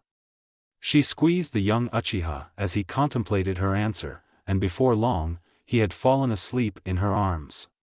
Inoichi was worried, as was his partner. The boy wasn't waking up. The intel from the new Uchiha clan head, Mikoto, said that a person would normally take 2 or 3 days to wake up, and then they would have to fix whatever happened in the world of Tsukiyomi. Naruto had been out for 5 days, with no signs of coming out. So, the Hokage ordered him to enter the blonde's mind. He had spent 2 days scouring scrolls, but there had never been a record of how to enter a Jinchuriki's mind. It was extremely dangerous, because Bijou protect their containers for the sole purpose of living a bit longer. He didn't know how Kyubi would take to him prodding the boy's mind. With a nod at his partner, he started going through the hand seals. He spoke firmly, Shin Magaraim no Jutsu. His body went limp, and his partner caught him, moving his body to lie on a nearby bed. Staring at the limp and pale blonde, he sat himself in a chair in between the two unconscious bodies, keeping watch over both. The burly man sighed quietly, resting his chin on his hands. Ibiki begged Takami that Inoichi could wake Naruto. Inoichi did not like the looks of Naruto's mind. Dark sewers, with horrible lighting, crumbling walls, leaks, the water looked reminiscent of blood, and smelled like it too. He wasn't surprised to see marks of violence, kunai and shuriken embedded in the walls, or laid on the sides, dried blood in pools. He walked around in the maze of the mind guided by the red and blue pipes that flashed every time a pulse of the chakra came through. He was heading in the right direction, as he found himself in front of the large iron door, ominous as pipes went everywhere, and steam rose from the bottom of the door. Cautiously, he pushed the door open, slipping inside the room as quiet as possible. And his fears of 8 years ago came back. Behind the thick bars of the cage, with merely a white paper written simply as "seal" over the gates, was the demon fox, in all its terrifying glory. Quickly, Inoichi got over his shaking terrors, as he stepped closer. "So, you've finally come to help the kid. About damn time." The ancient guttural voice was surprisingly not hostile as before. Inoichi actually had to pinch himself to make sure this wasn't a mind game. What in the world? The fox reared its massive head to look at Inoichi, and the dirty blonde could swear there was concern in the fox's eyes. "Hurry! Get inside. The kid hasn't woken up in days, and I can't do anything while he sleeps." With that, one of the fox's tails wrapped around Inoichi, and carried him behind the bars of his cage. Inoichi was waiting for Kyubi to swallow him, but he was placed on the ground inside the cage, and Kyubi lifted some more tails to reveal the prone form of Naruto. Inoichi quickly ran over to the boy, gathering the child in his arms. Checking for any injuries, he found nothing. Looking up at the Kyubi, he asked, "Was he like this the entire time?" The fox nodded, flicking his tails. "He woke up only once, and that was right after he was released from the genjutsu. He hasn't moved since he came to my cage. I tried to wake him, inside and outside of the seal, but nothing. I know he is still alive, but he is somewhere I can't get to him, and that's hard, considering we're joined together by pretty much every fragment of our souls." Inoichi took Naruto outside of the cage, and Kyubi watched as the man tried to find something to put the boy on. In front of him manifested a platform for Inoichi to stand on, and table to lie the boy. The Yamanaka didn't even bother asking how the fox could contort things outside of his area, but went to work. Running through another set of symbols, he brought some of his chakra to his hands, and placed one on Naruto's chest, and another on his forehead, and with a forceful surge, his chakra revived the unconscious soul of the child. Naruto awoke, gasping for new breath, finding himself in a familiar place. But, with an intruder. Sitting up, he tried to get away from the man, one of his own family, who tried to hurt him. He didn't get far, as Yamanaka grabbed him roughly and hugged him tightly. Naruto shook, waiting for the man to hurt him, and he cried out, "I'm sorry. I didn't want to kill people. I'm sorry. Don't hurt me anymore. I'm not a demon. Inoichi continued holding Naruto, and glanced at Kyubi, who watched from behind the bars, his tales seeking to comfort the child again. He has been broken. Though, his mind wasn't much to begin with. The Genjutsu Tsukiyomi was powerful. Uchiha chakra is much more sinister than I could not prevent the Tsukiyomi. All I was able to do was make the kid realize that it wasn't all real, but, when you are told for 3 months in that world, that you are a murderer, a demon, while everyone you love and cherish attack you with all sorts of weapons, over and over, no matter how much you've bled, the kid has been broken. Yamanaka wanted to ask what he meant about Uchihas, but his first concern was Naruto, and getting him back in the real world. He surprised himself, when he ordered the currently helpful fox demon, "When I leave, I need you to kick him out of here. You can see and hear what he does, right?" The fox nodded, "Yes. Even when he is asleep, if I myself am awake." Inoichi continued, "Good. Then you are to kick him out of the seal when I say so, and you can only let him back in when I say so. He's going to try avoiding the rehabilitation, but you cannot let him. Got it?" The nine-tailed demon stared at this human ordering him around, but chuckled. "Understood. Heal the kit. Now, get out." Inoichi found himself expelled from the mind and seal, and had to steady himself from the sense of whiplash that he had. But that was quickly ignored, as he realized that Naruto was up, and trying pitifully to get away from the two people near him, screaming at the top of his lungs as he grabbed his head in pain. Before Inoichi got up, Ibiki quickly wrapped his arms around the crying blonde, ignoring his pathetic attempt at fighting out of the Jounin's arms as he secured him, Medic Nines and Anbu from the hallway running inside at hearing the boy. This was going to take a while. Naruto stood stock still as the clone of his best friend was holding his arms out to hug him once again. Sasuke wrapped his arms around him, and Naruto managed to control his shaking and reciprocate the motion. He managed to hold on for 3 minutes before he let go, and the clone poofed away. Inoichi spoke from behind the blonde, standing next to the little boy, and putting a comforting hand on his shoulder. Naruto did not move away, but looked up at Inoichi, smiling softly. "Good job, Naruto. You've come far.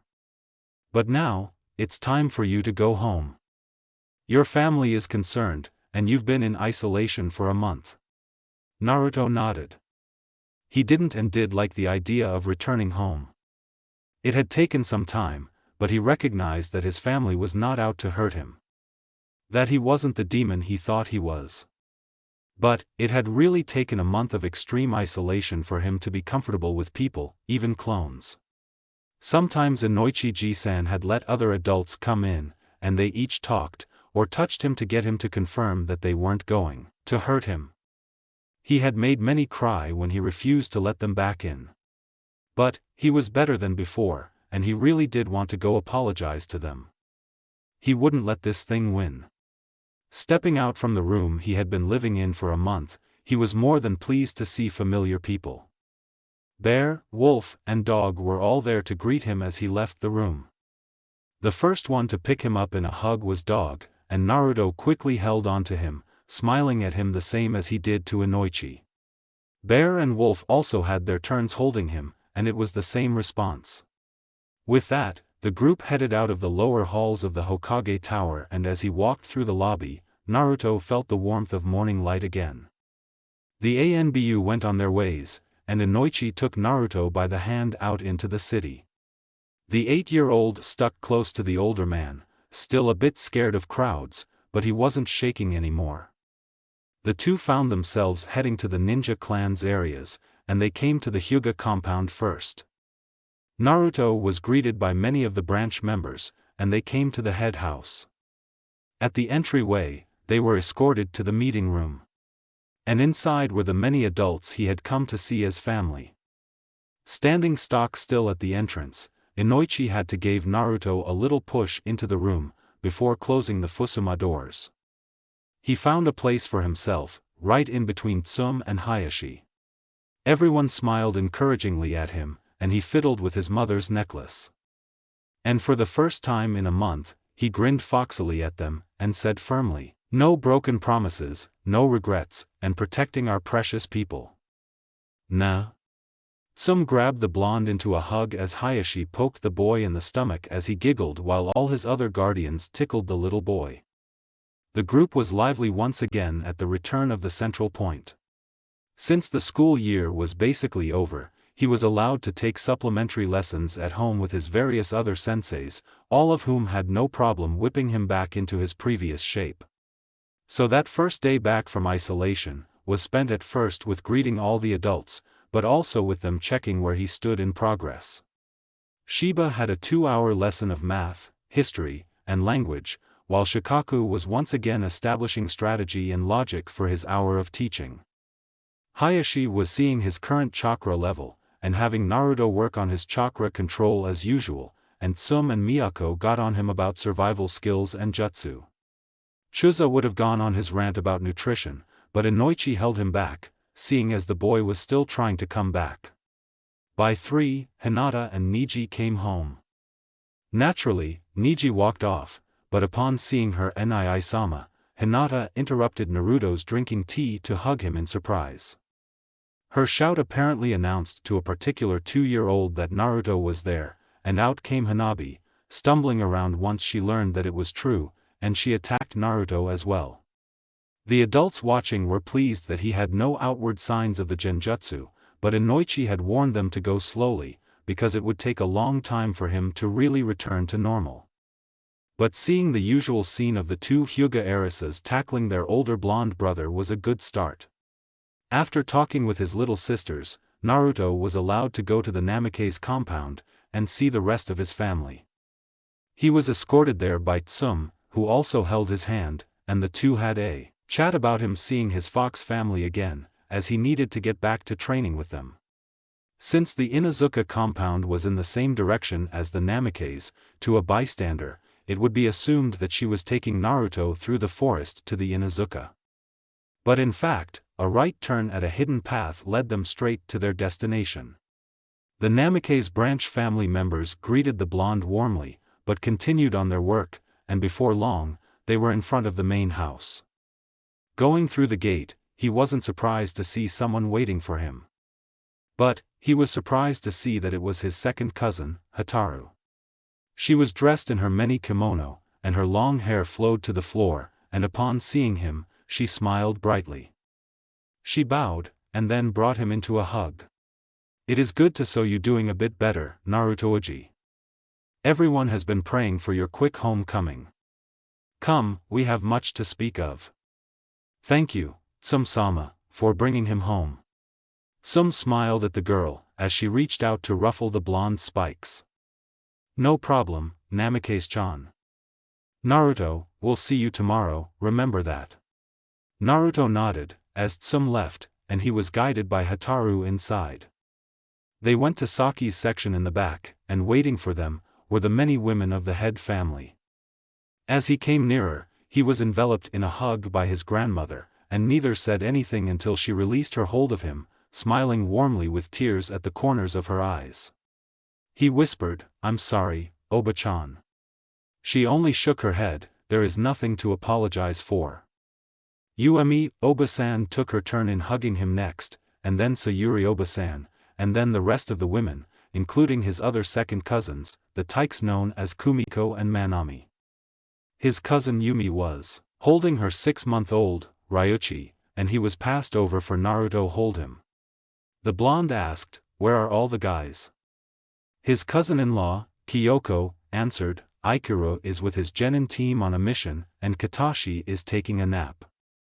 Your cousin, Kichiro, is working. As for your uncle Sora, he and Kahaku are in the armory or smithery, and Yoshi is also working, I believe." Naruto nodded, and asked again, "No one's told me, but what about Sasuke, and his mom?" Saki answered that one, as she brought a 2-foot scroll that had been behind her, and thrust it at her grandson. "It has been deemed by the council, that as there is no expectancy for Mikoto-chan to have any more children, that it is up to Sasuke-kun to revive his clan. He has also been put under the same expectations of you, and is to be in several arranged marriages. And, if you'll read the 14th passage down, you will see some interesting news. Naruto glanced at the tricky women around him, giving Ryuchi back to Yumi, and opened the scroll as told. It was a new scroll, on the recent history of the family. It was Saki Obachan's duty to write the history of the clan. They had started the new scroll when they had returned to Konoha, and Naruto was prominently in them. He went down to the 14th passage, and read carefully. And he read again, just to make sure he had for some reason been mistaken. But he wasn't. It is by the law of the Hokage, for the last male heir, Uchiha, Sasuke, to revive the clan, under the Act of Clan Restoration. This is also an act that has been put on Namikaze Uzumaki Naruto, but this has not been publicly announced, unlike the Uchiha. The Uchiha clan heir and his mother has taken permanent residence in the Namikaze compound, and out of a faith, Saki, 12th leader of the Namikaze clan, have created a treaty with the Uchiha, by a marriage contract. The first wife of Uchiha Sasuke will be second cousin of the Namikaze heir, a daughter by blood lineage, Hataru, daughter of Kichiro, son of Uemi, daughter of Saki. Their marriage will take place when the Uchiha reaches the age of 17. With this treaty to the family, Uchiha Sasuke and his mother, Mikoto, are under the protection of Namikaze, but have been directly placed as wards of the Namikaze heir. It has also been arranged, by Uchiha Sasuke, to be the Namikaze heir's personal guard. It went on with other details, but this was the more outstanding facts at the moment. Apparently his shocked face was rather entertaining, because the women surrounding him were giggling. Glancing at Hataru, she had a smile on her face, and he couldn't interpret how she felt about this. Gathering his thoughts, he asked, rubbing the back of his head, asking the first question at the moment. "What does it mean, they're my wards?" Saki answered, fanning herself slowly, "It means, you take care of them. While Sasuke's mom has jobs around the house, because she refused to do nothing, you are still in charge of her well-being. Such as making sure she is fed, clothed, and many other factors. We will explain that later. It seems we have some visitors." Naruto blinked, unsure what she meant, but he felt it seconds later when he was dog-piled by 5 other boys. The women laughed as Naruto got out from underneath, and the 6 boys proceeded to attack each other, Naruto laughing loudly as he beat Kiba down, only to be side-swiped by Chuji. Even Shino and Shikamaru were participating in the senseless greeting. Laying in his futon, Naruto felt much better, as he was physically exhausted, and he was feeling better as the day came to end. He hadn't felt so good in what felt like 100 years ago. Yawning, he turned over to look at the ceiling. After his friends had tackled him, the rest of the Namikaze had come home, and they had dinner together with his family, like old times. They were able to hang out for a while, but they had to leave as sunset finally came. Mikoto had given Naruto a warm hug, and told him what his duties were as far as she was concerned. When he had told her that it was weird taking care of a grown-up, she had laughed, and told him that he needed practice. For what, she wouldn't explain. But, Mikoto was living in Saki's section, as she had told Naruto that she was his grandmother's assistant, and Sasuke was living in the room by Naruto, in his section of the house. As for Sasuke, that had been an awkward reunion at first. Naruto didn't know how to say he was sorry for death of the Uchiha, but Sasuke had beat him to it, and just said he was glad that his mother was okay, and that Naruto was better. But, he told Naruto bluntly that outside of friends, and in public eye, he would have to act angry. When the blonde tried to learn why, Sasuke had been hesitant, but then supplied a barrage of information, and Naruto was silenced to keep it between the two of them. Trying to switch subjects, Naruto asked the other boy how he had felt about his arranged marriage. Sasuke surprisingly blushed, and said he had no problem with Hataru being his first wife. Naruto had teased his friend mercilessly, but was stopped after a while when Sasuke turned the tables on him. It was currently a stalemate between the two about that. As Naruto remembered the other parts of the night, his mind wandered, and captured him to drag him into sleep. Sadly, it dragged him into his nightmares once again. It was Uemioba-san who was next to him when he woke from his nightmare. He recognized many other figures in his room, but he couldn't see them, as his aunt brought him into her embrace and hid him from view as he cried into her shoulder. He knew those dreams weren't real. But that didn't stop them from terrifying him to his core. After a while, Uemi let him go, and he saw Sayuri-oba-san next to him now, and after she did a couple seals, she poked his forehead, and his world went pitch black. Kichiro and Yoshi came over, shooing the women out of the room, as the Kichiro held the now peaceful blonde, and Yoshi changed out the futon, while Kahaku came over with a new yukata. Naruto had sweated severally throughout his sleep, and they changed him into clean clothes. Finished, they allowed the others back into the room, not bothering to be quiet as Naruto was out cold with Sayuri's seal. Kichiro asked, "The children?" Sora answered as he leaned against a wall, watching over his nephew.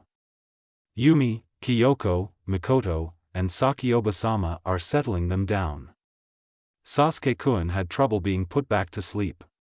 Uemi snorted, "That boy takes his job seriously. Of course he would despise not knowing what is going on." Her son, Kichiro, changed the subject back on task. It seems Inoichi-san's statement was correct. It'll take much longer for Naruto Uji to recover. Sayuri ran a hand through her sleeping nephew's spikes, troubled. "I can put the seal on him, but that won't fix anything. He'll just be avoiding the problem." Yoshi asked, curious, "Then what would you suggest, Oka-san?" "That we put Naruto Uji through the same terror as he experienced? That would reverse all progress he had." Uemi quirked a brow, replying for her sister as she smoothed out the futon. "And yet the only way for him to get over this, is by having him defeat it. Naruto Uji is a strong child of the Namikaze. He will overcome this." This firm belief was accepted by the others, and the determination of helping the clan heir crackled the air. He woke up the next morning to find his cousins Kumiko, Manami, and Katashi jumping on his bed. Laughing, he grabbed the youngest, Manami, and before long, he had Katashi in his other arm. Trouble is, he had no arm for Kumiko, who giggled in delight at not being caught. Naruto was chasing after her, when someone opened his door, and Kumiko ran straight into Hataru, who swept her up quickly. His 10-year-old cousin smiled brightly as she came into the room. "It is good to see you feeling better, Naruto Uji. Come, we must get you dressed for breakfast." With that, she shooed away the little ones, and she went to Naruto's closet and brought out clothes. Unsure of what was just going on, he asked, "Don't you have to go to the academy today?" Hataru laughed, "No, it's Saturday. Myself and Sasuke-kun are staying home. Aikiru and Ai-san just got back from his mission this morning as well. Hurry up." She tossed him the clothes she had picked out, and he would have groaned, but did as told.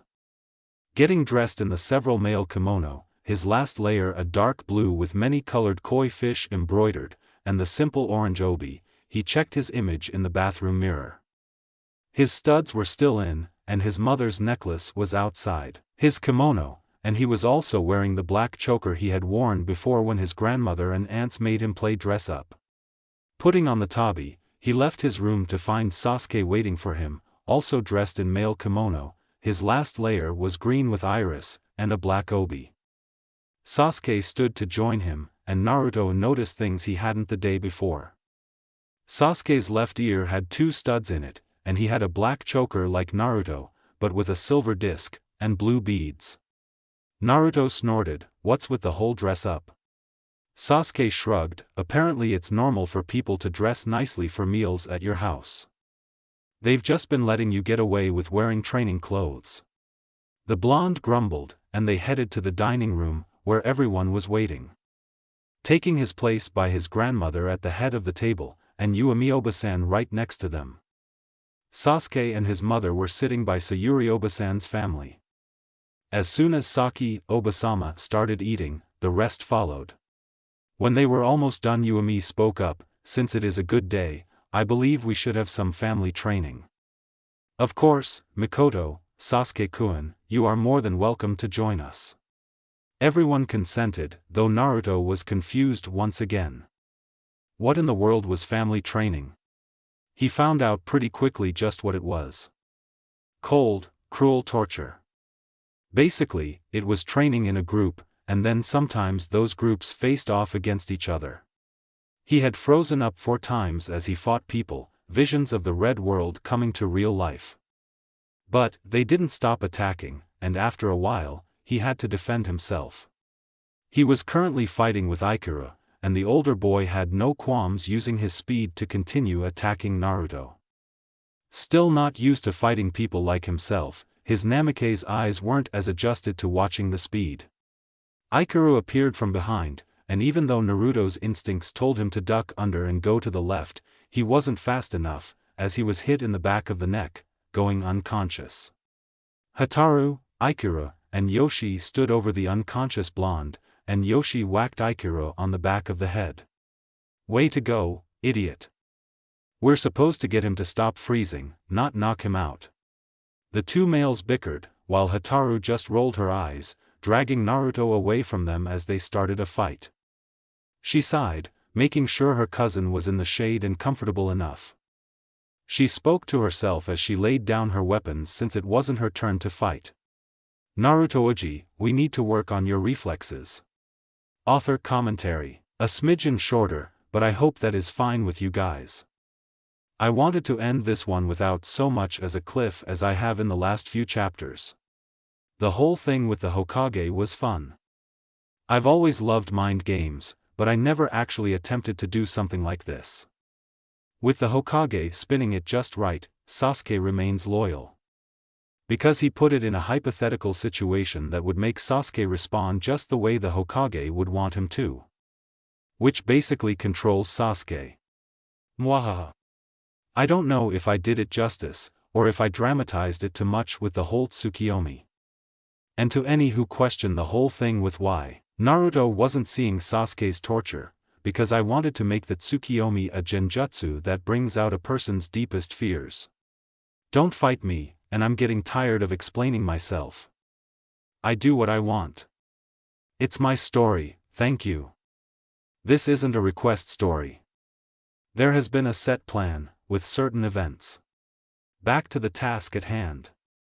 I was kind of hoping people realized that I hadn't made Naruto as perfect as he seemed. While he was living a great life, it didn't mean his mind was getting better. With Inoichi's intervention, and Kyuubi's compliance/help, his mind will be getting an interior decoration as he goes on in life. What I was portraying, was that Naruto wasn't exactly whole to begin with, and that with the genjutsu, he literally broke. With this, he will begin on his true path, because now he is getting fixed properly, and he'll get over those old fears of being just as the villagers had always said. I however loved the symbolism with Itachi. I never wrote much of him like I had intended, but it's for the best, I think. Because I plan on giving him more character depth way down the road. Anyways, ignore my ramblings, not many read this section anyways, and I'm just too much of perfectionist. The Jutsu section, Shin Magurime no Jutsu, Reality Bend technique. I've read that apparently Shintenshin and Shinranshin are both techniques used mainly by the Yamanakas, but it is in fact capable of being used by anyone else. So, I've made the true family techniques a real bloodline, and not something anyone else can use. Reality Bend sounds like a genjutsu, but it is like Shintenshin, where the performer goes into the mind of the target. But, unlike Shintenshin, where they try to take over the body, Shin Magurime is used for both healing, infiltration, torture, and interrogation. It is extremely dangerous, because a user could get lost in a mind. There is no time limit and a range of 100 feet, or they can see the target, but anything that happens while their spiritual chakra/soul is inside another's mind, it will happen to them physically. Anyways, read and review guys. See you next chapter. Love to laugh, that's the only way to live. Tiffany Carr Wolf. Chapter 10. Here, fishy fishy fishy. Another chapter for all of you. Thank yous and review responses. Hikari no Tenshi-san, Dark Ravi, Wolf Dragon God, Childa Flamiand Wave, FF, Lover HP1, Kakasha Fangirl number 1000, God of All, Think Pink Jess. Alec Potter, Hannah isn't a part of Naruto's harem, because she has another pairing. You'll see. Helper Monkey, no offense taken. To be honest, I haven't wrote much on the technique yet, because I wanted to understand more about it, and you've done all my research for me, huh? Thank you very much, truly. I wasn't planning on getting into the Hiration until way later, like, many chapters from now, Ian's, huh? I'll shut up now. But again, thank you for the information. It'll make my story seem more legit. LOL. Narutayuya fan, I have no plans of killing her off. Tayuya actually came to mind for the harem, but I wanted to stop at 5. I've considered her more for Sasuke, honestly. It's not much consolation, but Sasuke isn't an asshole in this FIC. I'll try to work on this confusion thing. Dark JD 35, it'll take me a while, but I'll get there. DJ Rodriguez, why thank you. Gento, not to sound braggy, but I've always been told I go into detail. Thing is, half the time I feel like I give too much detail. Nowadays, a lot of authors just jot down the basic, what's going on, where the character is going, dialogue, and very few other details. Thing is, to me, some of those stories are amazing, because they don't clutter with information, which is what a lot of readers want these days. But, thank you for the compliment. It makes me feel so, sorta official as an author. For Lorne Solanum, I reread the chapters, and you are absolutely right. The chapters just seem to drag on with information and they feel like fillers until I get to real action. Hopefully this fire you speak of will come back. As for Sasuke, I know, I smile at the idea of their friendship not being fucked up by the mangaka. I'm so pissed at Kishimoto, SP, for how the manga is turning out now. It makes me really happy to hear that people loved my Kushina. I loved my Kushina, and I was so proud of her one and only chapter. Thanks. D-Tiger63, okay, first off, the second I saw your reviews, I started bawling. I kid you not. It made me incredibly happy, and they have egged me on to finish up this chapter. I'm glad that you think this is the best and a compelling story, so I hope that I can live up to that and get out of this writer's block and churn out this story with great chapters. The part with Naruto and Itachi was painful for me, but it had to be done, because I don't see many others doing these types of things, and it is important later on. As for Kisame's role, you'll see. It took me a while to realize the difference between a storyteller and a writer, but thank you, because it really does mean a lot. Whispers 12, the original fight I had between Sakura and Naruto was even more badass, but I had to slim it down a lot. Thank you. J.K. Arcanus, college is a succubus. Crepusculum Angelus, I'll work on that in the future, thank you. Words of the Wolf, I am so clever that sometimes I don't understand a single word of what I am saying. Why are there 6 petals when there are only 4 directions? RVB, Caboose. Disclaimer, I don't own Naruto or its original characters.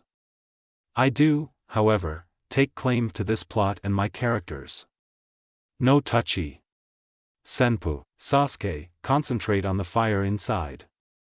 Do you feel it? Mikoto glanced at her son, who was currently sitting in the middle of a large pond, in the outskirts of the Namikaze compound. Her youngest son nodded his head after a while, his eyes still closed as he breathed in and out evenly. Good. Now, like you did early, split it in as many segments as possible. Sasuke's face contorted in concentration, sweat dripping from his brow as his eye twitched slightly. It looked like he had succeeded, yet when he opened his eyes to look up at her, once again he fell into the murky water. She sighed, but the corner of her mouth pointed upwards. That was the 8th time in a row this morning. Sasuke broke the surface of the pond, sputtering and coughing out the water, and after he shook his head, he used his chakra to climb above the surface of the water, and stood facing his mother. Mikoto chuckled at the look on his face, as some of the pond grass dangled from his hair.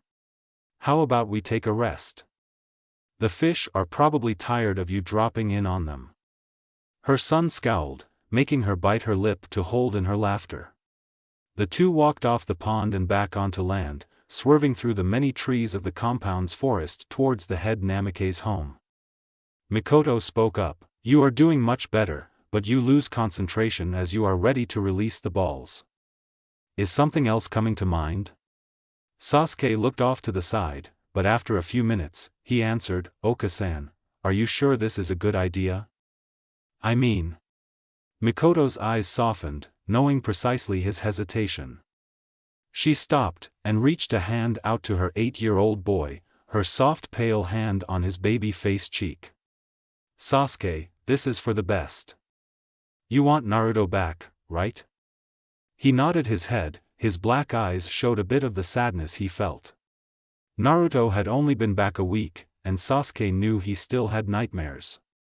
He knew that every night, an adult went to the blonde's room and quieted his screams and cries as he woke up from whatever Itachi's genjutsu had put him through.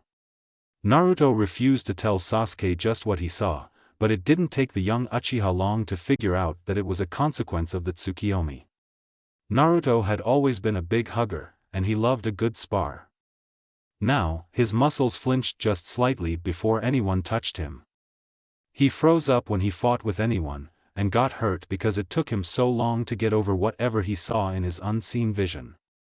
And just 3 days ago, when Sasuke had snuck up on Naruto when he had come back from school, the blonde had reacted badly to their usual game and greeting. Sasuke did not like this. It was like someone else had taken the place of his best friend. His mother, Sakioba-sama, and even Hataru-chan all told him it would take Naruto time to be himself, but that wasn't good enough for Sasuke.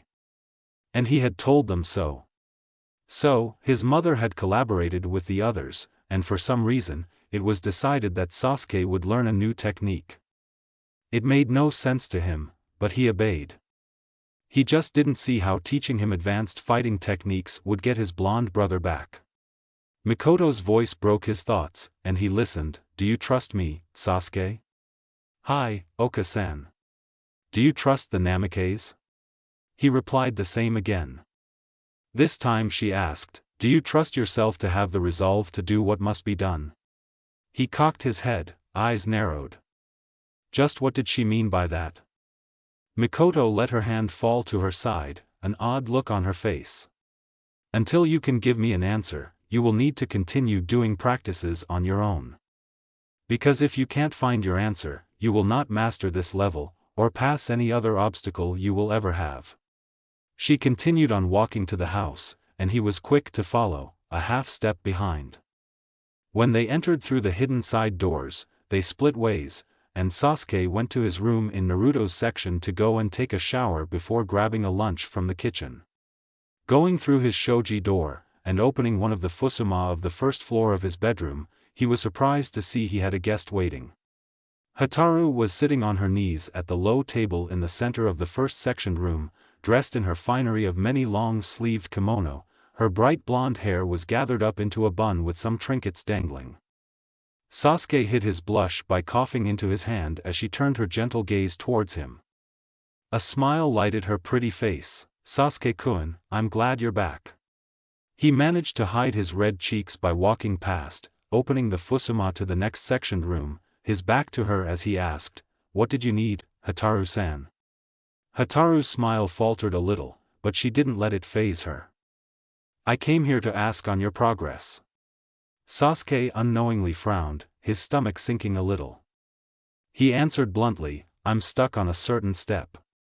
He was fumbling with a box of supplies off to the side and out of her view, trying to find his favorite ink brush. After a minute, she responded, still brightly and cheerful. "You'll find a way." "I know you will." He could hear the fabric of her silk swish as she stood up and walked out of his room, the only thing signaling the movement of the Namikaze's daughter. The doors slid and clacked to announce the fusuma and shoji were both shut. Sasuke let out a sigh, and stopped looking through the box, not needing a focus object anymore. Tossing his clothes off as he stepped into the bathroom off to the side of his room, he turned on the hot water, drenching him in the heat, letting his thoughts fall away and surface on their own. Hotaru popped up instantly, soliciting a blush from him once again. At first he had been a bit sketchy with the idea, being forced to marry someone, least of all more than one girl. But it had surprised him greatly at learning that Hotaru had all but volunteered herself to be his binding wife to the Namikaze. He had overheard the elder Namikaze discussing it, saying what a great match it was and that Naruto would approve in time. It had offended Sasuke that they would presume Naruto would agree to it, but he was surprised once again when Naruto consented to it. So, there was no use fighting it. But even though he was 8, Sasuke understood what Saki had meant when she teased him about having many children with her great-granddaughter. And since then, it made him all too aware of the fact that the two of them were different. Gratefully, his thoughts drifted in another direction. Ever since Naruto came home, Hotaru raced home from school to meet the fellow blonde, since he tended to get away from his tutors by that time. And for the past week, they disappeared for a few hours until dinner. No one even bothered to ask what they did. But Naruto came back bruised and with cuts that disappeared after the night. The thought of Naruto somehow twisted to clothes. Getting out of the shower and drying off with a nearby towel, he went to his closet to find some simple kimono to put on. It had been extremely weird, adjusting to the Namikaze style of wearing elegant kimono in layers and all the time. Unlike many other ninja, who wore their training outfits or had clothes that were prepared for battle, the proud Namikaze were very much like the Hyuga, and wore the seemingly impractical finery. Until Sasuke had learned of the nature of the clothing. He didn't know if it was just years of practice, or the heavy layers of clothes, or the difficulty in moving in the kimono, but he knew that the Namikaze clan was filled with great ninja. Just as Hotaru had left his room a while ago, the ninja in the family were all extremely quiet when walking, or running, as he had seen the youngest children, Kumiko, Manami, and Katashi do so. Hotaru was quiet in her steps, as were her brother Ikura and their older cousins, but their presence was known by the sound of breath and clothing. But the elders of the family, you could not hear them unless they let you. You knew who had the skill in the family just by the way they walked. And the fights between Sayuri and Uemi, both dressed in their kimonos, had left a deep impression on him. They were amazing, moving like the breeze as they went after each other. A shiver ran down his spine as he pulled on his top dark blue kimono. As great as they were, it scared him at how much power they had in one touch. He had to get married to Hotaru, who was one of them. Finally making his way to the kitchen, he piled together a sandwich, devouring it quickly at the need of some energy, and went back to his section, going into the garden and lying in the lush grass. The sounds of trees swaying in the slight breeze, the birds chirping as they festered with their nests, and the mini waterfall pouring into the small pond came to Sasuke's ears, relaxing him a little. He heard a hushed pop as one of the koi fish went to the surface of the water, probably catching another insect for food. This reminded him of what his mother had said earlier about disturbing the fish, which led to the training. The resolve to do what must be done. What did she mean? Naruto-uji, please, concentrate. Hotaru scolded once again. The two were in a sparring match off in the woods, and once again, he had frozen up as she came at him. Naruto nodded warily, his eyes a bit wild and haunted. This practice was driving him crazy for several reasons. First, she was attacking him, resulting in him stopping in his tracks when his vision transferred back into the red world. Second, she was by no means gentle. Third, she was ridiculous in her speed. 4. He could not use the Kamigen, or his instincts. He raised the Bakken once again, as did she, the hilt near her ear as the wooden blade was aimed straight to his neck. He swallowed once again, preparing his stance, the same as hers. It wasn't even a second later that she launched at him, sword sliding down to her side, and she rose it up as she came in range, swinging at him so quickly that he almost didn't see it, and he barely managed to step back and block it. But she didn't stop at that. She pulled back to strike, but as he moved to parry, it turned out to be a feint, while she thrust the blunt edge of the sword into his stomach, no mercy as he lost his breath once again at the force. Falling to the ground on one knee, he coughed as he regained air again. Hotaru stood above him, saying nothing or doing anything as he stood up shakily once again. She shook her head as he looked up at her. "Let's take a break for a while." She moved to walk over to the stream running near their practice field, and she climbed up onto one of the large rocks near it. Naruto settled himself onto another one near her, happy to have some respite. Neither said anything, as he laid back on a flat part on the rock, and she just listened to the water, in a meditative state. Her voice startled him a little. "Naruto-oji, what did you see?" Sky blue eyes blinked, turning to stare at her. He immediately answered, his voice strained, "I don't want to talk about it, Hotaru, nay." She gazed at him, her jaw set and her brow furrowed, and he knew she was not in any way backing down.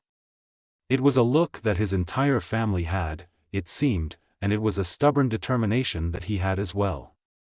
But when it was turned against him, he could understand just a little as to why people got so irritated with him sometimes. "Naruto-oji, how do you think you can get over it, if you don't talk about it?" "Hotaru-ne, I talked about it for a whole month. I don't need to talk about it anymore." She snorted quietly, "Do you really believe that?" A quiet came between them again, and Hotaru sighed after a while, stepping off her rock and landing the 5 feet without even telling the difference. "Come on, let's go for another round. Your Namikaze's eyes are getting a little better, and you are getting better at stopping the Kamigen from appearing." He was glad she didn't even comment on his reflexes and reaction time. It was getting embarrassing hearing it from the others. "Ah, Namikaze-sama, the same?" the street vendor asked the young girl, who stuck out like a sore thumb. Anyone in Konoha could tell just who a Namikaze was, like a Hyuga. They wore many fine kimono, and dressed their hair up with trinkets, the air around them tantalizing with strange perfumes. Against the dampened humdrum of the market areas, it was like watching a deity walking through the streets. Hotaru smiled wanly, extending a hand out to the man she visited often for her treats. He passed over the brown sack of buns, the smell wafting up to her nose, a sweet aroma of pastries. With a swift motion, she dropped a few Ryo bills into his hand, waving a slight goodbye, and cheerfully began her long trek through the market back to the compound, the sun still bright in the sky. Today Naruto had late lessons with his friend Shino's father, so lessons with her were cancelled. She didn't mind it, seeing as for the past week and a half, there had been no progress. Sometimes she felt she was pressing too fast, but seeing that look of terror on her cousin's face every time someone came at him really got on her nerves. Naruto was the heir of the Namikaze. A position she once held, with many years of practice and discipline. In no terms did she despise him, in fact, she was thankful to him. While she knew she could take care of her younger cousins and brother, she knew that she would never be able to handle the entire clan. It hurt her at the idea of having to make such decisions as Sakioba-sama had in the past. No, Naruto was Hotaru's savior, by her father finding him, and the clan returning to Konoha. She knew when she first met him as he was presented to the family, that Naruto was truly the clan heir. That Naruto could, and would become Hokage one day as well, and bear the many burdens already placed on him. But this constant nightmare in his being, in his every moment, it scared Hotaru. Naruto was falling apart and no one knew how to put him back together. No one, his friends, not even Sasuke, his best friend, seemed able to reach him, as he held everyone off at a distance. At this rate, Naruto would no longer be fit as the heir. And this, Hotaru did not approve of. She had entrusted the future of their clan to him, and he was failing them all. Not for a second would she pretend to know what he saw when someone came at him during a spar, or when someone was merely reaching a hand out to hug him or ruffle his hair. And she did believe that it must be excruciating, to deal with it every second of the day, to have it in the shadows of his mind, ready to seize him at any chance. But this could go on no longer. Grabbing a pastry from the bag, she bit into the steaming bun, chewing tenderly on the meat and sweet beans. Relaxing a little, her mind wandered to her surroundings instead of the constant forethoughts of her mind. Listening to the gossip of villagers was sometimes a fun pastime, and you gathered information just as well, as her elders had always told her. While she strolled down one street, her hearing caught onto a tidbit of conversation that piqued her interest. Stopping at a fabric vendor nearby, she admired the silks while listening into the gossipmongers. That bitch, thinking that she could do whatever she likes. I don't see how the Hokage keeps her around, the apprentice of that snake. She should have been killed, for the crimes committed, said an older man, lighting up his cigarette. Another man helped him when his matches wouldn't light, and he responded. Maybe the Hokage thinks she is a reformed kunoichi. But I don't see how, after the rumors I'd heard. Messed up, she was. Now look at her, a sadistic thing that goes around flaunting herself. Remember that story last week with old Taro? Well, it's true, what she did to him. And she got no punishment for it either. A round of gasps spread through the group, and grumbles and curses were not quieted. Hataru's mind quickly sifted through their conversation. Snake. There was only one person she remembered in her lessons given such a name, said with the same venom of its creature. Orochimaru. But, she didn't know he had an apprentice. Or at least, her lessons had never said anything about an apprentice. Always hanging out at that dango shop, Mikari's. I don't know how they put up with her patronage. I wouldn't allow her in my store even if she was richer than the daimyo. Hataru felt her anger rise a little, but not in defense of this unknown person. Their conversation reminded her of the ones Naruto had with the family as he explained his past. And he had been innocent. So, while this person might have actually deserved the scorn of the villagers, she despised that it was so much like Naruto's situation. Without any more information, she continued on her way, ignoring the stares of the villagers as they parted a little on the packed streets to make room for her. Mikari's wasn't too far from her usual path home, so Hataru decided to take a different route. Mikari's was a small little shop, an open restaurant much like the Ikarakus Naruto was fond of, though Mikari's main selling dish was dango, advertised everywhere. Despite being 10, she still wasn't tall enough to touch the high curtain of the entrance, so she lifted her arm, knowing that a wire attached a bell, ringing in the back to announce a customer's presence. And just as she was climbing up the worn blue cushioned stool, a worker came out, with a well-worn robe and smudged-up apron. It was a genial old lady, smiling brightly over the counter down at Hataru. Well, hello, little one. Never seen you before. Well, what would you like? Hataru bit her lip. She had come here on a whim, not exactly having planned out what she was doing. But it was too late to back out now, as ideas stormed in her head. I am looking for a woman who comes around here a lot. Of a flaunting nature. Hataru needn't say more, as the elderly woman's face became clouded, and Hataru couldn't read her expression. The once kind voice became firm. And why do you wish to meet this supposed woman? Hataru swallowed hard. She didn't want to get kicked out, and not at least get this mysterious woman's name. She smiled softly, grabbing a hold of the menu. My family has some business with her. My Obasama told me I could find her here, but told me no name. Just a vague description. The woman's eyes narrowed, her voice a little strained. And what family business is that? Hataru shined her teeth as she smiled broadly now. Namikaze's family business. Oh, I'd like the number 5, please. With black tea. The old woman stood frozen for a few seconds until she moved rigidly to the back kitchen. Hataru released a deep sigh with relief. She hadn't been kicked out, at least. A bit saddened that her buns would go cool, she reminded herself that if she actually met this woman, it could knock 2 birds with one very large stone. That is, if she would agree. A large gamble on Hataru's part, but if this worked, it would be worth it. A few minutes later, a steaming pile of dango was brought forward on a plate, along with a cup of tea and a napkin. Thanking the older woman, Hataru dug into the sweet treat, savoring every bite, sipping the tea slowly. The older lady had stayed in the back after that, as if trusting Hataru to pay and let herself out. Disappointed, Hataru moved to use the napkin to wipe her mouth, when she noticed something. On the inner folds of the napkin was black writing.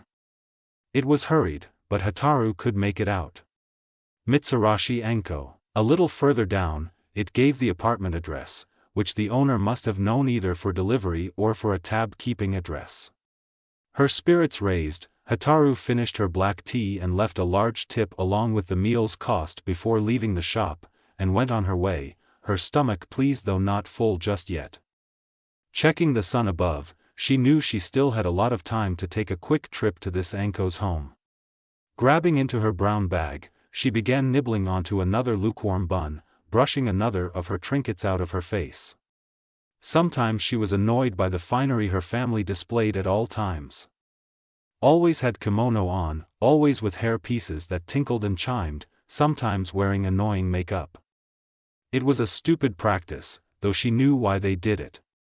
Not only was it for practicing their infiltration skills, but it required a certain finesse and precision to be quiet when wearing all of it.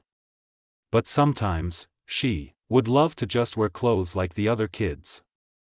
She had her training uniform, like Naruto and the others, but it would be nice to not live every day in such confinement of rules. An image of her blonde cousin popped up in her mind, when he was flustered at being adorned in the family dress code, and she sighed. He had not been pleased, either. It was a half an hour later when Hataru reached her next destination. It was a part of the many-block housing for shinobi in Kunoichi who were still basically single, and living on their own. Many were chonin and jounin, and gone on many long-term missions. Climbing the stairs of one of the buildings, she was passed by several shinobi who were lazily walking down the stairs instead of jumping the great distances. All of them glanced at Hataru oddly, curious or just dismissive after a second. Reaching the 5th level, she went down the hallway to the 9th door on the left, and without hesitation, Hataru knocked. She knew it was unlikely that this woman would be here, but it was worth a try. Knocking again, she waited a minute before continuing again. For 10 minutes, she banged at the door, but just as she was to turn, the door swung open, and a woman stood there with a revealing fish-net shirt and short gray mini-skirt, purple hair strewn about around her, and brown eyes glaring. What? Hataru blinked. This was the sadistic woman others had been talking about. She seemed cranky, and a bit hung over, but that was the most Hataru could gather in a few seconds of meeting her. The 20-or-so-old woman was still ruffled up, but she seemed relatively calm as she stood tall, crossing her arms over her buxom chest. She asked again, though not as loudly, "What?" Seeing this as her chance, Hataru bluntly got to the point. "I need your help, Mitsurashi Anko." The dumbfounded look on the older woman's face was actually quite comical, as she stood in her doorway, her jaw dropped and her body slumped a little, eyeing Hataru as if she was by far the craziest person in the world. Blah. Hataru bit her lip to stop from laughing. Naruto was right, the reactions of adults are actually rather funny if you throw them a shuriken instead of a kunai. I'll just let myself in. With that, Hataru snuck around Anko, entering the apartment. It was a one-bedroom place. Like all the others, a wall was all that separated the kitchen and living room from the bathroom and sleeping area. Everything was cramped into the room, mostly clothes and cans of alcohol, some kunai and shuriken embedded in the wall attacking a crude picture of a man. The place smelled musky, but despite its appearance, it did not smell horrendous, which could be attributed to the incense burning on the kitchen table. Cleaning off one of the 2 chairs, Hataru sat down, clearing some space to place her brown bag. It didn't take long for Anko to shut the door and sit down next to her at the table, eyeing Hataru suspiciously. Passing over a bun, Hataru smiled kindly. I would have brought dango, but I already had this. Enko accepted it, taking a great bite of it, and Hataru began. I am Namikaze Hataru. I am seeking your help on behalf of two people that I care deeply for. Mitsurashi swallowed, clearing her throat. Aren't you the girl that is announced as one of the wives of that Uchiha kid? Hataru nodded, though kept a calm smile on her face. Yes. He is one of the people that I hope you could help. Why in the hell would I help a brat like that? He's going to be nothing but . And Naruto. Enko's protest went silent, her eyes narrowed sharply at the little girl sitting at her table. What did you say?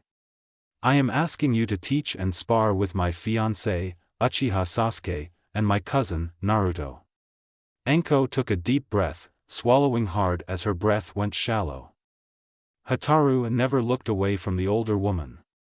Naruto, as in that blonde gaki, Naruto? Hataru dipped her head, the one and only. Your cousin? Hataru nodded again. And heir of the Namikaze. We don't tell the public of this information, for many reasons. The fourth had many enemies, and they would target his son, Naruto, if they knew. So, until my cousin can protect himself and the clan properly, he does not affiliate himself directly with us. Enko nibbled at the bun. You know, for a little kid, you know a lot of big words. Hataru shrugged, the children of our family are taught very young. It was quiet in the apartment as neither spoke for a bit. Enko finished the bread, and spoke up, why me? Hataru shook her head. My reasons are my own, but I picked you for the sole purpose of hearing gossip. They say you are sadistic. Ruthless. Unafraid of the clans. That is just what they both need. A teacher who will not favor them. Who will not be persuaded to be gentle or kind. Both of them are at an obstacle that they cannot surpass, each for their own reasons. Enko stared hard at Hataru, since when do kids think so deeply? The young Namikaze smiled slightly, we always do. It's just no one really knows it. Or listens. So, we shut up. Enko snorted, grabbing another bun from the bag.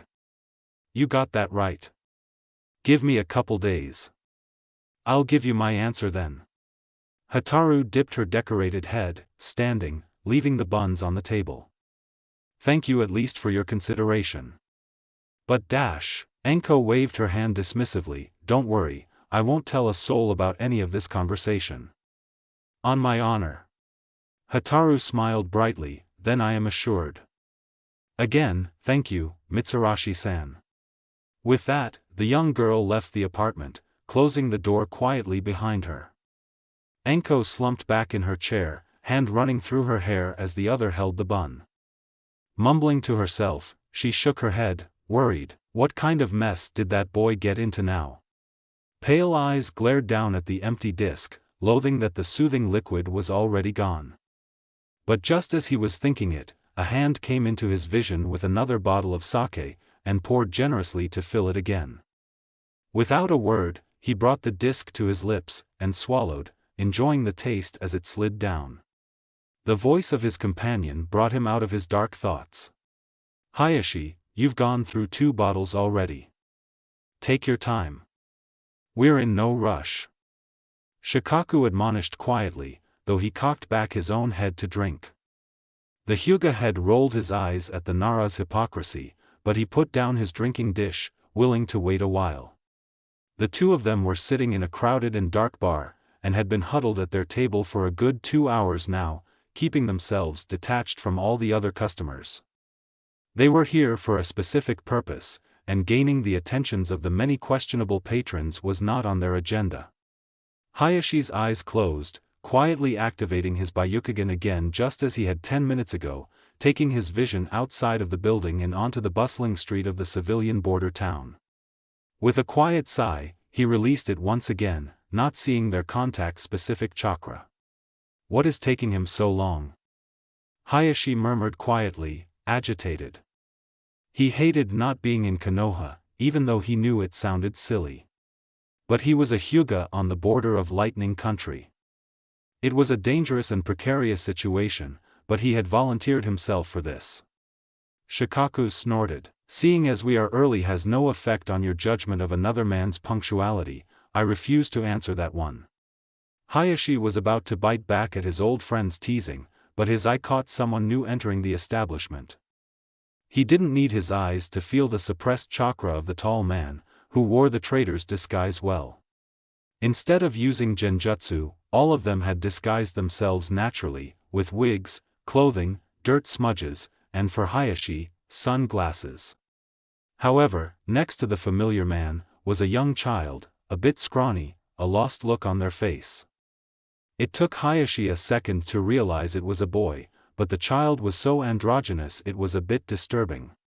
Around the age of 10, maybe, with shoulder-length black hair swept back in a ponytail, dirt on his face and robes, and he stood very close to the man, grabbing a hold of his clothes. The man raised a leisure hand in greeting to them, and came over to their table, sitting himself down in a spare chair, while the little boy sat and kept his head down. The other man started, his voice gruff. "Good afternoon, Hiko, Shinta. The weather seems to have picked up." Shikaku passed over a disc of sake, to which the other man took and downed in seconds, pointy teeth flashing before being hidden behind a grim mouth. Hayashi whispered, "You are late, Zabuza." Zabuza shot his eyes at the boy sitting at the table with them. "My son was having problems hooking up the oxen this morning. Haku's not used to the work just yet." Shikaku nodded his head at the little boy. "It'll take time to get used to the family business. But, your father will teach you well." Haku looked up for a second, nodding a little before returning to keeping his head down. Hayashi questioned, "So, any news on your end? How's the farm?" Zabuza shrugged, "From what I hear, it's hard times all over. Passing by the shoreline of tea country, there's news of another civil war in mist. So, all exports are stalled, and tea country is going to have a shortage on some of its best teas." Shikaku's eyes shot up. Wind won't fare well, then. Heard their daimyo was enforcing harder tariffs on everyone. And one of its main imports is tea. And what with Earth country bringing in a lot of trading contracts, most business is going through earth, waterfall, and grass these days. Hayashi barked a laugh. While those three seem to fare well, it seems rain has been getting the short end yet again. And there was a rumor about a new hidden village. Oto, I think it was. Heard anything about it? Zabuza nodded. Oto is a popular place for bad people, I hear it. They've been trading heavily with grass and earth. Though, they are trying to form a contract with lightning, too. Hayashi sniffed. Lightning has been declining, what with that blockade of no trade with Konoha. They'll probably take the contract, since Snow Country is isolated, and the other countries can't exactly support them completely. Can I get an order for you, sir? The three turned to see a waiter finally approaching them, and Zabuza nodded his head.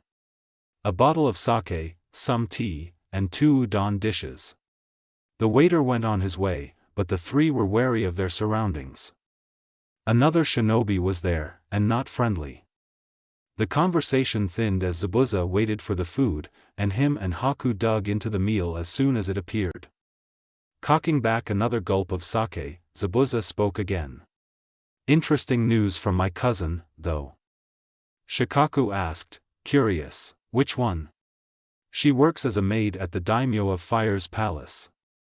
I was passing through a couple weeks ago, and apparently there is a princess that had been in exile who is now living amongst her relatives.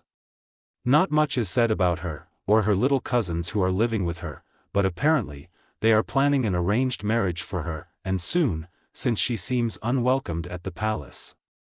Probably another few years before that's announced, though, seeing as she is still young." Hayashi waved his hand. "Never delve in the business of that lot. Confusing, it is. Anyways, we should be heading out before another storm heads our way. We've got a shipment for Fong." The three men stood, leaving their payment on the table, and Haku resumed to his spot right next to Zabuza's leg. The three shook hands, and Zabuza warned, "Be careful, bandits are around that area." Shikaku nodded, as you. Exiting the bar, Hayashi and Shikaku headed off to wherever their cart was, while Zabuza and Haku trudged through the muddy street to their cart. They were being watched over at a stable, and the stable hand opened the gate for them after Zabuza paid the fee. Making sure everything was in order, he lifted Haku onto the seat before, plopping down himself, and with a few whistles, he got the 4 oxen to move again. As they were leaving the border town, Haku finally asked, not as shaky as he was earlier. "Who were those men, father?" Zabuza shifted in his seat, checking their surroundings, glad that Haku had remembered to still keep character. "Old friends. Good men. We'll be seeing more of them, I hope. These times are getting rough, and with all these troubles, it feels that more trouble is not too far away." Haku bit his lip, and spoke up, "Will they help us?" The older man sat silently for a little while, the storm clouds above crackling and putting the world in a dark gray. Zabuza spoke up, his voice a little gruffer, "We all need help, no matter how much I hate to say it. But yes, eventually, they will help us." "Hataru, what is the meaning of this meeting?" Saki asked her great-granddaughter, curious why the young girl had suddenly assembled all the adults of the Namikes and Mikoto, along with Naruto's guardians. At first it had been a simple dinner, until Hataru had called them to the meeting hall in the center of the head house. All of the adults were seated on the pillows around the dais that Saki sat on, but Hataru was kneeling in front of her grandmother, her back firm and determination written on her face. "Saki Obasama, neither of them have gotten better." Saki blinked, until she took a guess at who Hataru was talking about. She replied, "Hataru, dear child, it takes a long time for dash." Hataru shook her bejeweled head, the trinket swaying at the swift action, but made little noise. "No. It isn't good enough. For 2 weeks, Naruto Uji has progressed little in our practices. Sasuke-kun is unsure how to train. Both of them are losing their ways." Choza spoke up, his voice calm, and trying to raise the girl's spirits. "Hataru-chan, they are young, like yourself. All of you are children. It will take time for them to overcome this wall, but you should let them do it in their speed." Hataru's jaw jutted a little as her eyes narrowed. How could they not see what was happening to them? And not just to Naruto or Sasuke. At school, during recess she could see Naruto's friends in the first year. There was a lack of something in all of them, and it didn't help that Sasuke had to pretend to be sad and angry all the time. They didn't smile as wide, or laugh as loud. Like pieces of them were lost. How was she, a child, able to see this, better than an adult? Better than a room full of Konoha's great ninjas? I think waiting for time is a waste. The longer they are left alone, the worse they will become. "Hataru, do not dash." Her mother began to chastise her, but Saki raised her hand, and Kyoko silenced herself. The elder had searching eyes as she stared at her descendant. "And what plan do you have, that you believe will help them? All of us have tried reaching out to Naruto Uji. Sasuke-kun is unable to break from his obstacle, and no one can here has been of much help to him either. What solution do you have, that none of us has thought of?" Hataru lowered her head a little, properly scolded by the guilt of her elder's statement. Of course they had thought of countless ways to possibly break the walls forming around the two. But she wouldn't give up, not on her cousin, nor her fiancé. Lifting her head again, she took a deep breath, a teacher who will not give in to them, or favor them. Naruto Uji and Sasuke-kun were going to stop their lessons with you once they had become genin as was arranged, and would take up other senseis. But, I think it is for the best if they are under the tutelage of another capable ninja not in this room. This created a bit of a stir in Naruto's guardians. While it had been planned for the boys' lessons to stop when they got on teams, this was too soon. They all had their own issue with what this young girl said, but it was Tsum who braved to ask, her fierce face guarded. "And who, Hataru-chan, is this teacher? Hataru nodded, and turned her heavy head to glance back at the closed Fusuma doors. Mitsurashi-san, please come in now. Many heads whipped to the opening doors, and in walked someone none of them had expected. Wearing her usual scantily clad attire, her hair up in a spiky bun and a dango stick in her mouth, Mitsurashi Anko was not the ideal teacher of two 8-year-old boys. In the opinions of some present, she was not qualified to teach any child, let alone the heirs of Uchiha and Namikaze. She settled into a kneeling position beside Hataru, still chewing on her doughy treat, a bored look on her face.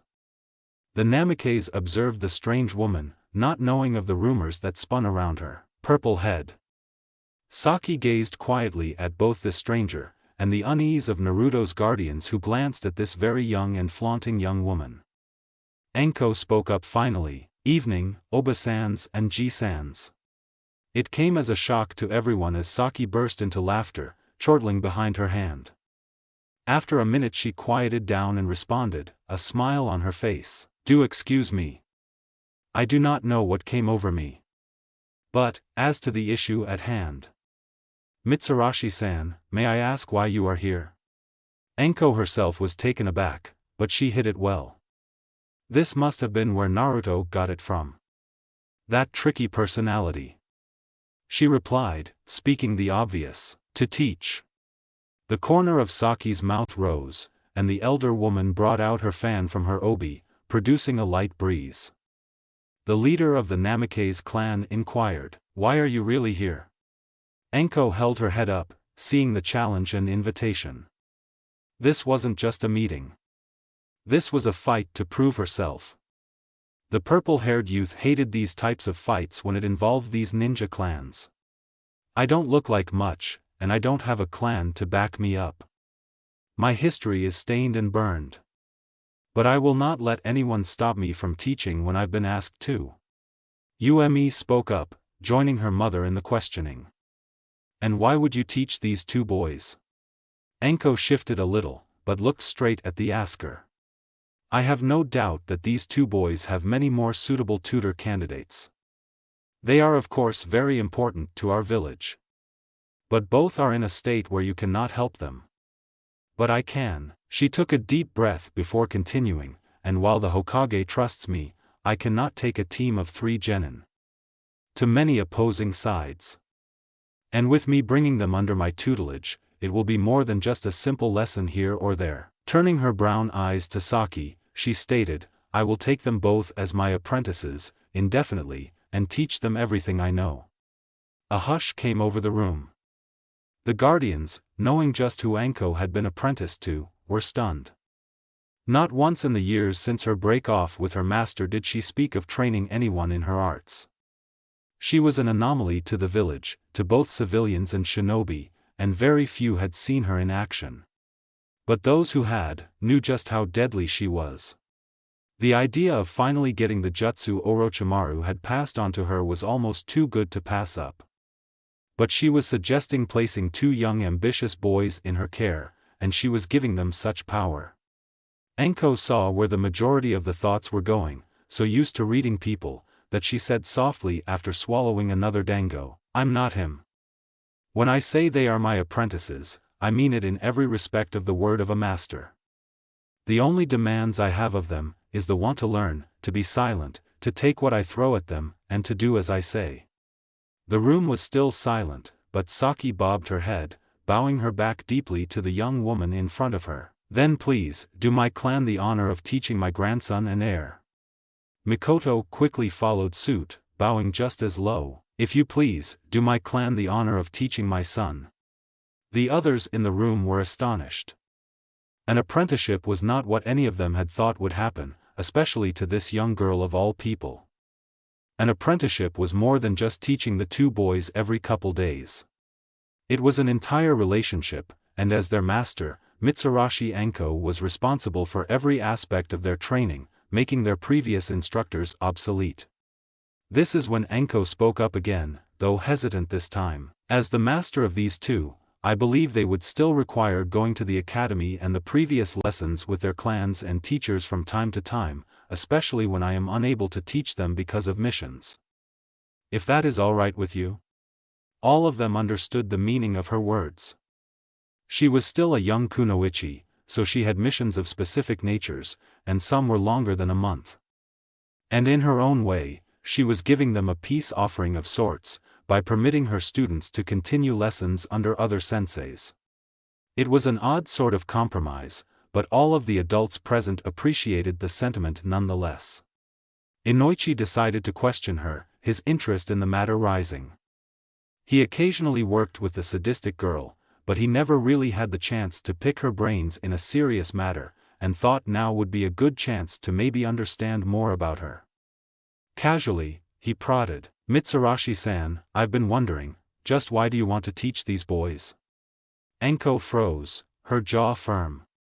She honestly didn't have to tell them, she didn't have to say a thing, but she did not want them to second-guess her motives later on. She inwardly laughed at herself. Even after all these years, she still wanted a little bit of trust. "Hataru-chan, please leave."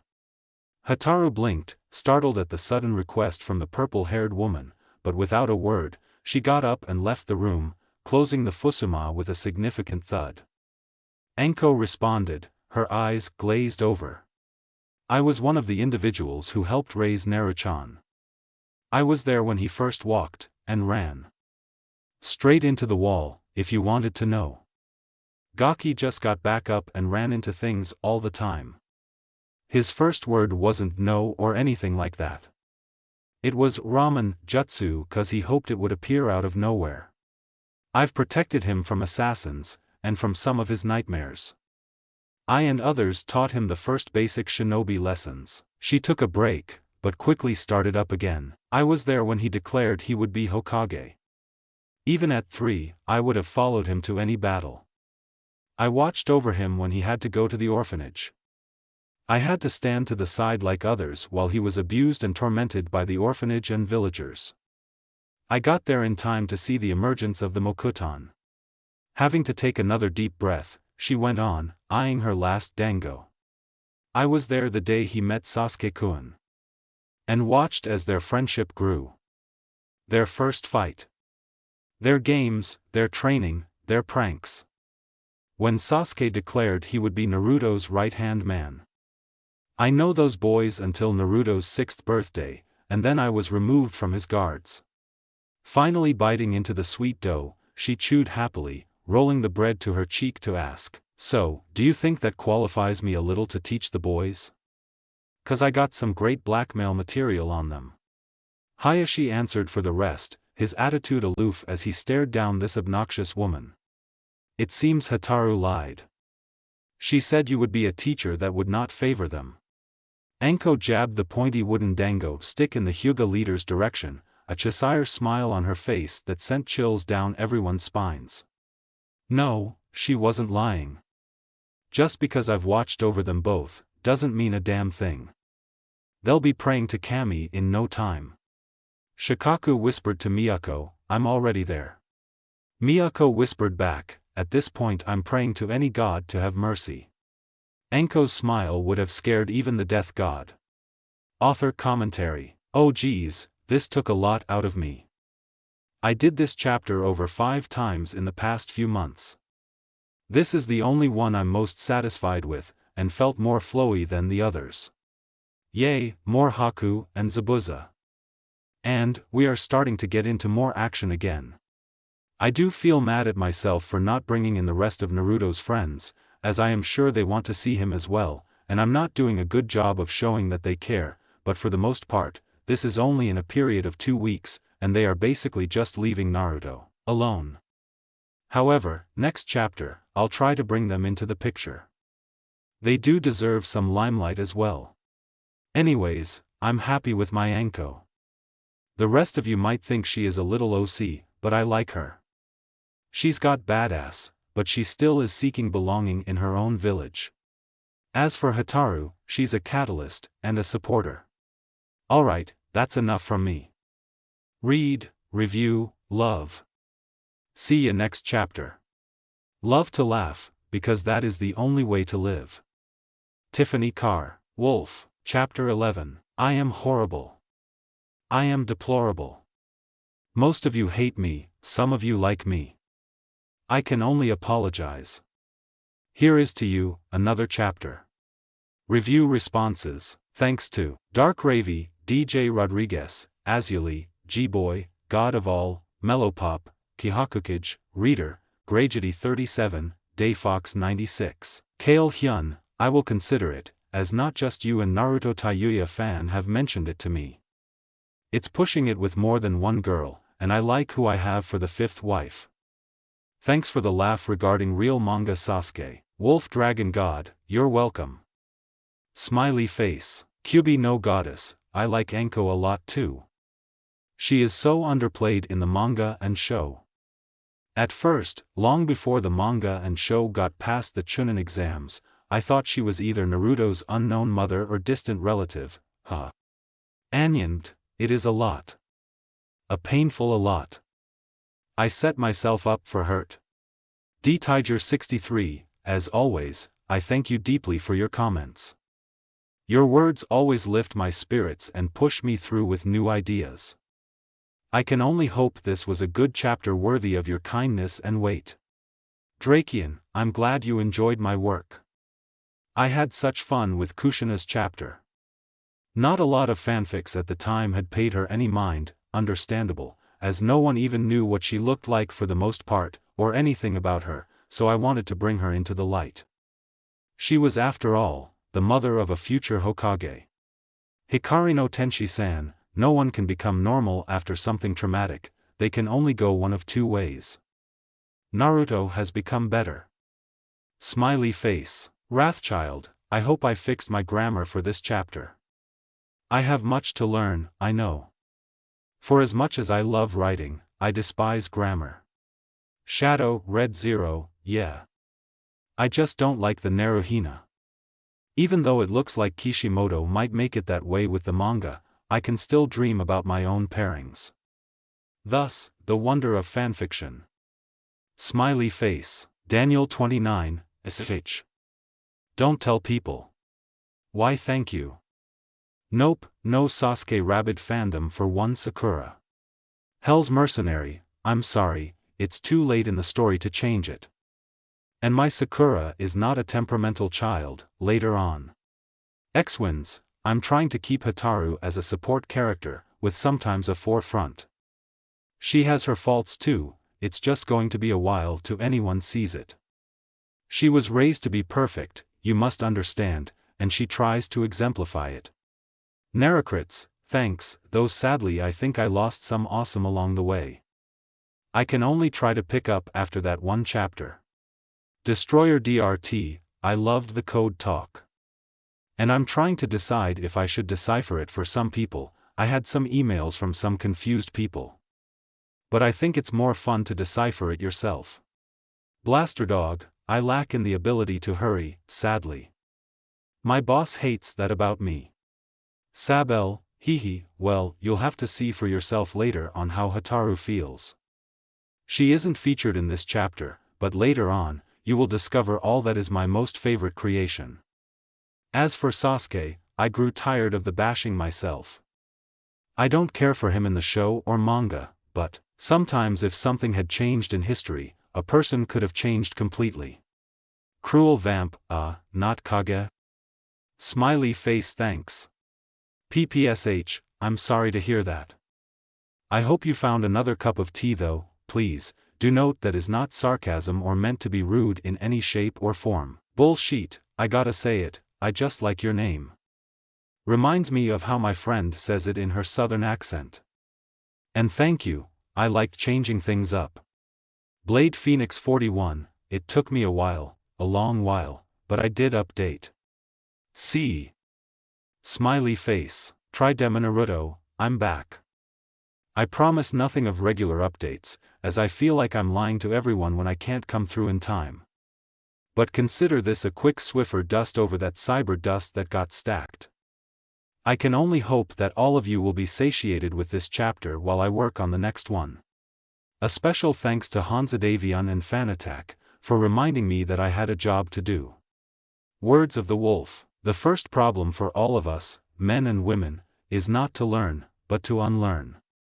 Gloria Steinem. Book hangover, the inability to start a new book because you're still living in the last book's world.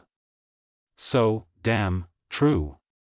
Disclaimer, I don't own Naruto or its original characters. I do, however, take claim to this plot and my characters. No touchy. Senpu. Smoke was like a suppressant, a silent device that blinds one's sight, choking you, drying the throat.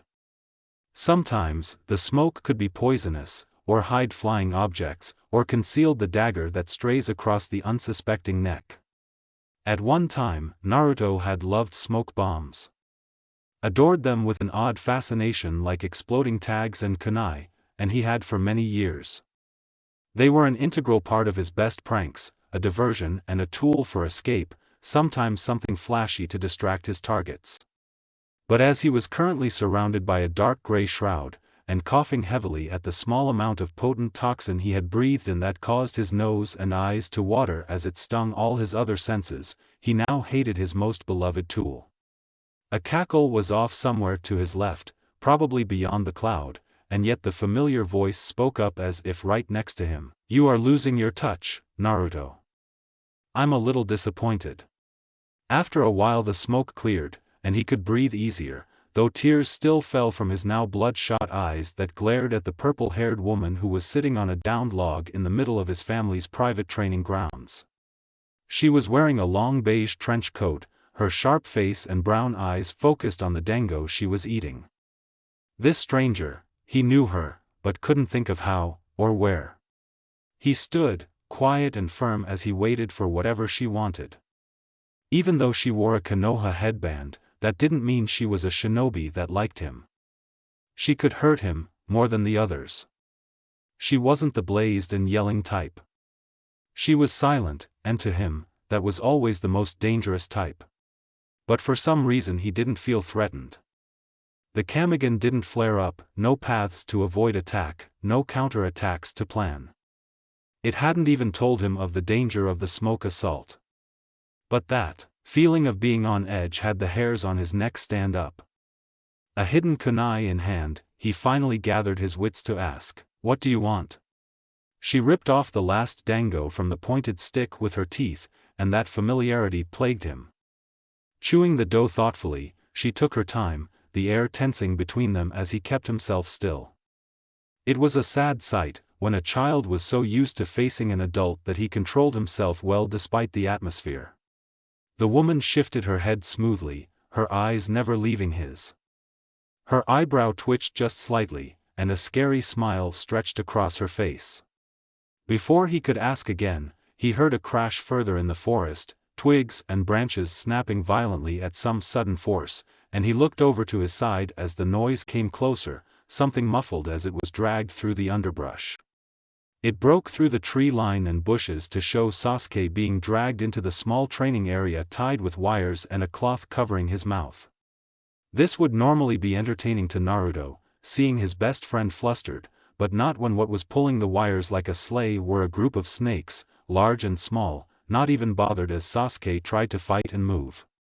And with this sight, as Sasuke was brought to the blonde's side, Naruto knew who this was. The image of a smiling teen came to mind, and the warmth of her hug, putting a kunai in his hand and pointing at a target. Held him on nights with nightmares when Kakashi and Ai-chan wasn't around. And he knew she had left food and notes like others had when he lived at his apartment in what seemed forever ago. "Why, Ankone-chan?" was all Naruto could utter, puzzled.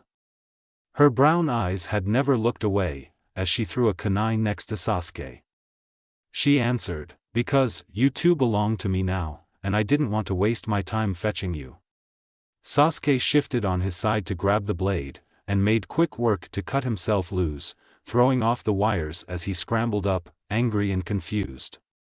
"What do you mean by that?" Anko snorted at seeing his attempt to contort his face into a blank stare after his outburst. "You can cut the act, kid, I know about the whole thing. As for why, it has been arranged that you will be my apprentices." Both boys reeled back in shock, unsure how this was even possible. No one had made mention of it. Sasuke responded, "How could that be? What about Dash?" Before he could finish, she raised her dango stick at him. "You will still go to academy. You will still join a genin team if you pass the exam, and you will have other senseis, and maybe other masters. But I will be your first master, and yours for life, as you are my only apprentices. When I am not here, I expect you two to still go to your other teachers, or train on your own." But Enkone Naruto tried to interject, but she had none of it. "No, from now on, I am Enko. Not Sensei, or Shursho. I can't deal with those names. And everything I say goes, got it?" Her tone said everything. Resistance would only make things harder.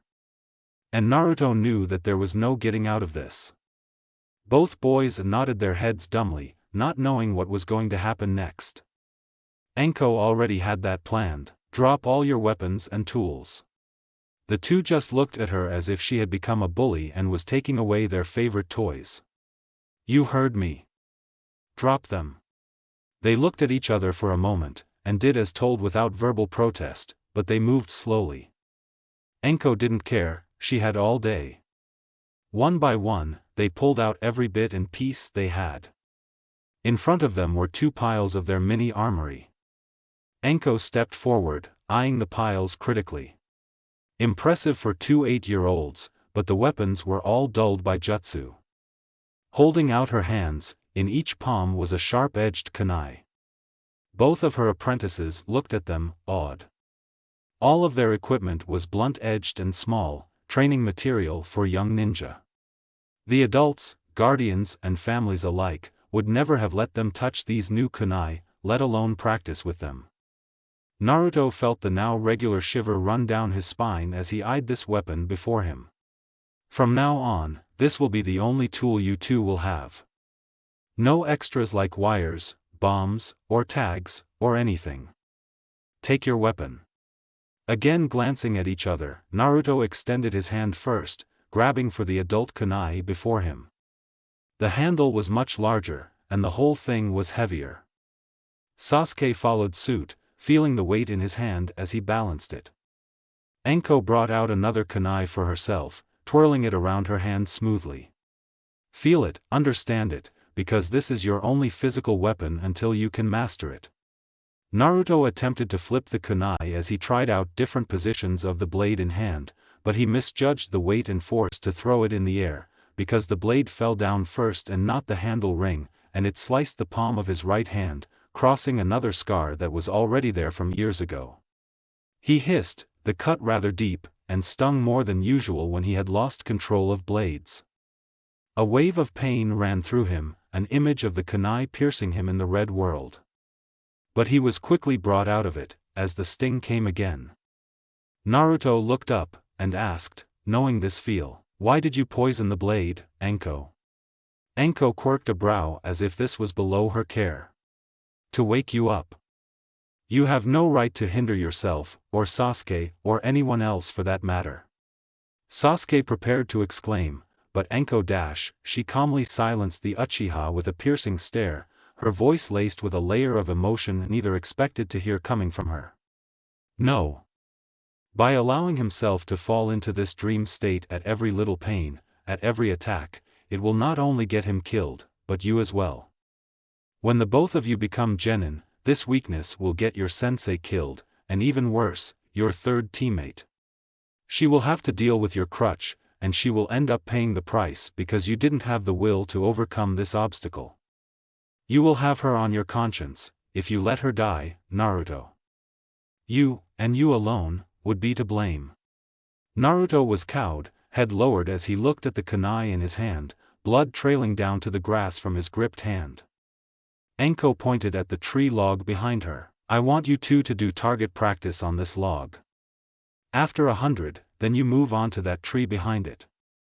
After 100, you will then target the ones on your left, and then right. Then behind. Switch the hands at every 100, and without moving your bodies." Sasuke spoke up, skeptic, "How can you hit a target without moving your body?" Enko snorted, "Watch me, then, and you'll see." With that, she stood still, and they heard 6 thunks on wood. Both of them looked at the targets, only seeing 4, then Naruto saw behind them 2 kunai in another tree, over 20 feet away. He shook Sasuke's sleeves and pointed at the 2, and the boys stared at their sensei wide-eyed. Anko didn't even need to see them to know she had won them over by showing them a trick. She turned to face them, a bored expression on her face again. This is the first move of the Hebe style. You will master it, before you can move on to the next step. No chakra either. I will not play favorites, and I won't give the next lesson to the one who masters it first. You do this together. Understand? Both boys nodded as images of how to do this already flowing through their heads, of how cool this lesson was. Good. I'll be back later to see your progress. Now, get to work. With that, she disappeared in a cloud of smoke, along with their piles of weapons and tools, and the boys started practicing with their one sharp-edged kunai, trying to throw without moving their hand away, and constantly having to pick it up off the ground.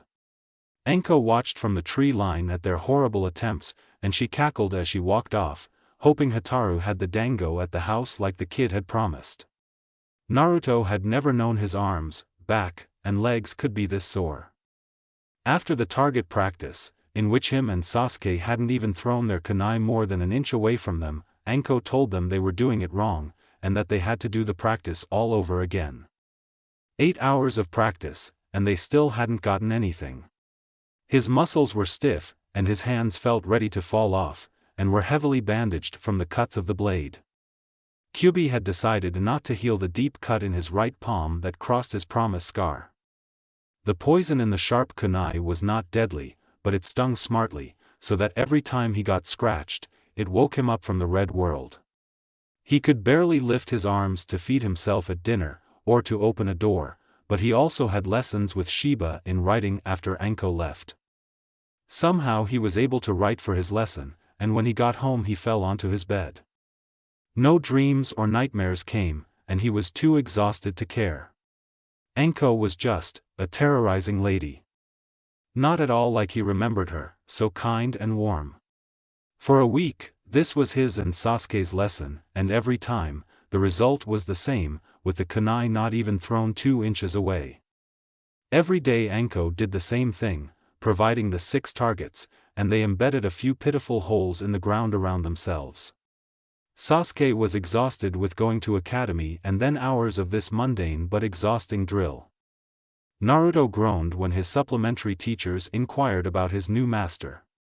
As he woke the 8th morning since reuniting with Anko, a Saturday and the end of the first year of academy, he felt a presence above him, and there was Anko, that crazy smile on her face, and Sasuke already captured in her grasp as he was swaying from under her arm.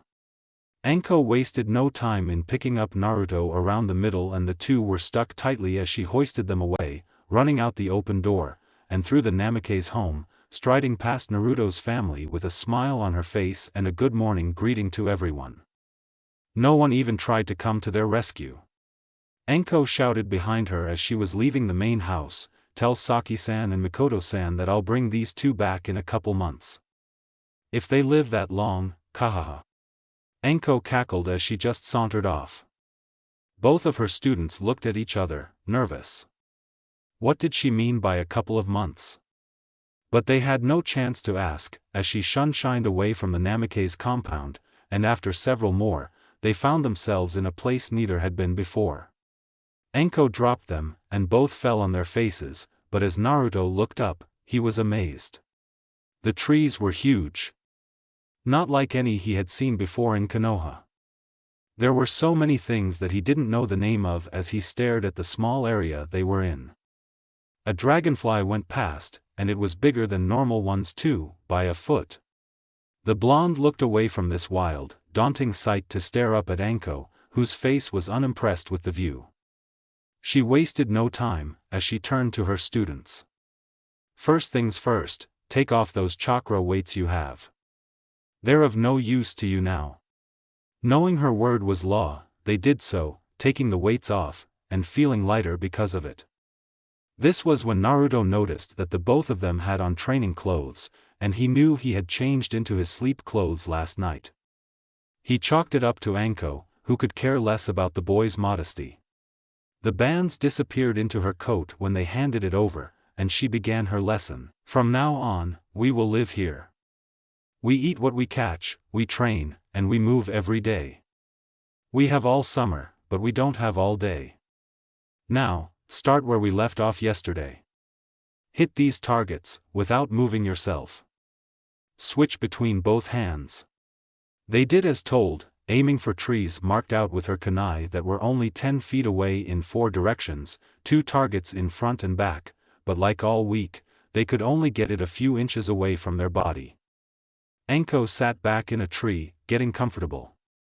This was going to take a while. Closing her eyes, she decided to take a nap. They wouldn't be going anywhere for a few hours.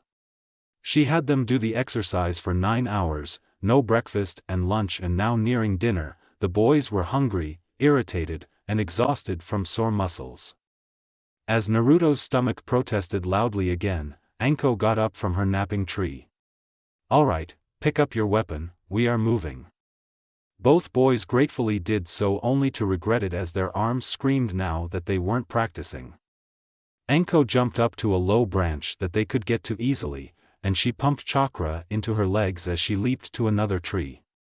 The boys grumbled, but tailed her, doing as she did, following her steps as she made a trail through the leaves. She was still far ahead when she came to a stop, turning to wait for them. As they caught up, she lifted a tree branch laden with thick green leaves to show their campsite of the day. It was a pebbled riverbed, a small lake taking some of the river into it to provide water to its body. The clearing was 100 feet in diameter approximately, and now the boys could see the sun and sky again. Anko jumped down, walking over to the edge of the lake, and the two were a step behind her. She pointed, "Naruto, your duty today is to catch dinner. Sasuke, you will go in the brush along the tree line to find any herbs and berries. I'll go find some firewood." She disappeared, and both shrugged and went to start their assigned task. Naruto took off his whirlpool-designed black and orange fur-lined jacket, and his blue shirt underneath. He laid out his shoes and set his necklace on his jacket, fearful of losing it in this place. Diving under the water was colder than he would have thought on a summer day, but he got to work, swimming after fish, and tossing them onto the shoreline far enough that they couldn't flop back into the water. Even the fish, simple trout, were larger than normal in this strange forest. As he collected meat, Sasuke found berries that he knew weren't poisonous, and found a few sprigs of thyme to go with fish. Gathering everything in his blue jacket, he brought it over to the spot the two designated as Central Point, and Anko joined Sasuke a few minutes later, arms laden with wood. Anko turned to the raven-haired boy, brushing off dirt. "The fire is yours tonight. I'll clean off the berries." The Uchiha set to making a good fire, and Naruto got out of the water, shaking the water out. He had caught 8 good-sized fish, enough to last the day. Anko merely directed, "Well, you have the tool, gut the fish."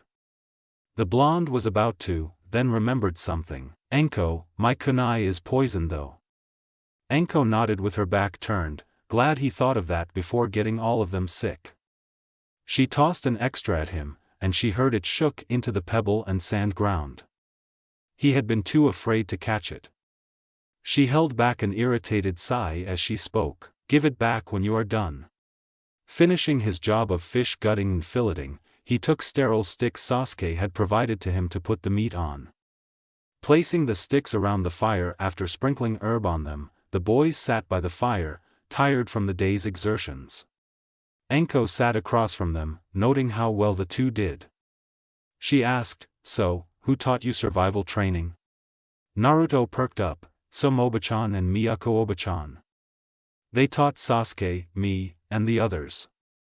We went camping sometimes on Tsum's lands, to practice."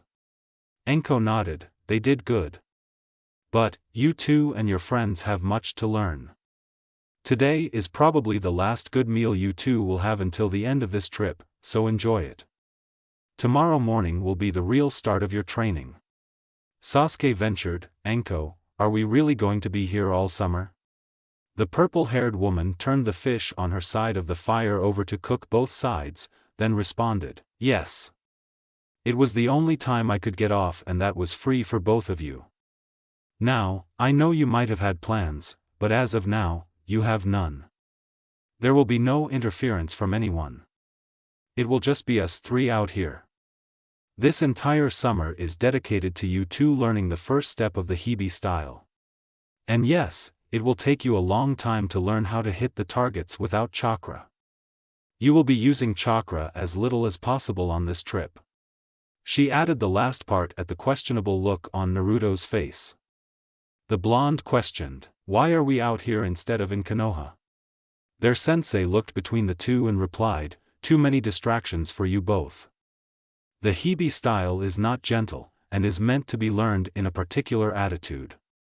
Naruto, you have already touched on this attitude, but it has been a while for you. Sasuke, you have never been near it. So, both of you will experience it together. The young Uchiha asked, curious, what attitude? Anko's brown eyes were dark as the sky had begun to turn to twilight. She didn't do her eerie smile, or her creepy laugh. It terrified the 8-year-olds how serious she was as she answered, being haunted. Being hunted and chased.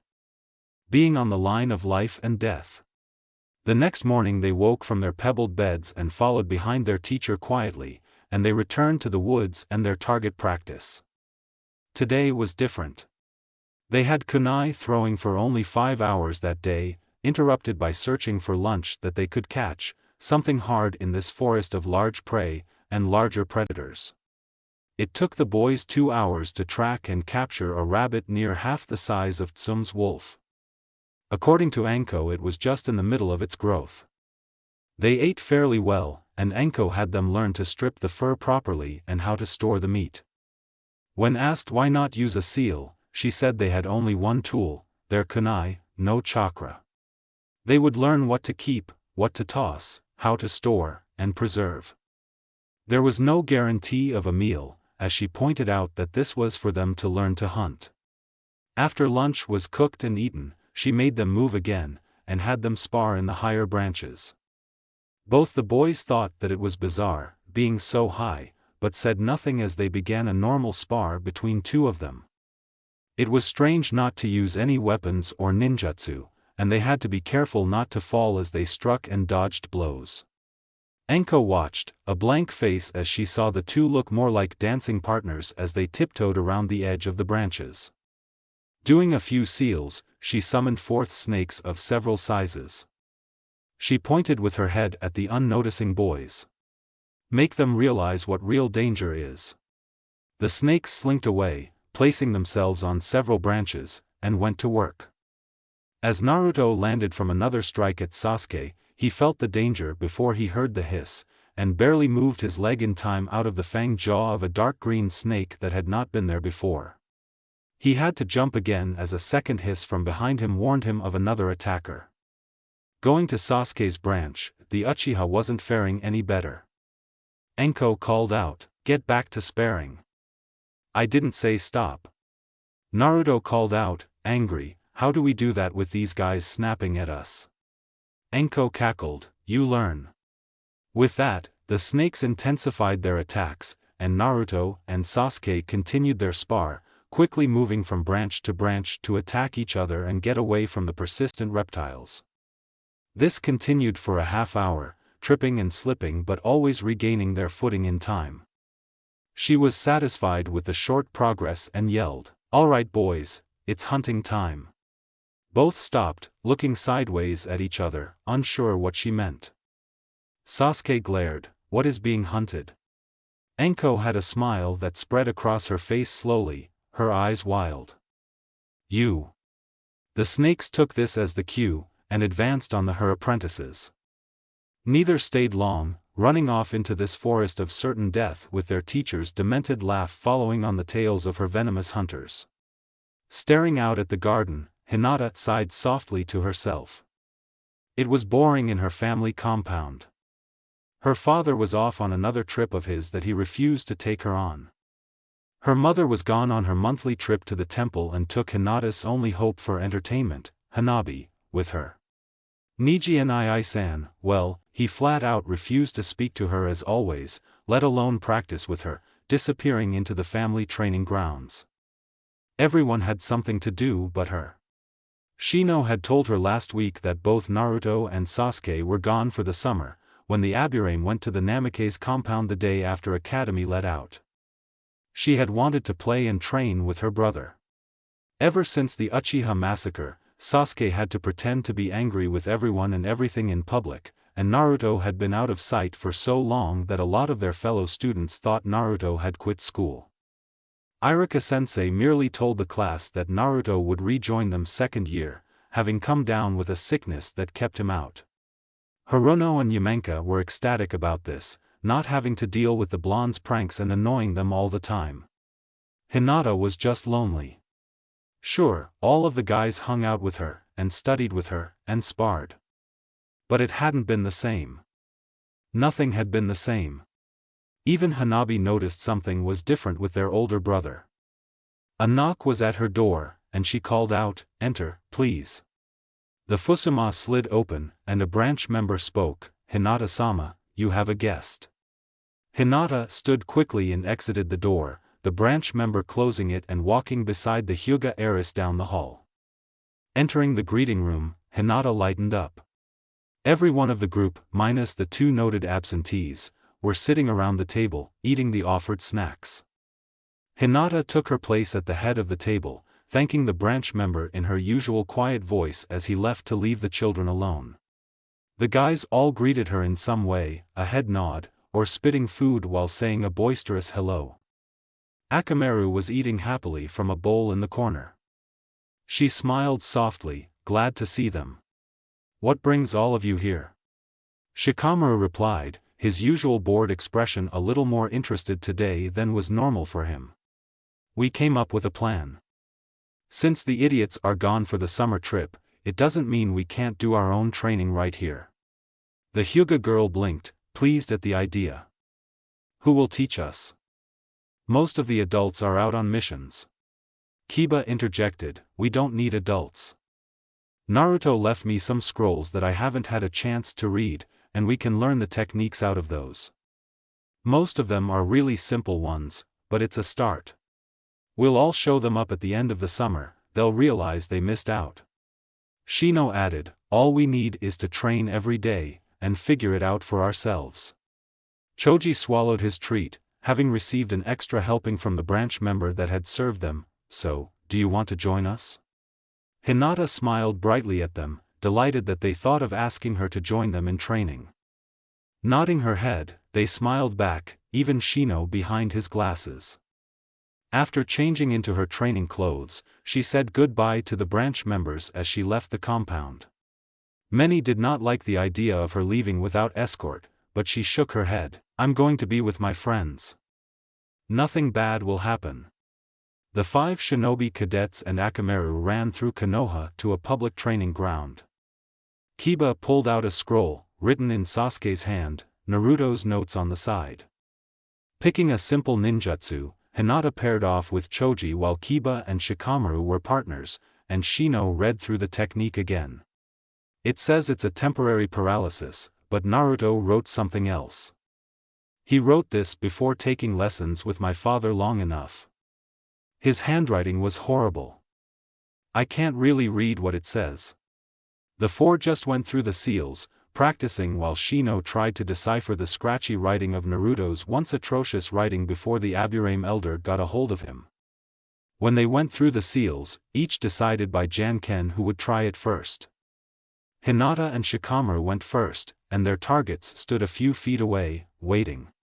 Guessing the amount of chakra, they both called it out after finishing the seals, Kanashibari no Jutsu. Kiba and Choji both shook a little as their knees crumpled under them, and Akimichi fell on his back while the Inuzuka face planted into the dirt. They waited a few minutes, like Sasuke wrote, but neither moved. Akamaru sniffed his human and Choji, sitting beside Kiba. Hinata was worried, "Why aren't they moving?" The other two boys and her scoured the scroll, frantic to find an answer. Just what was happening? 10 minutes, and still neither boy moved. This wasn't temporary. Hey! The three turned, and to their surprise Yumenka Ino and Haruno Sakura were walking near them on their way to another practice field. But the desperate look on the boys' faces and Hinata near tears made them stop. The two girls hurried over, concerned. Sakura asked, "What's wrong?" Ino pointed to the two boys on the ground, "And why are they knocked out?" Shikamaru shook his head, explaining, a bit panicky, "We are trying a new technique, but for some reason they aren't getting up. Nothing in the scroll explains why." Sakura took the paper and both of the girls scanned it over. She pointed to one of the many side notes. "It says right here to be careful of the amount of chakra used. Too much can make the jutsu last longer than intended. The only thing to do is either cancel it out, or wait." The three stared at Sakura, and Shikamaru asked, incredulous, "You could read that?" Both girls nodded, Ino replying with a shrug, "It's not that hard." "Whose scroll is this?" "These notes are good." Shino answered honestly, "It belongs to Naruto." Sakura dropped it like a burning coal, Hinata catching it in time before falling on the ground. She asked casually, where is he? The young Nara rolled his eyes, "He and Sasuke are gone for the summer, so you can put away your shuriken, Ino. He's not hiding somewhere to attack you." The blonde girl put away her weapons, believing Shikamaru. She questioned, "Why do you guys hang out with those two, anyway?" "They are troublemakers, the both of them. They are fun, and Naruto's our brother," Kiba voiced as he started getting up from the ground, shaking off his body's convulsions. He gave a hand to Choji, helping up the larger boy. Haruno's head cocked to the side, curious, "Brother? How is that possible?" She noticed all of them squeeze their right hands, but Hinata smiled kindly, "Because he can be. Anyways, would you like to join us in training?" Sakura glanced at Ino who nodded, then shrugged herself, "Sure, sounds fun." "Damn it!" Sasuke exclaimed, his temper flaring that once again, he couldn't get the kunai to move as far as he wanted. It had been 4 weeks since Anko had become his and Naruto's master, 3 weeks in this hell, and he could only get the kunai 2 feet now. Naruto had it at 3 feet, but the blonde quickly stressed it was because of the demon healing his muscles. The Uchiha knew it was Naruto's way to excuse why he was better. Today, since Anko had gone off somewhere after they woke up to give her apprentices a rare day of independent practice in a protected area, Naruto had wandered off to go find food for them. They hadn't eaten since 3 days ago. At least, that's what it seemed to Sasuke. Anko had kept to her word, they would only eat when the boys caught their own food. Naruto was really good at hunting, Sasuke was mediocre. Naruto was the one that carried the two of them. Naruto was used to going hungry, to this hardship. That sharp pain in the empty stomach, the lack of energy, and concentration that always wanted to break. His best friend could deal with all this, but he was unsure how to handle all these new experiences at once. He didn't hear the footsteps, but saw the feet enter his vision as he observed the pitted kunai holes around him. Glancing up, he saw their master. He thought there would be another deranged grin on her face, but it looked more like quiet concern. She didn't even say anything as she lifted a hand to his forehead, and her brow furrowed a little. "Got quite a fever there, Gaki. Come on, you need some sleep." She turned, but he didn't follow. His eye was on the target, and then the blasted kunai. She glanced back at him. "Staring at it won't move it, in case you're wondering. I tried telekinesis myself a long time ago. All it gets you is a headache." This was her way of cheering someone up. It was weird, and not really cheerful. She exhaled, something he could barely hear among the crickets around them. She came back over, and unceremoniously grabbed him by the middle and tucked him under her arm, and bent down to pick up his kunai. Jumping into the trees to their camp of the day of a little hole in the trunk, she put him down on the floor, and put the kunai back in his hand. Sitting with her back against the wall, she spoke up again, her voice dangerously low. Why are you so determined to catch up to Naruto? Sasuke glimpsed at her, sitting across from her, twirling the blade in his hand. He said nothing, so she continued, is it to be better than him? To be better than everyone else? He shook his head. How could he explain to her everything? Her voice was softer, almost kind. Then you need to tell me, Sasuke. He tossed the kunai by his foot, anger rising again. How to form the words. They sat in silence, as she waited for the answer. He spoke up, raspy from lack of water. I can't let him do it again. One of her eyebrow rose, an idea forming of what was really going on with the young Uchiha. He continued, I can't let Naruto do something stupid again, to protect me. The Tsukuyomi was meant for me, not him. I'm not ungrateful. I just don't want to lose my best friend because he took the hit first. I am supposed to protect him.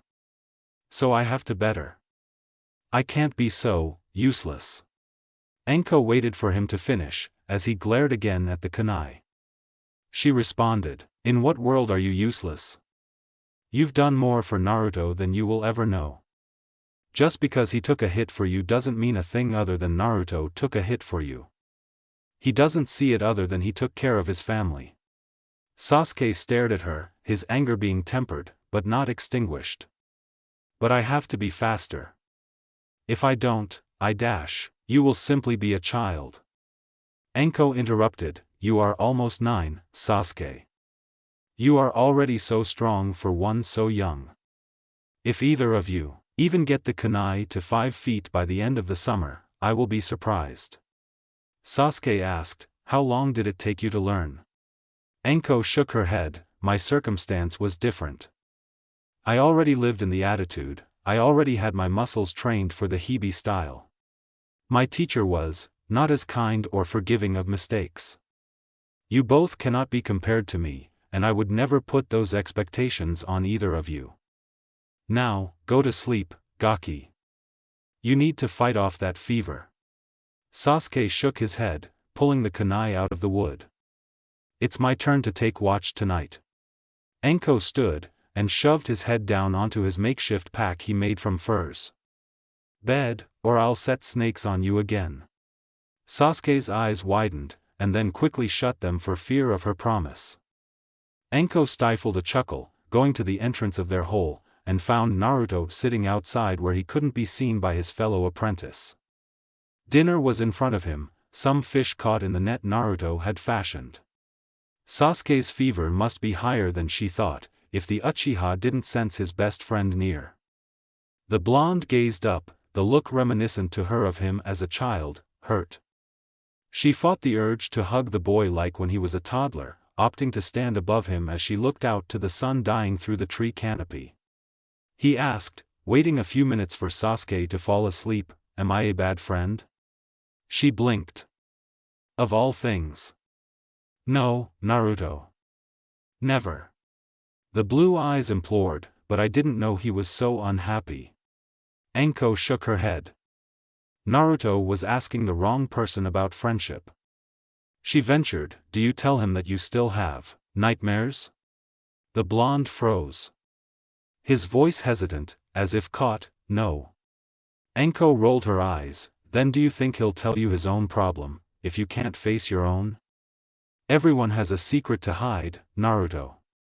Some of us, hell, most of us, want to hide it far from everyone, including ourselves. I have mine, you have yours, and Sasuke has his. In time, probably many years, Sasuke will realize that this secret will be irrelevant. It will be the same for you, with your fear of pain and the nightmares. What about you, Enko? Are you still waiting?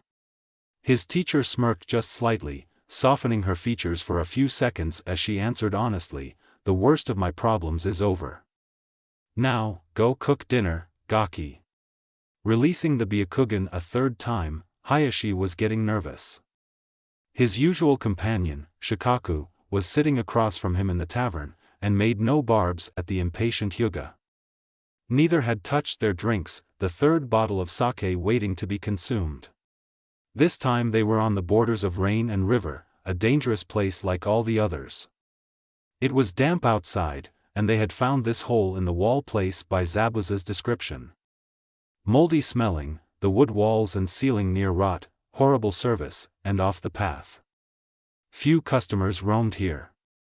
No wonder, with the glare on the owner's face that had greeted the two strangers dressed as merchants. Zabuza was usually on time, but today he was an hour late.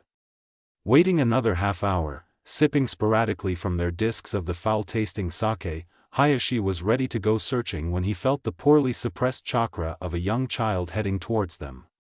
Entering, the men saw Haku a little more ragged than normal, his hair not in its typical ponytail, but soaking through, drooping down like his clothes.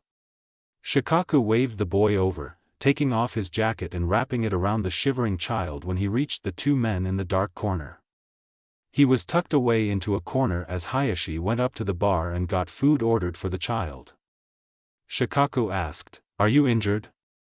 Haku showed a scarred arm, a new deep cut on his arm, blood seeping to the surface now that the rain wasn't washing it away. Shikaku took a bandana from around his own arm and wrapped the wound tightly. Hayashi came back over, inquiring, "What happened?" The young boy looked up at the familiar men. "Ota-san is having problems with the oxen. They don't like the rain." Both men became on edge. Shikaku asked, still putting pressure on the boy's arm, "Does he need help?" Haku shook his head, hair in his face. "Ota-san can handle it. He sent me ahead. Got lost along the way." Hayashi accepted this with a bob of the head. Good, the boy didn't lead any enemy their way. He was learning well under his unorthodox master. 3 bowls of ramen were delivered to their table, and Haku ate quietly, enjoying the warmth. Both men had a matching half-grin on their faces at seeing the child enjoy the simple pleasure, much like their missing blonde. The door opened again, and in walked Haku's master. Soaked, but there was nothing wrong with him as he came over to the table. Hayashi slid the bowl of ramen over to Zabuza as the large man sat down, and the once-missed ninja gratefully ate. Taking a sip of offered sake, he began, "Sorry about that. The oxen were getting ornery. One of the stupid beasts managed to get hurt, and the other spooked. But they'll behave now." "What's new?" Hayashi poured more sake into Zabuza's disc. "Business has been hard as usual, but when we were traveling through wind, it seems the place is close to desolate. Their daimyo has been taking all his business to earth these days. With raised taxes, tariffs, and no good exports this year, they are barely scraping the bottom of the barrel.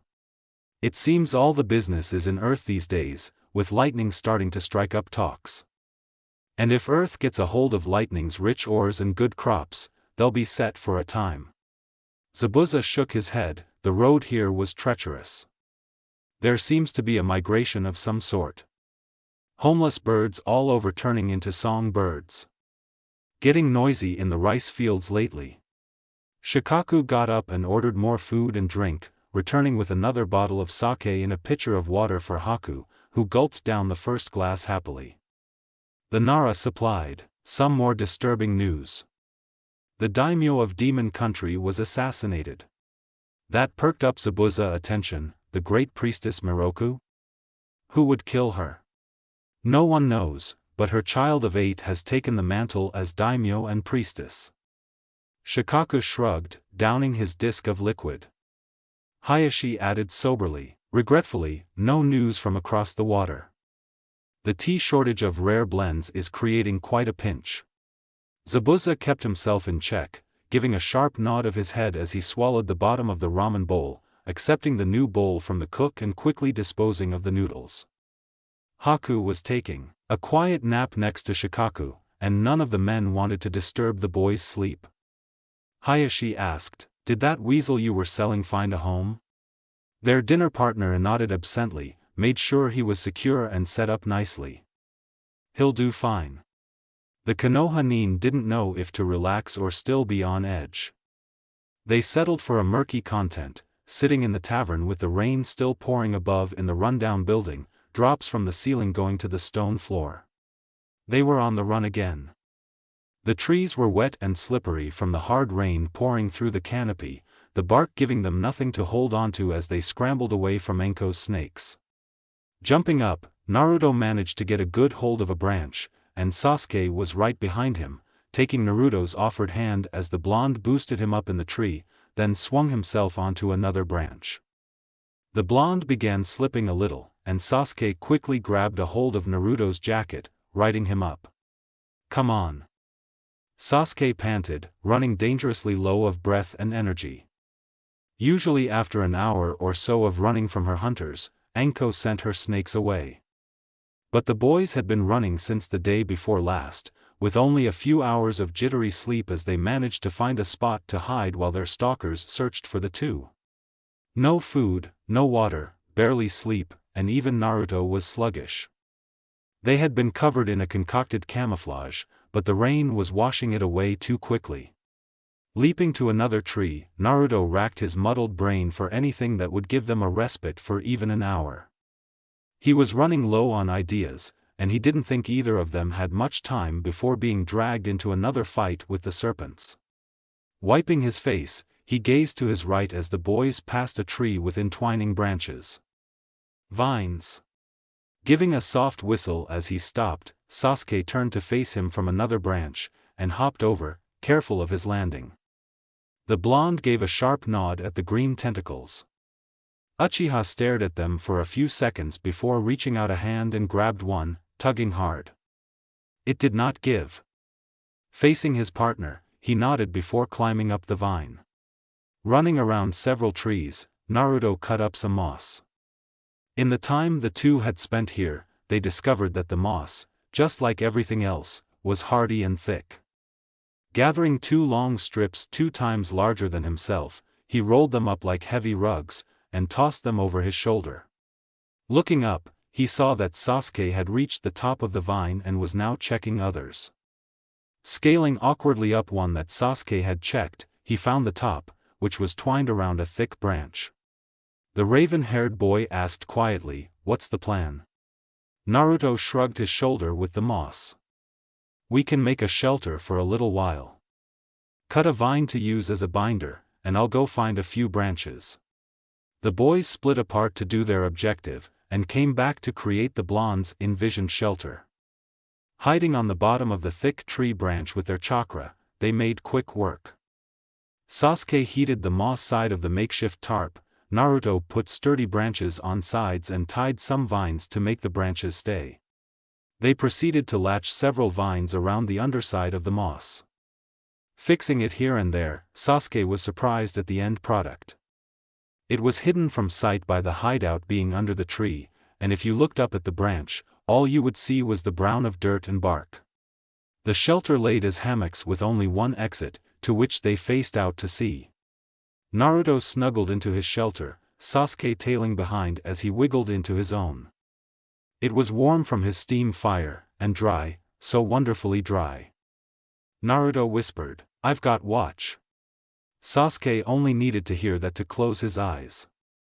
Naruto turned on his Kamagen, eyes searching anything in sight in the twilight of the forest.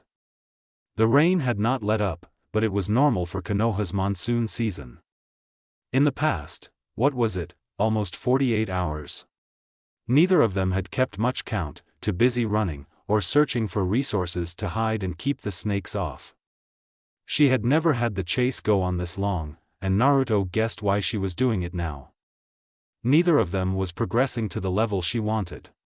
Neither was stooping low enough, becoming the attitude that she needed for them to be in.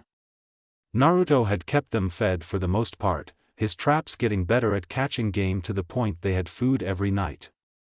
He knew without her say, that that was not what Enko wanted. He let Sasuke sleep for 3 hours, knowing the Uchiha desperately needed rest. As they switched watch, Sasuke snuck out to get them leaf sluices with water tucked into the pocket. He found a few edible plants, pried out some bark, and then reinvented their camouflage for snake deflection, leaving smears of it in a small perimeter around their grouping of trees. When the blonde woke up, he gratefully drank from the leaf, and chewed the mashed-up bark, berries, and herbs with fervor, glad to fill his stomach. Sasuke smeared some of the vile-smelling mixture onto Naruto, who kept a stone face. He knew Sasuke secretly enjoyed covering him in panther dung, and refused to show any emotion about it. With a meal, water, some sleep, and camouflage, they huddled into their shelters and began the next plan. They couldn't stay here long. The rain would only give them a window of maybe an hour or two before it would let up for maybe an hour. An hour was long enough to find their scent again. They slept in shifts this time, 30 minutes each. They each only got 2 shifts in when the rain stopped.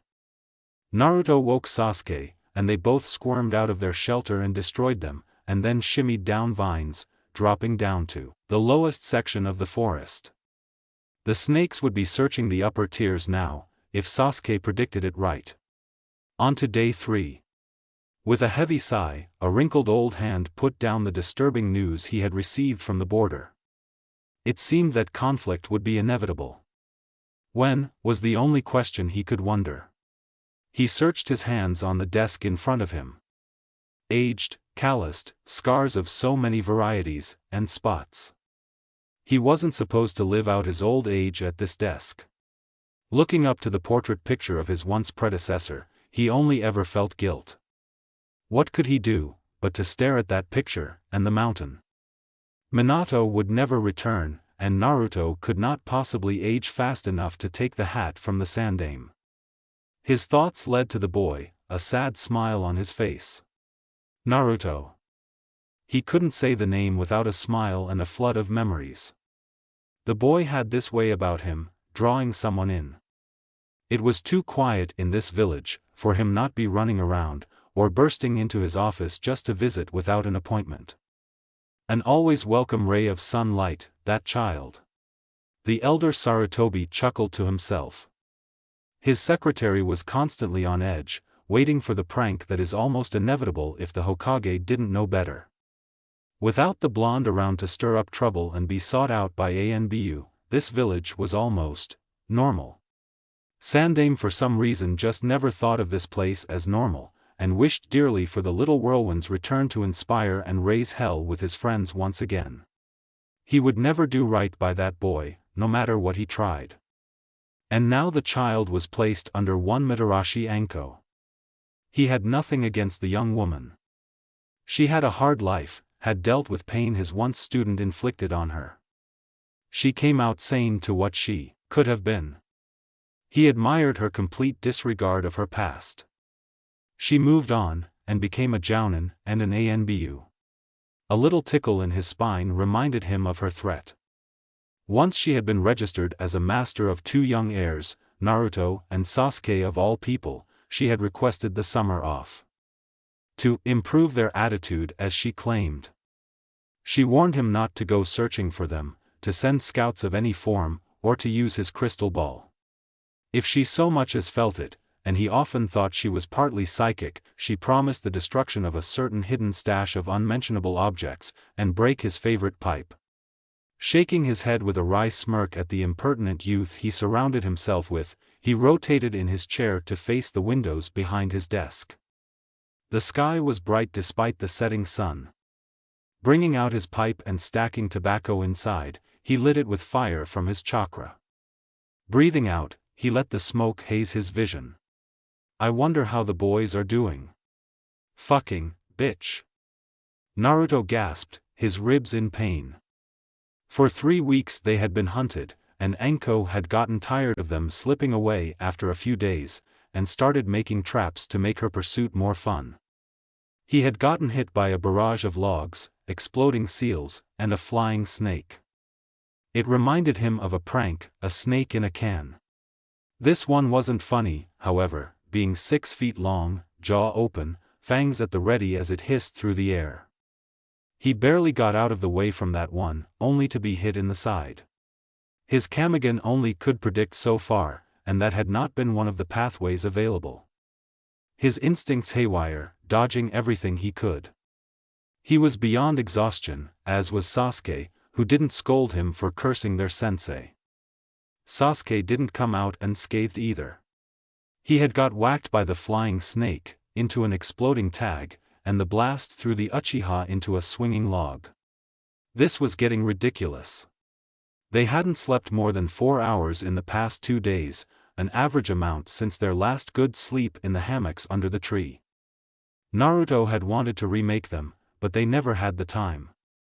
As predicted, once the rain stopped, their trail had been found, and the boys were lucky to even eat bark. Even his Kage Bunshin didn't serve as good enough decoys. Her traps kept trying to keep them in a circle. They tried to get around it, but there was a second layer of traps. Today was the last. Limping with Naruto's help, Sasuke was keeping watch when he spotted trouble. Feeling Uchiha halt at his side, blue eyes sought the problem. "You have got to be kidding me." A horde of snakes were coming from the south, their intended direction. Trees were dripping with serpents, hisses making shivers dance down the boys' necks. They pivoted and went at a dead run, Sasuke piggyback riding on Naruto's back, despite both their bodies' protestation and aches. They got about a mile when Naruto saw the snare. It was too late to stop, the bark slippery, and his ankle went through the loop and the blonde was projected up, Sasuke falling into a secondary trap, body wrapped up as he was forced to watch Naruto dangle above him 20 feet. Sasuke observed as Naruto attempted to get out of the rope, kunai in hand, but froze when he heard the hiss. Nearing Sasuke was a black serpent, its long body gliding, yellow eyes on her target of a squirming Uchiha. Naruto didn't hesitate to throw his kunai at the snake, who hissed back, her head nearly taken off with the blade. Sasuke struggled to get his hand out of the binds, and threw his kunai up at the blonde. Naruto caught it, sheared the rope and fell to the branch in a flip, grabbing his kunai and head swiveling around to watch the incoming predators while he cut Sasuke out of the trap. They stood at the ready, panting, Sasuke barely able to stand on his left leg, Naruto clutching his own bleeding side. Their hunters did not wait, striking quickly and no mercy. The boys were separated, Naruto drawing most of the snakes to him, and Sasuke slashing out any near him. While the blonde ran around with a group of the venomous creatures trailing, Sasuke tried to get enough chakra together for a jutsu. He had been low for so long, that he didn't know if he had enough to spare. A cry of pain startled him from his concentration. Naruto had been struck. The snakes had never bit them before. His best friend paled, the whisker marks on his cheeks standing out, and in seconds fell from the branch. Sasuke tried to shift to catch the blonde, but the blasted snakes were in the way. Would Naruto catch himself in time? They were not going to die because of some crazy lady with a serious need to go to a mental ward. The anger rose in him again, and he felt it. The fire. The technique. Housenka no Jutsu. The fire burst from his mouth, and he directed them to be thrown at the snakes using bits of wood around him as projectiles for the fiery barrage. It got the snakes out of his path to Naruto below, who was holding onto a twig of a branch while his kunai was between his teeth. He was still pale, and Sasuke extended a hand to help him. Pulling up the blonde, Naruto could feel someone nearby, and Sasuke's head turned with the blonde, and they saw her. Their tormentor. Purple hair flying, she projected herself directly at them, and Sasuke felt the tug on his sleeve. Bracing himself, he added force to Naruto's leap by propelling him. Blades flashed and the clang of the kunai was heard.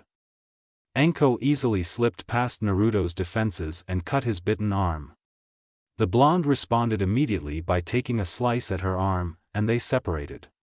Sasuke prepared another jutsu, flanking her, when Anko threw a stream of kunai at him without looking and he flipped away, while Naruto made another run for her. She deflected, and he got scratched again, but he was relentless, going back and forth.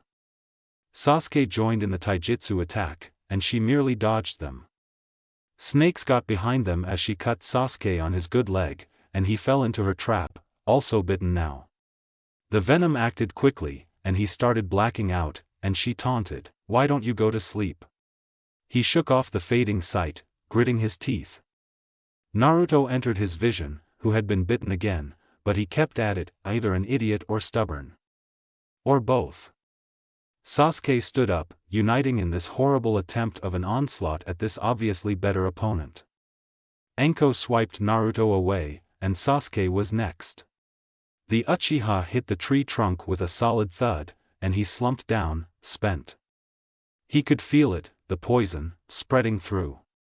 His heart wouldn't stop pounding, he couldn't feel his left leg anymore, and he was pretty sure he got a head injury. The venom stung, but made everything numb somehow. Enko was striding over, and scrambled to get up. With a thrust of her hand to his chest, he was against the trunk, bark digging into his back. Naruto had been captured by a snake, in the coils of the beast. Enko's eyes bore into his, give up. Sasuke physically wanted to. He knew his body was shutting down. He was tired. Starved. He just wanted to sleep forever. Never see a snake again. But he wouldn't give her the satisfaction. He growled low, never. With that, he swiped his blade across the cut Naruto had made on her arm earlier. The last vision he had was the X mark on Enko's skin before he fell into darkness. He woke with a start, knowing he shouldn't be asleep. What if the sight before him wasn't expected? Enko was sitting by a fire, and several fish were being cooked on hot rocks and leaves. Sasuke was beside him, out cold, bandaged, and the smell of poultices coming from the both of them. Studying himself, he too was in the same shape. Enko spoke, poking a stick at the fish. Good, you're up. Shuffling, he stood and walked over to her, everything sore and just that exertion of energy almost too much. Plopping down across from her, he noticed that she was pristine whereas he and Sasuke were covered in all matter of filth. She bore a bandage on her right arm, however, the only evidence of being marked. She passed a fish to him. Eat. You have drill once Sleeping Beauty gets up and has a meal too. Naruto dug in, not even bothering to be suspicious. He had 3 large fish before she handed over some very sweet berries. His stomach was so grateful, and he drank water from her offered canteen. His body just wanted to return to sleep, but his mind refused, and he continued to sit across from Enko. Sasuke woke an hour later, groggy and grumbling. He saw that nothing was attacking, and took his place by Naruto, and Enko repeated her instructions and passing over food and drink. After the raven-haired boy had eaten his fill and waited some time to adjust while their teacher dismantled camp, Enko stood, and the boys tailed her wordlessly. She marked the targets and went to a napping tree as they both took their spots and started. Both boys were shocked at the change. They weren't hitting the targets. But thunks of metal sinking into wood were heard on all 6 targets, twice. Glancing at each other, smiles spread across their faces at this new development at each thunk. Congratulations, you both have mastered the first step of Hibi style. Enko's voice was behind them, and they turned to look at her. She was smiling. Not creepily, not in the devouring your soul way, but really smiling. With both her hands she extended out and ruffled their disheveled and dirty heads. Both wanted to curse her, but couldn't help smiling up at her as well. Sasuke mentioned, but we didn't hit the targets. Enko shook her head, I never said anything about getting near mine. Accuracy is in the next step.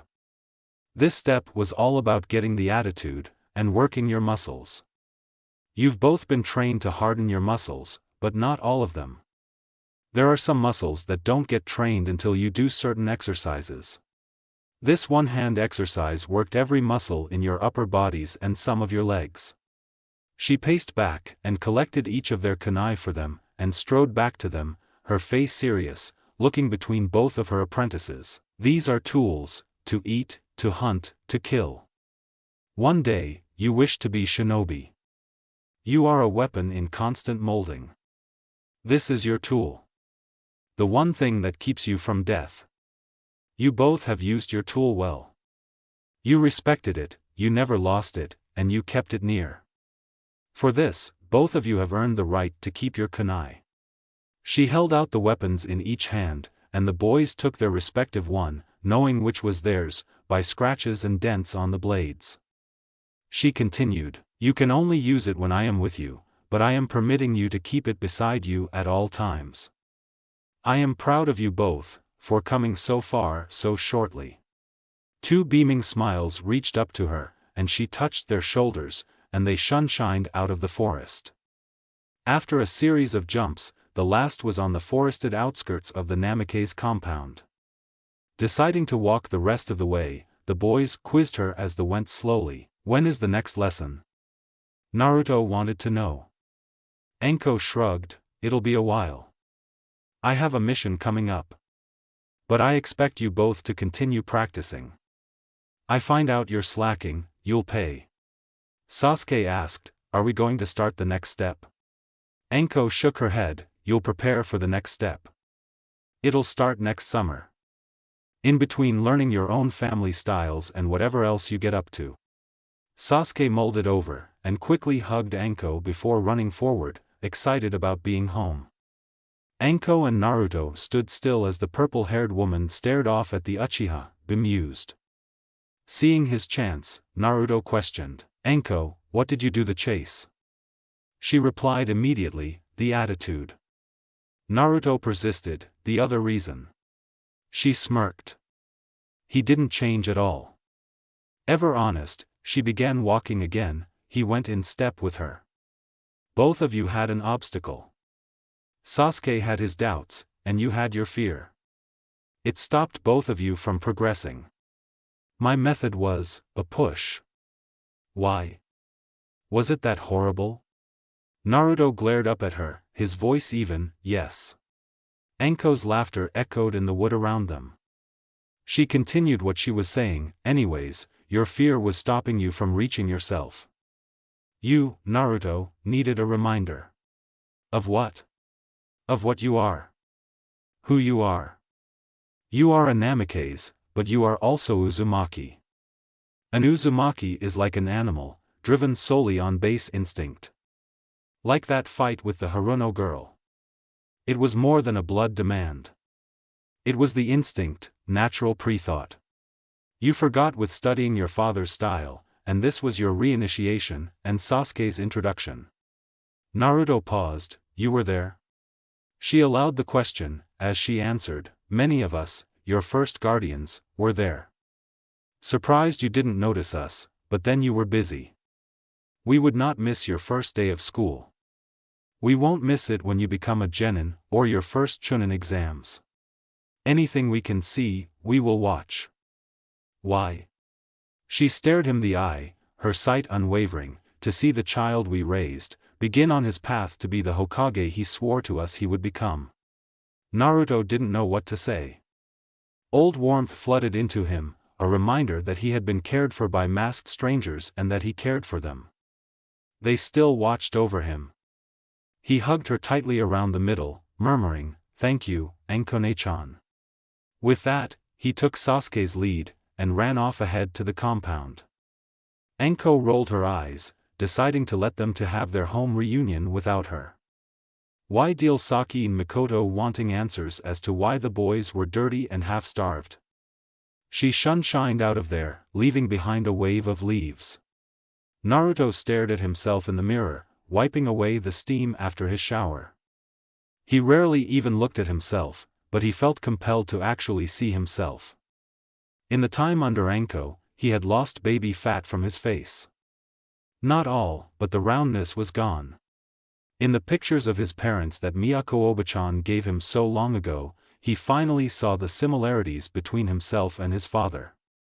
He had never noticed before that they had the same eye shape and color, even almost the same face. It was strange. Would he live up to his parents? The stray thought drifted up from the back of his mind. He looked at the whiskers, prominent on his tan face. And he felt tightness in his chest that he always had when he thought about them. Letting the steam cover the mirror again and fade his image out to become a blur, he left the bathroom to go change into his school clothes. Today was the first day of the second year of the academy, and he was allowed to attend now. It had only been 2 days since he and Sasuke got back, but neither had time to go see their friends, being tested by their family in their progression. Naruto didn't flinch at an attack, and his reactions and reflex were much better. Not the best, but his Kamagen had expanded more to his knowledge than he had thought, now that he wasn't running from snakes. He still had problems, making his body keep up with the Kamagen and the instincts, and then how far the Kamagen went in sight, but he could honestly live with it as it was. He had several months before returning to his master's regimen of hell. When Sasuke had also showed his Housenka no Jutsu to his mother, Mikoto was ecstatic. He whispered something to her that made her smile strangely at her son, but Sasuke refused to tell the blonde what had been said. Naruto's relatives had been deeply concerned for both of the boys' appearance when they returned to the compound, and his cousin, Kichiro, scrubbed the filth out of the two of them in the bathhouse while Mikoto burned their training clothes. When finally dubbed clean, they were then put in front of some simple food, but they passed out from exhaustion after the bowl of soup and some bread each. When they had woke again yesterday, they lazed around, enjoying their 1 day of break, answering some questions, but refusing to explain all that happened in their training. It was like an unspoken promise, to keep Anko's training their secret. It was horrifying, and the conditions sucked, but they were bonded to the eccentric woman. Pulling on the orange jacket he had worn last year, he noticed he had grown, at least 3 inches, and now he had fully grown into the jacket. Any more and he'd have to get a new one. Going to the entrance of his room, he pulled on his shoes, also at the brink of being replaced. Leaving his room, he saw that Sasuke once again was ready to go before he was, sitting on the veranda outside the Uchiha's room. The raven-haired boy stood as Naruto neared, and quietly both went to the dining room where a few of the Namikes were. Mikoto had left for a mission today, returning to a life of a kunoichi as well as being Saki's assistant. The boys ate food quietly, saying goodbye to Naruto's younger family members who had been thrilled at the return of the two. They managed to get out of the barrage of hugs in time to head to school. Running to the academy, both shook off the reminiscent feeling of snakes at their backs, and reached the schoolyard in time. Waiting for them were their friends, and oddly enough Haruno and Yamenka. Hugging his friends, Naruto burst into laughter at Kiba, who had eyed his brother and Sasuke, and said simply, "Well, you look like shit." Haruno announced herself, and just when life was getting good, with no disturbance from you. Naruto looked her in the eye and smiled brilliantly, a laugh in his voice, "You'll never be rid of me, I'm afraid. You're stuck with me." Sakura aimed to punch him while Ino had to hold back the pink-haired berserker, and Naruto stepped out of the way, strolling into the school with a broad grin, Sasuke with a blank look on his face, the group entering the building with all the friends each other's side, while 2 girls traded barbs with an enthusiastic blonde boy. Across the way, crouching in the higher branches of a tree with a swing, Anko had been watching, amused at the boys' return. Sasuke had to go back to pretending to be hateful of the world, while Naruto became himself once again, irritatingly cheerful. She knew they had felt her, but neither faced her, opting to keep her place hidden. A frown marred her expression as she remembered that she had work to do. Standing, she slid the snake mask onto her face, and disappeared once again with her students now somewhere safe. She only hoped this peace would last long enough for them to grow. Author commentary. Well, hello. I am ashamed that I had lost sight. I can only say I will try my best, even though that never seems good enough.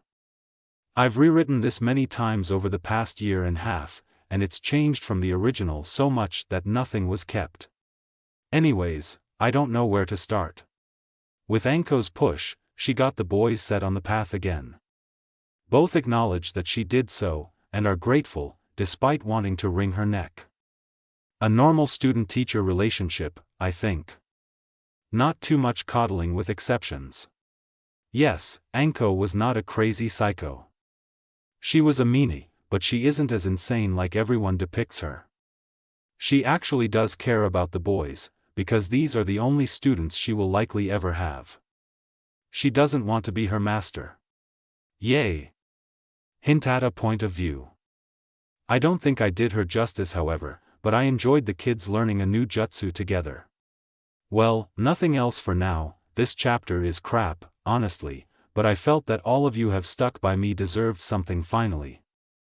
I can only try to be better for next one, and yes, I mean another chapter. I will finish this story, damn it. I hope you enjoyed it a little bit. Anyways, read and review guys. See you next chapter. Love to laugh, that's the only way to live. Tiffany Carr. Wolf.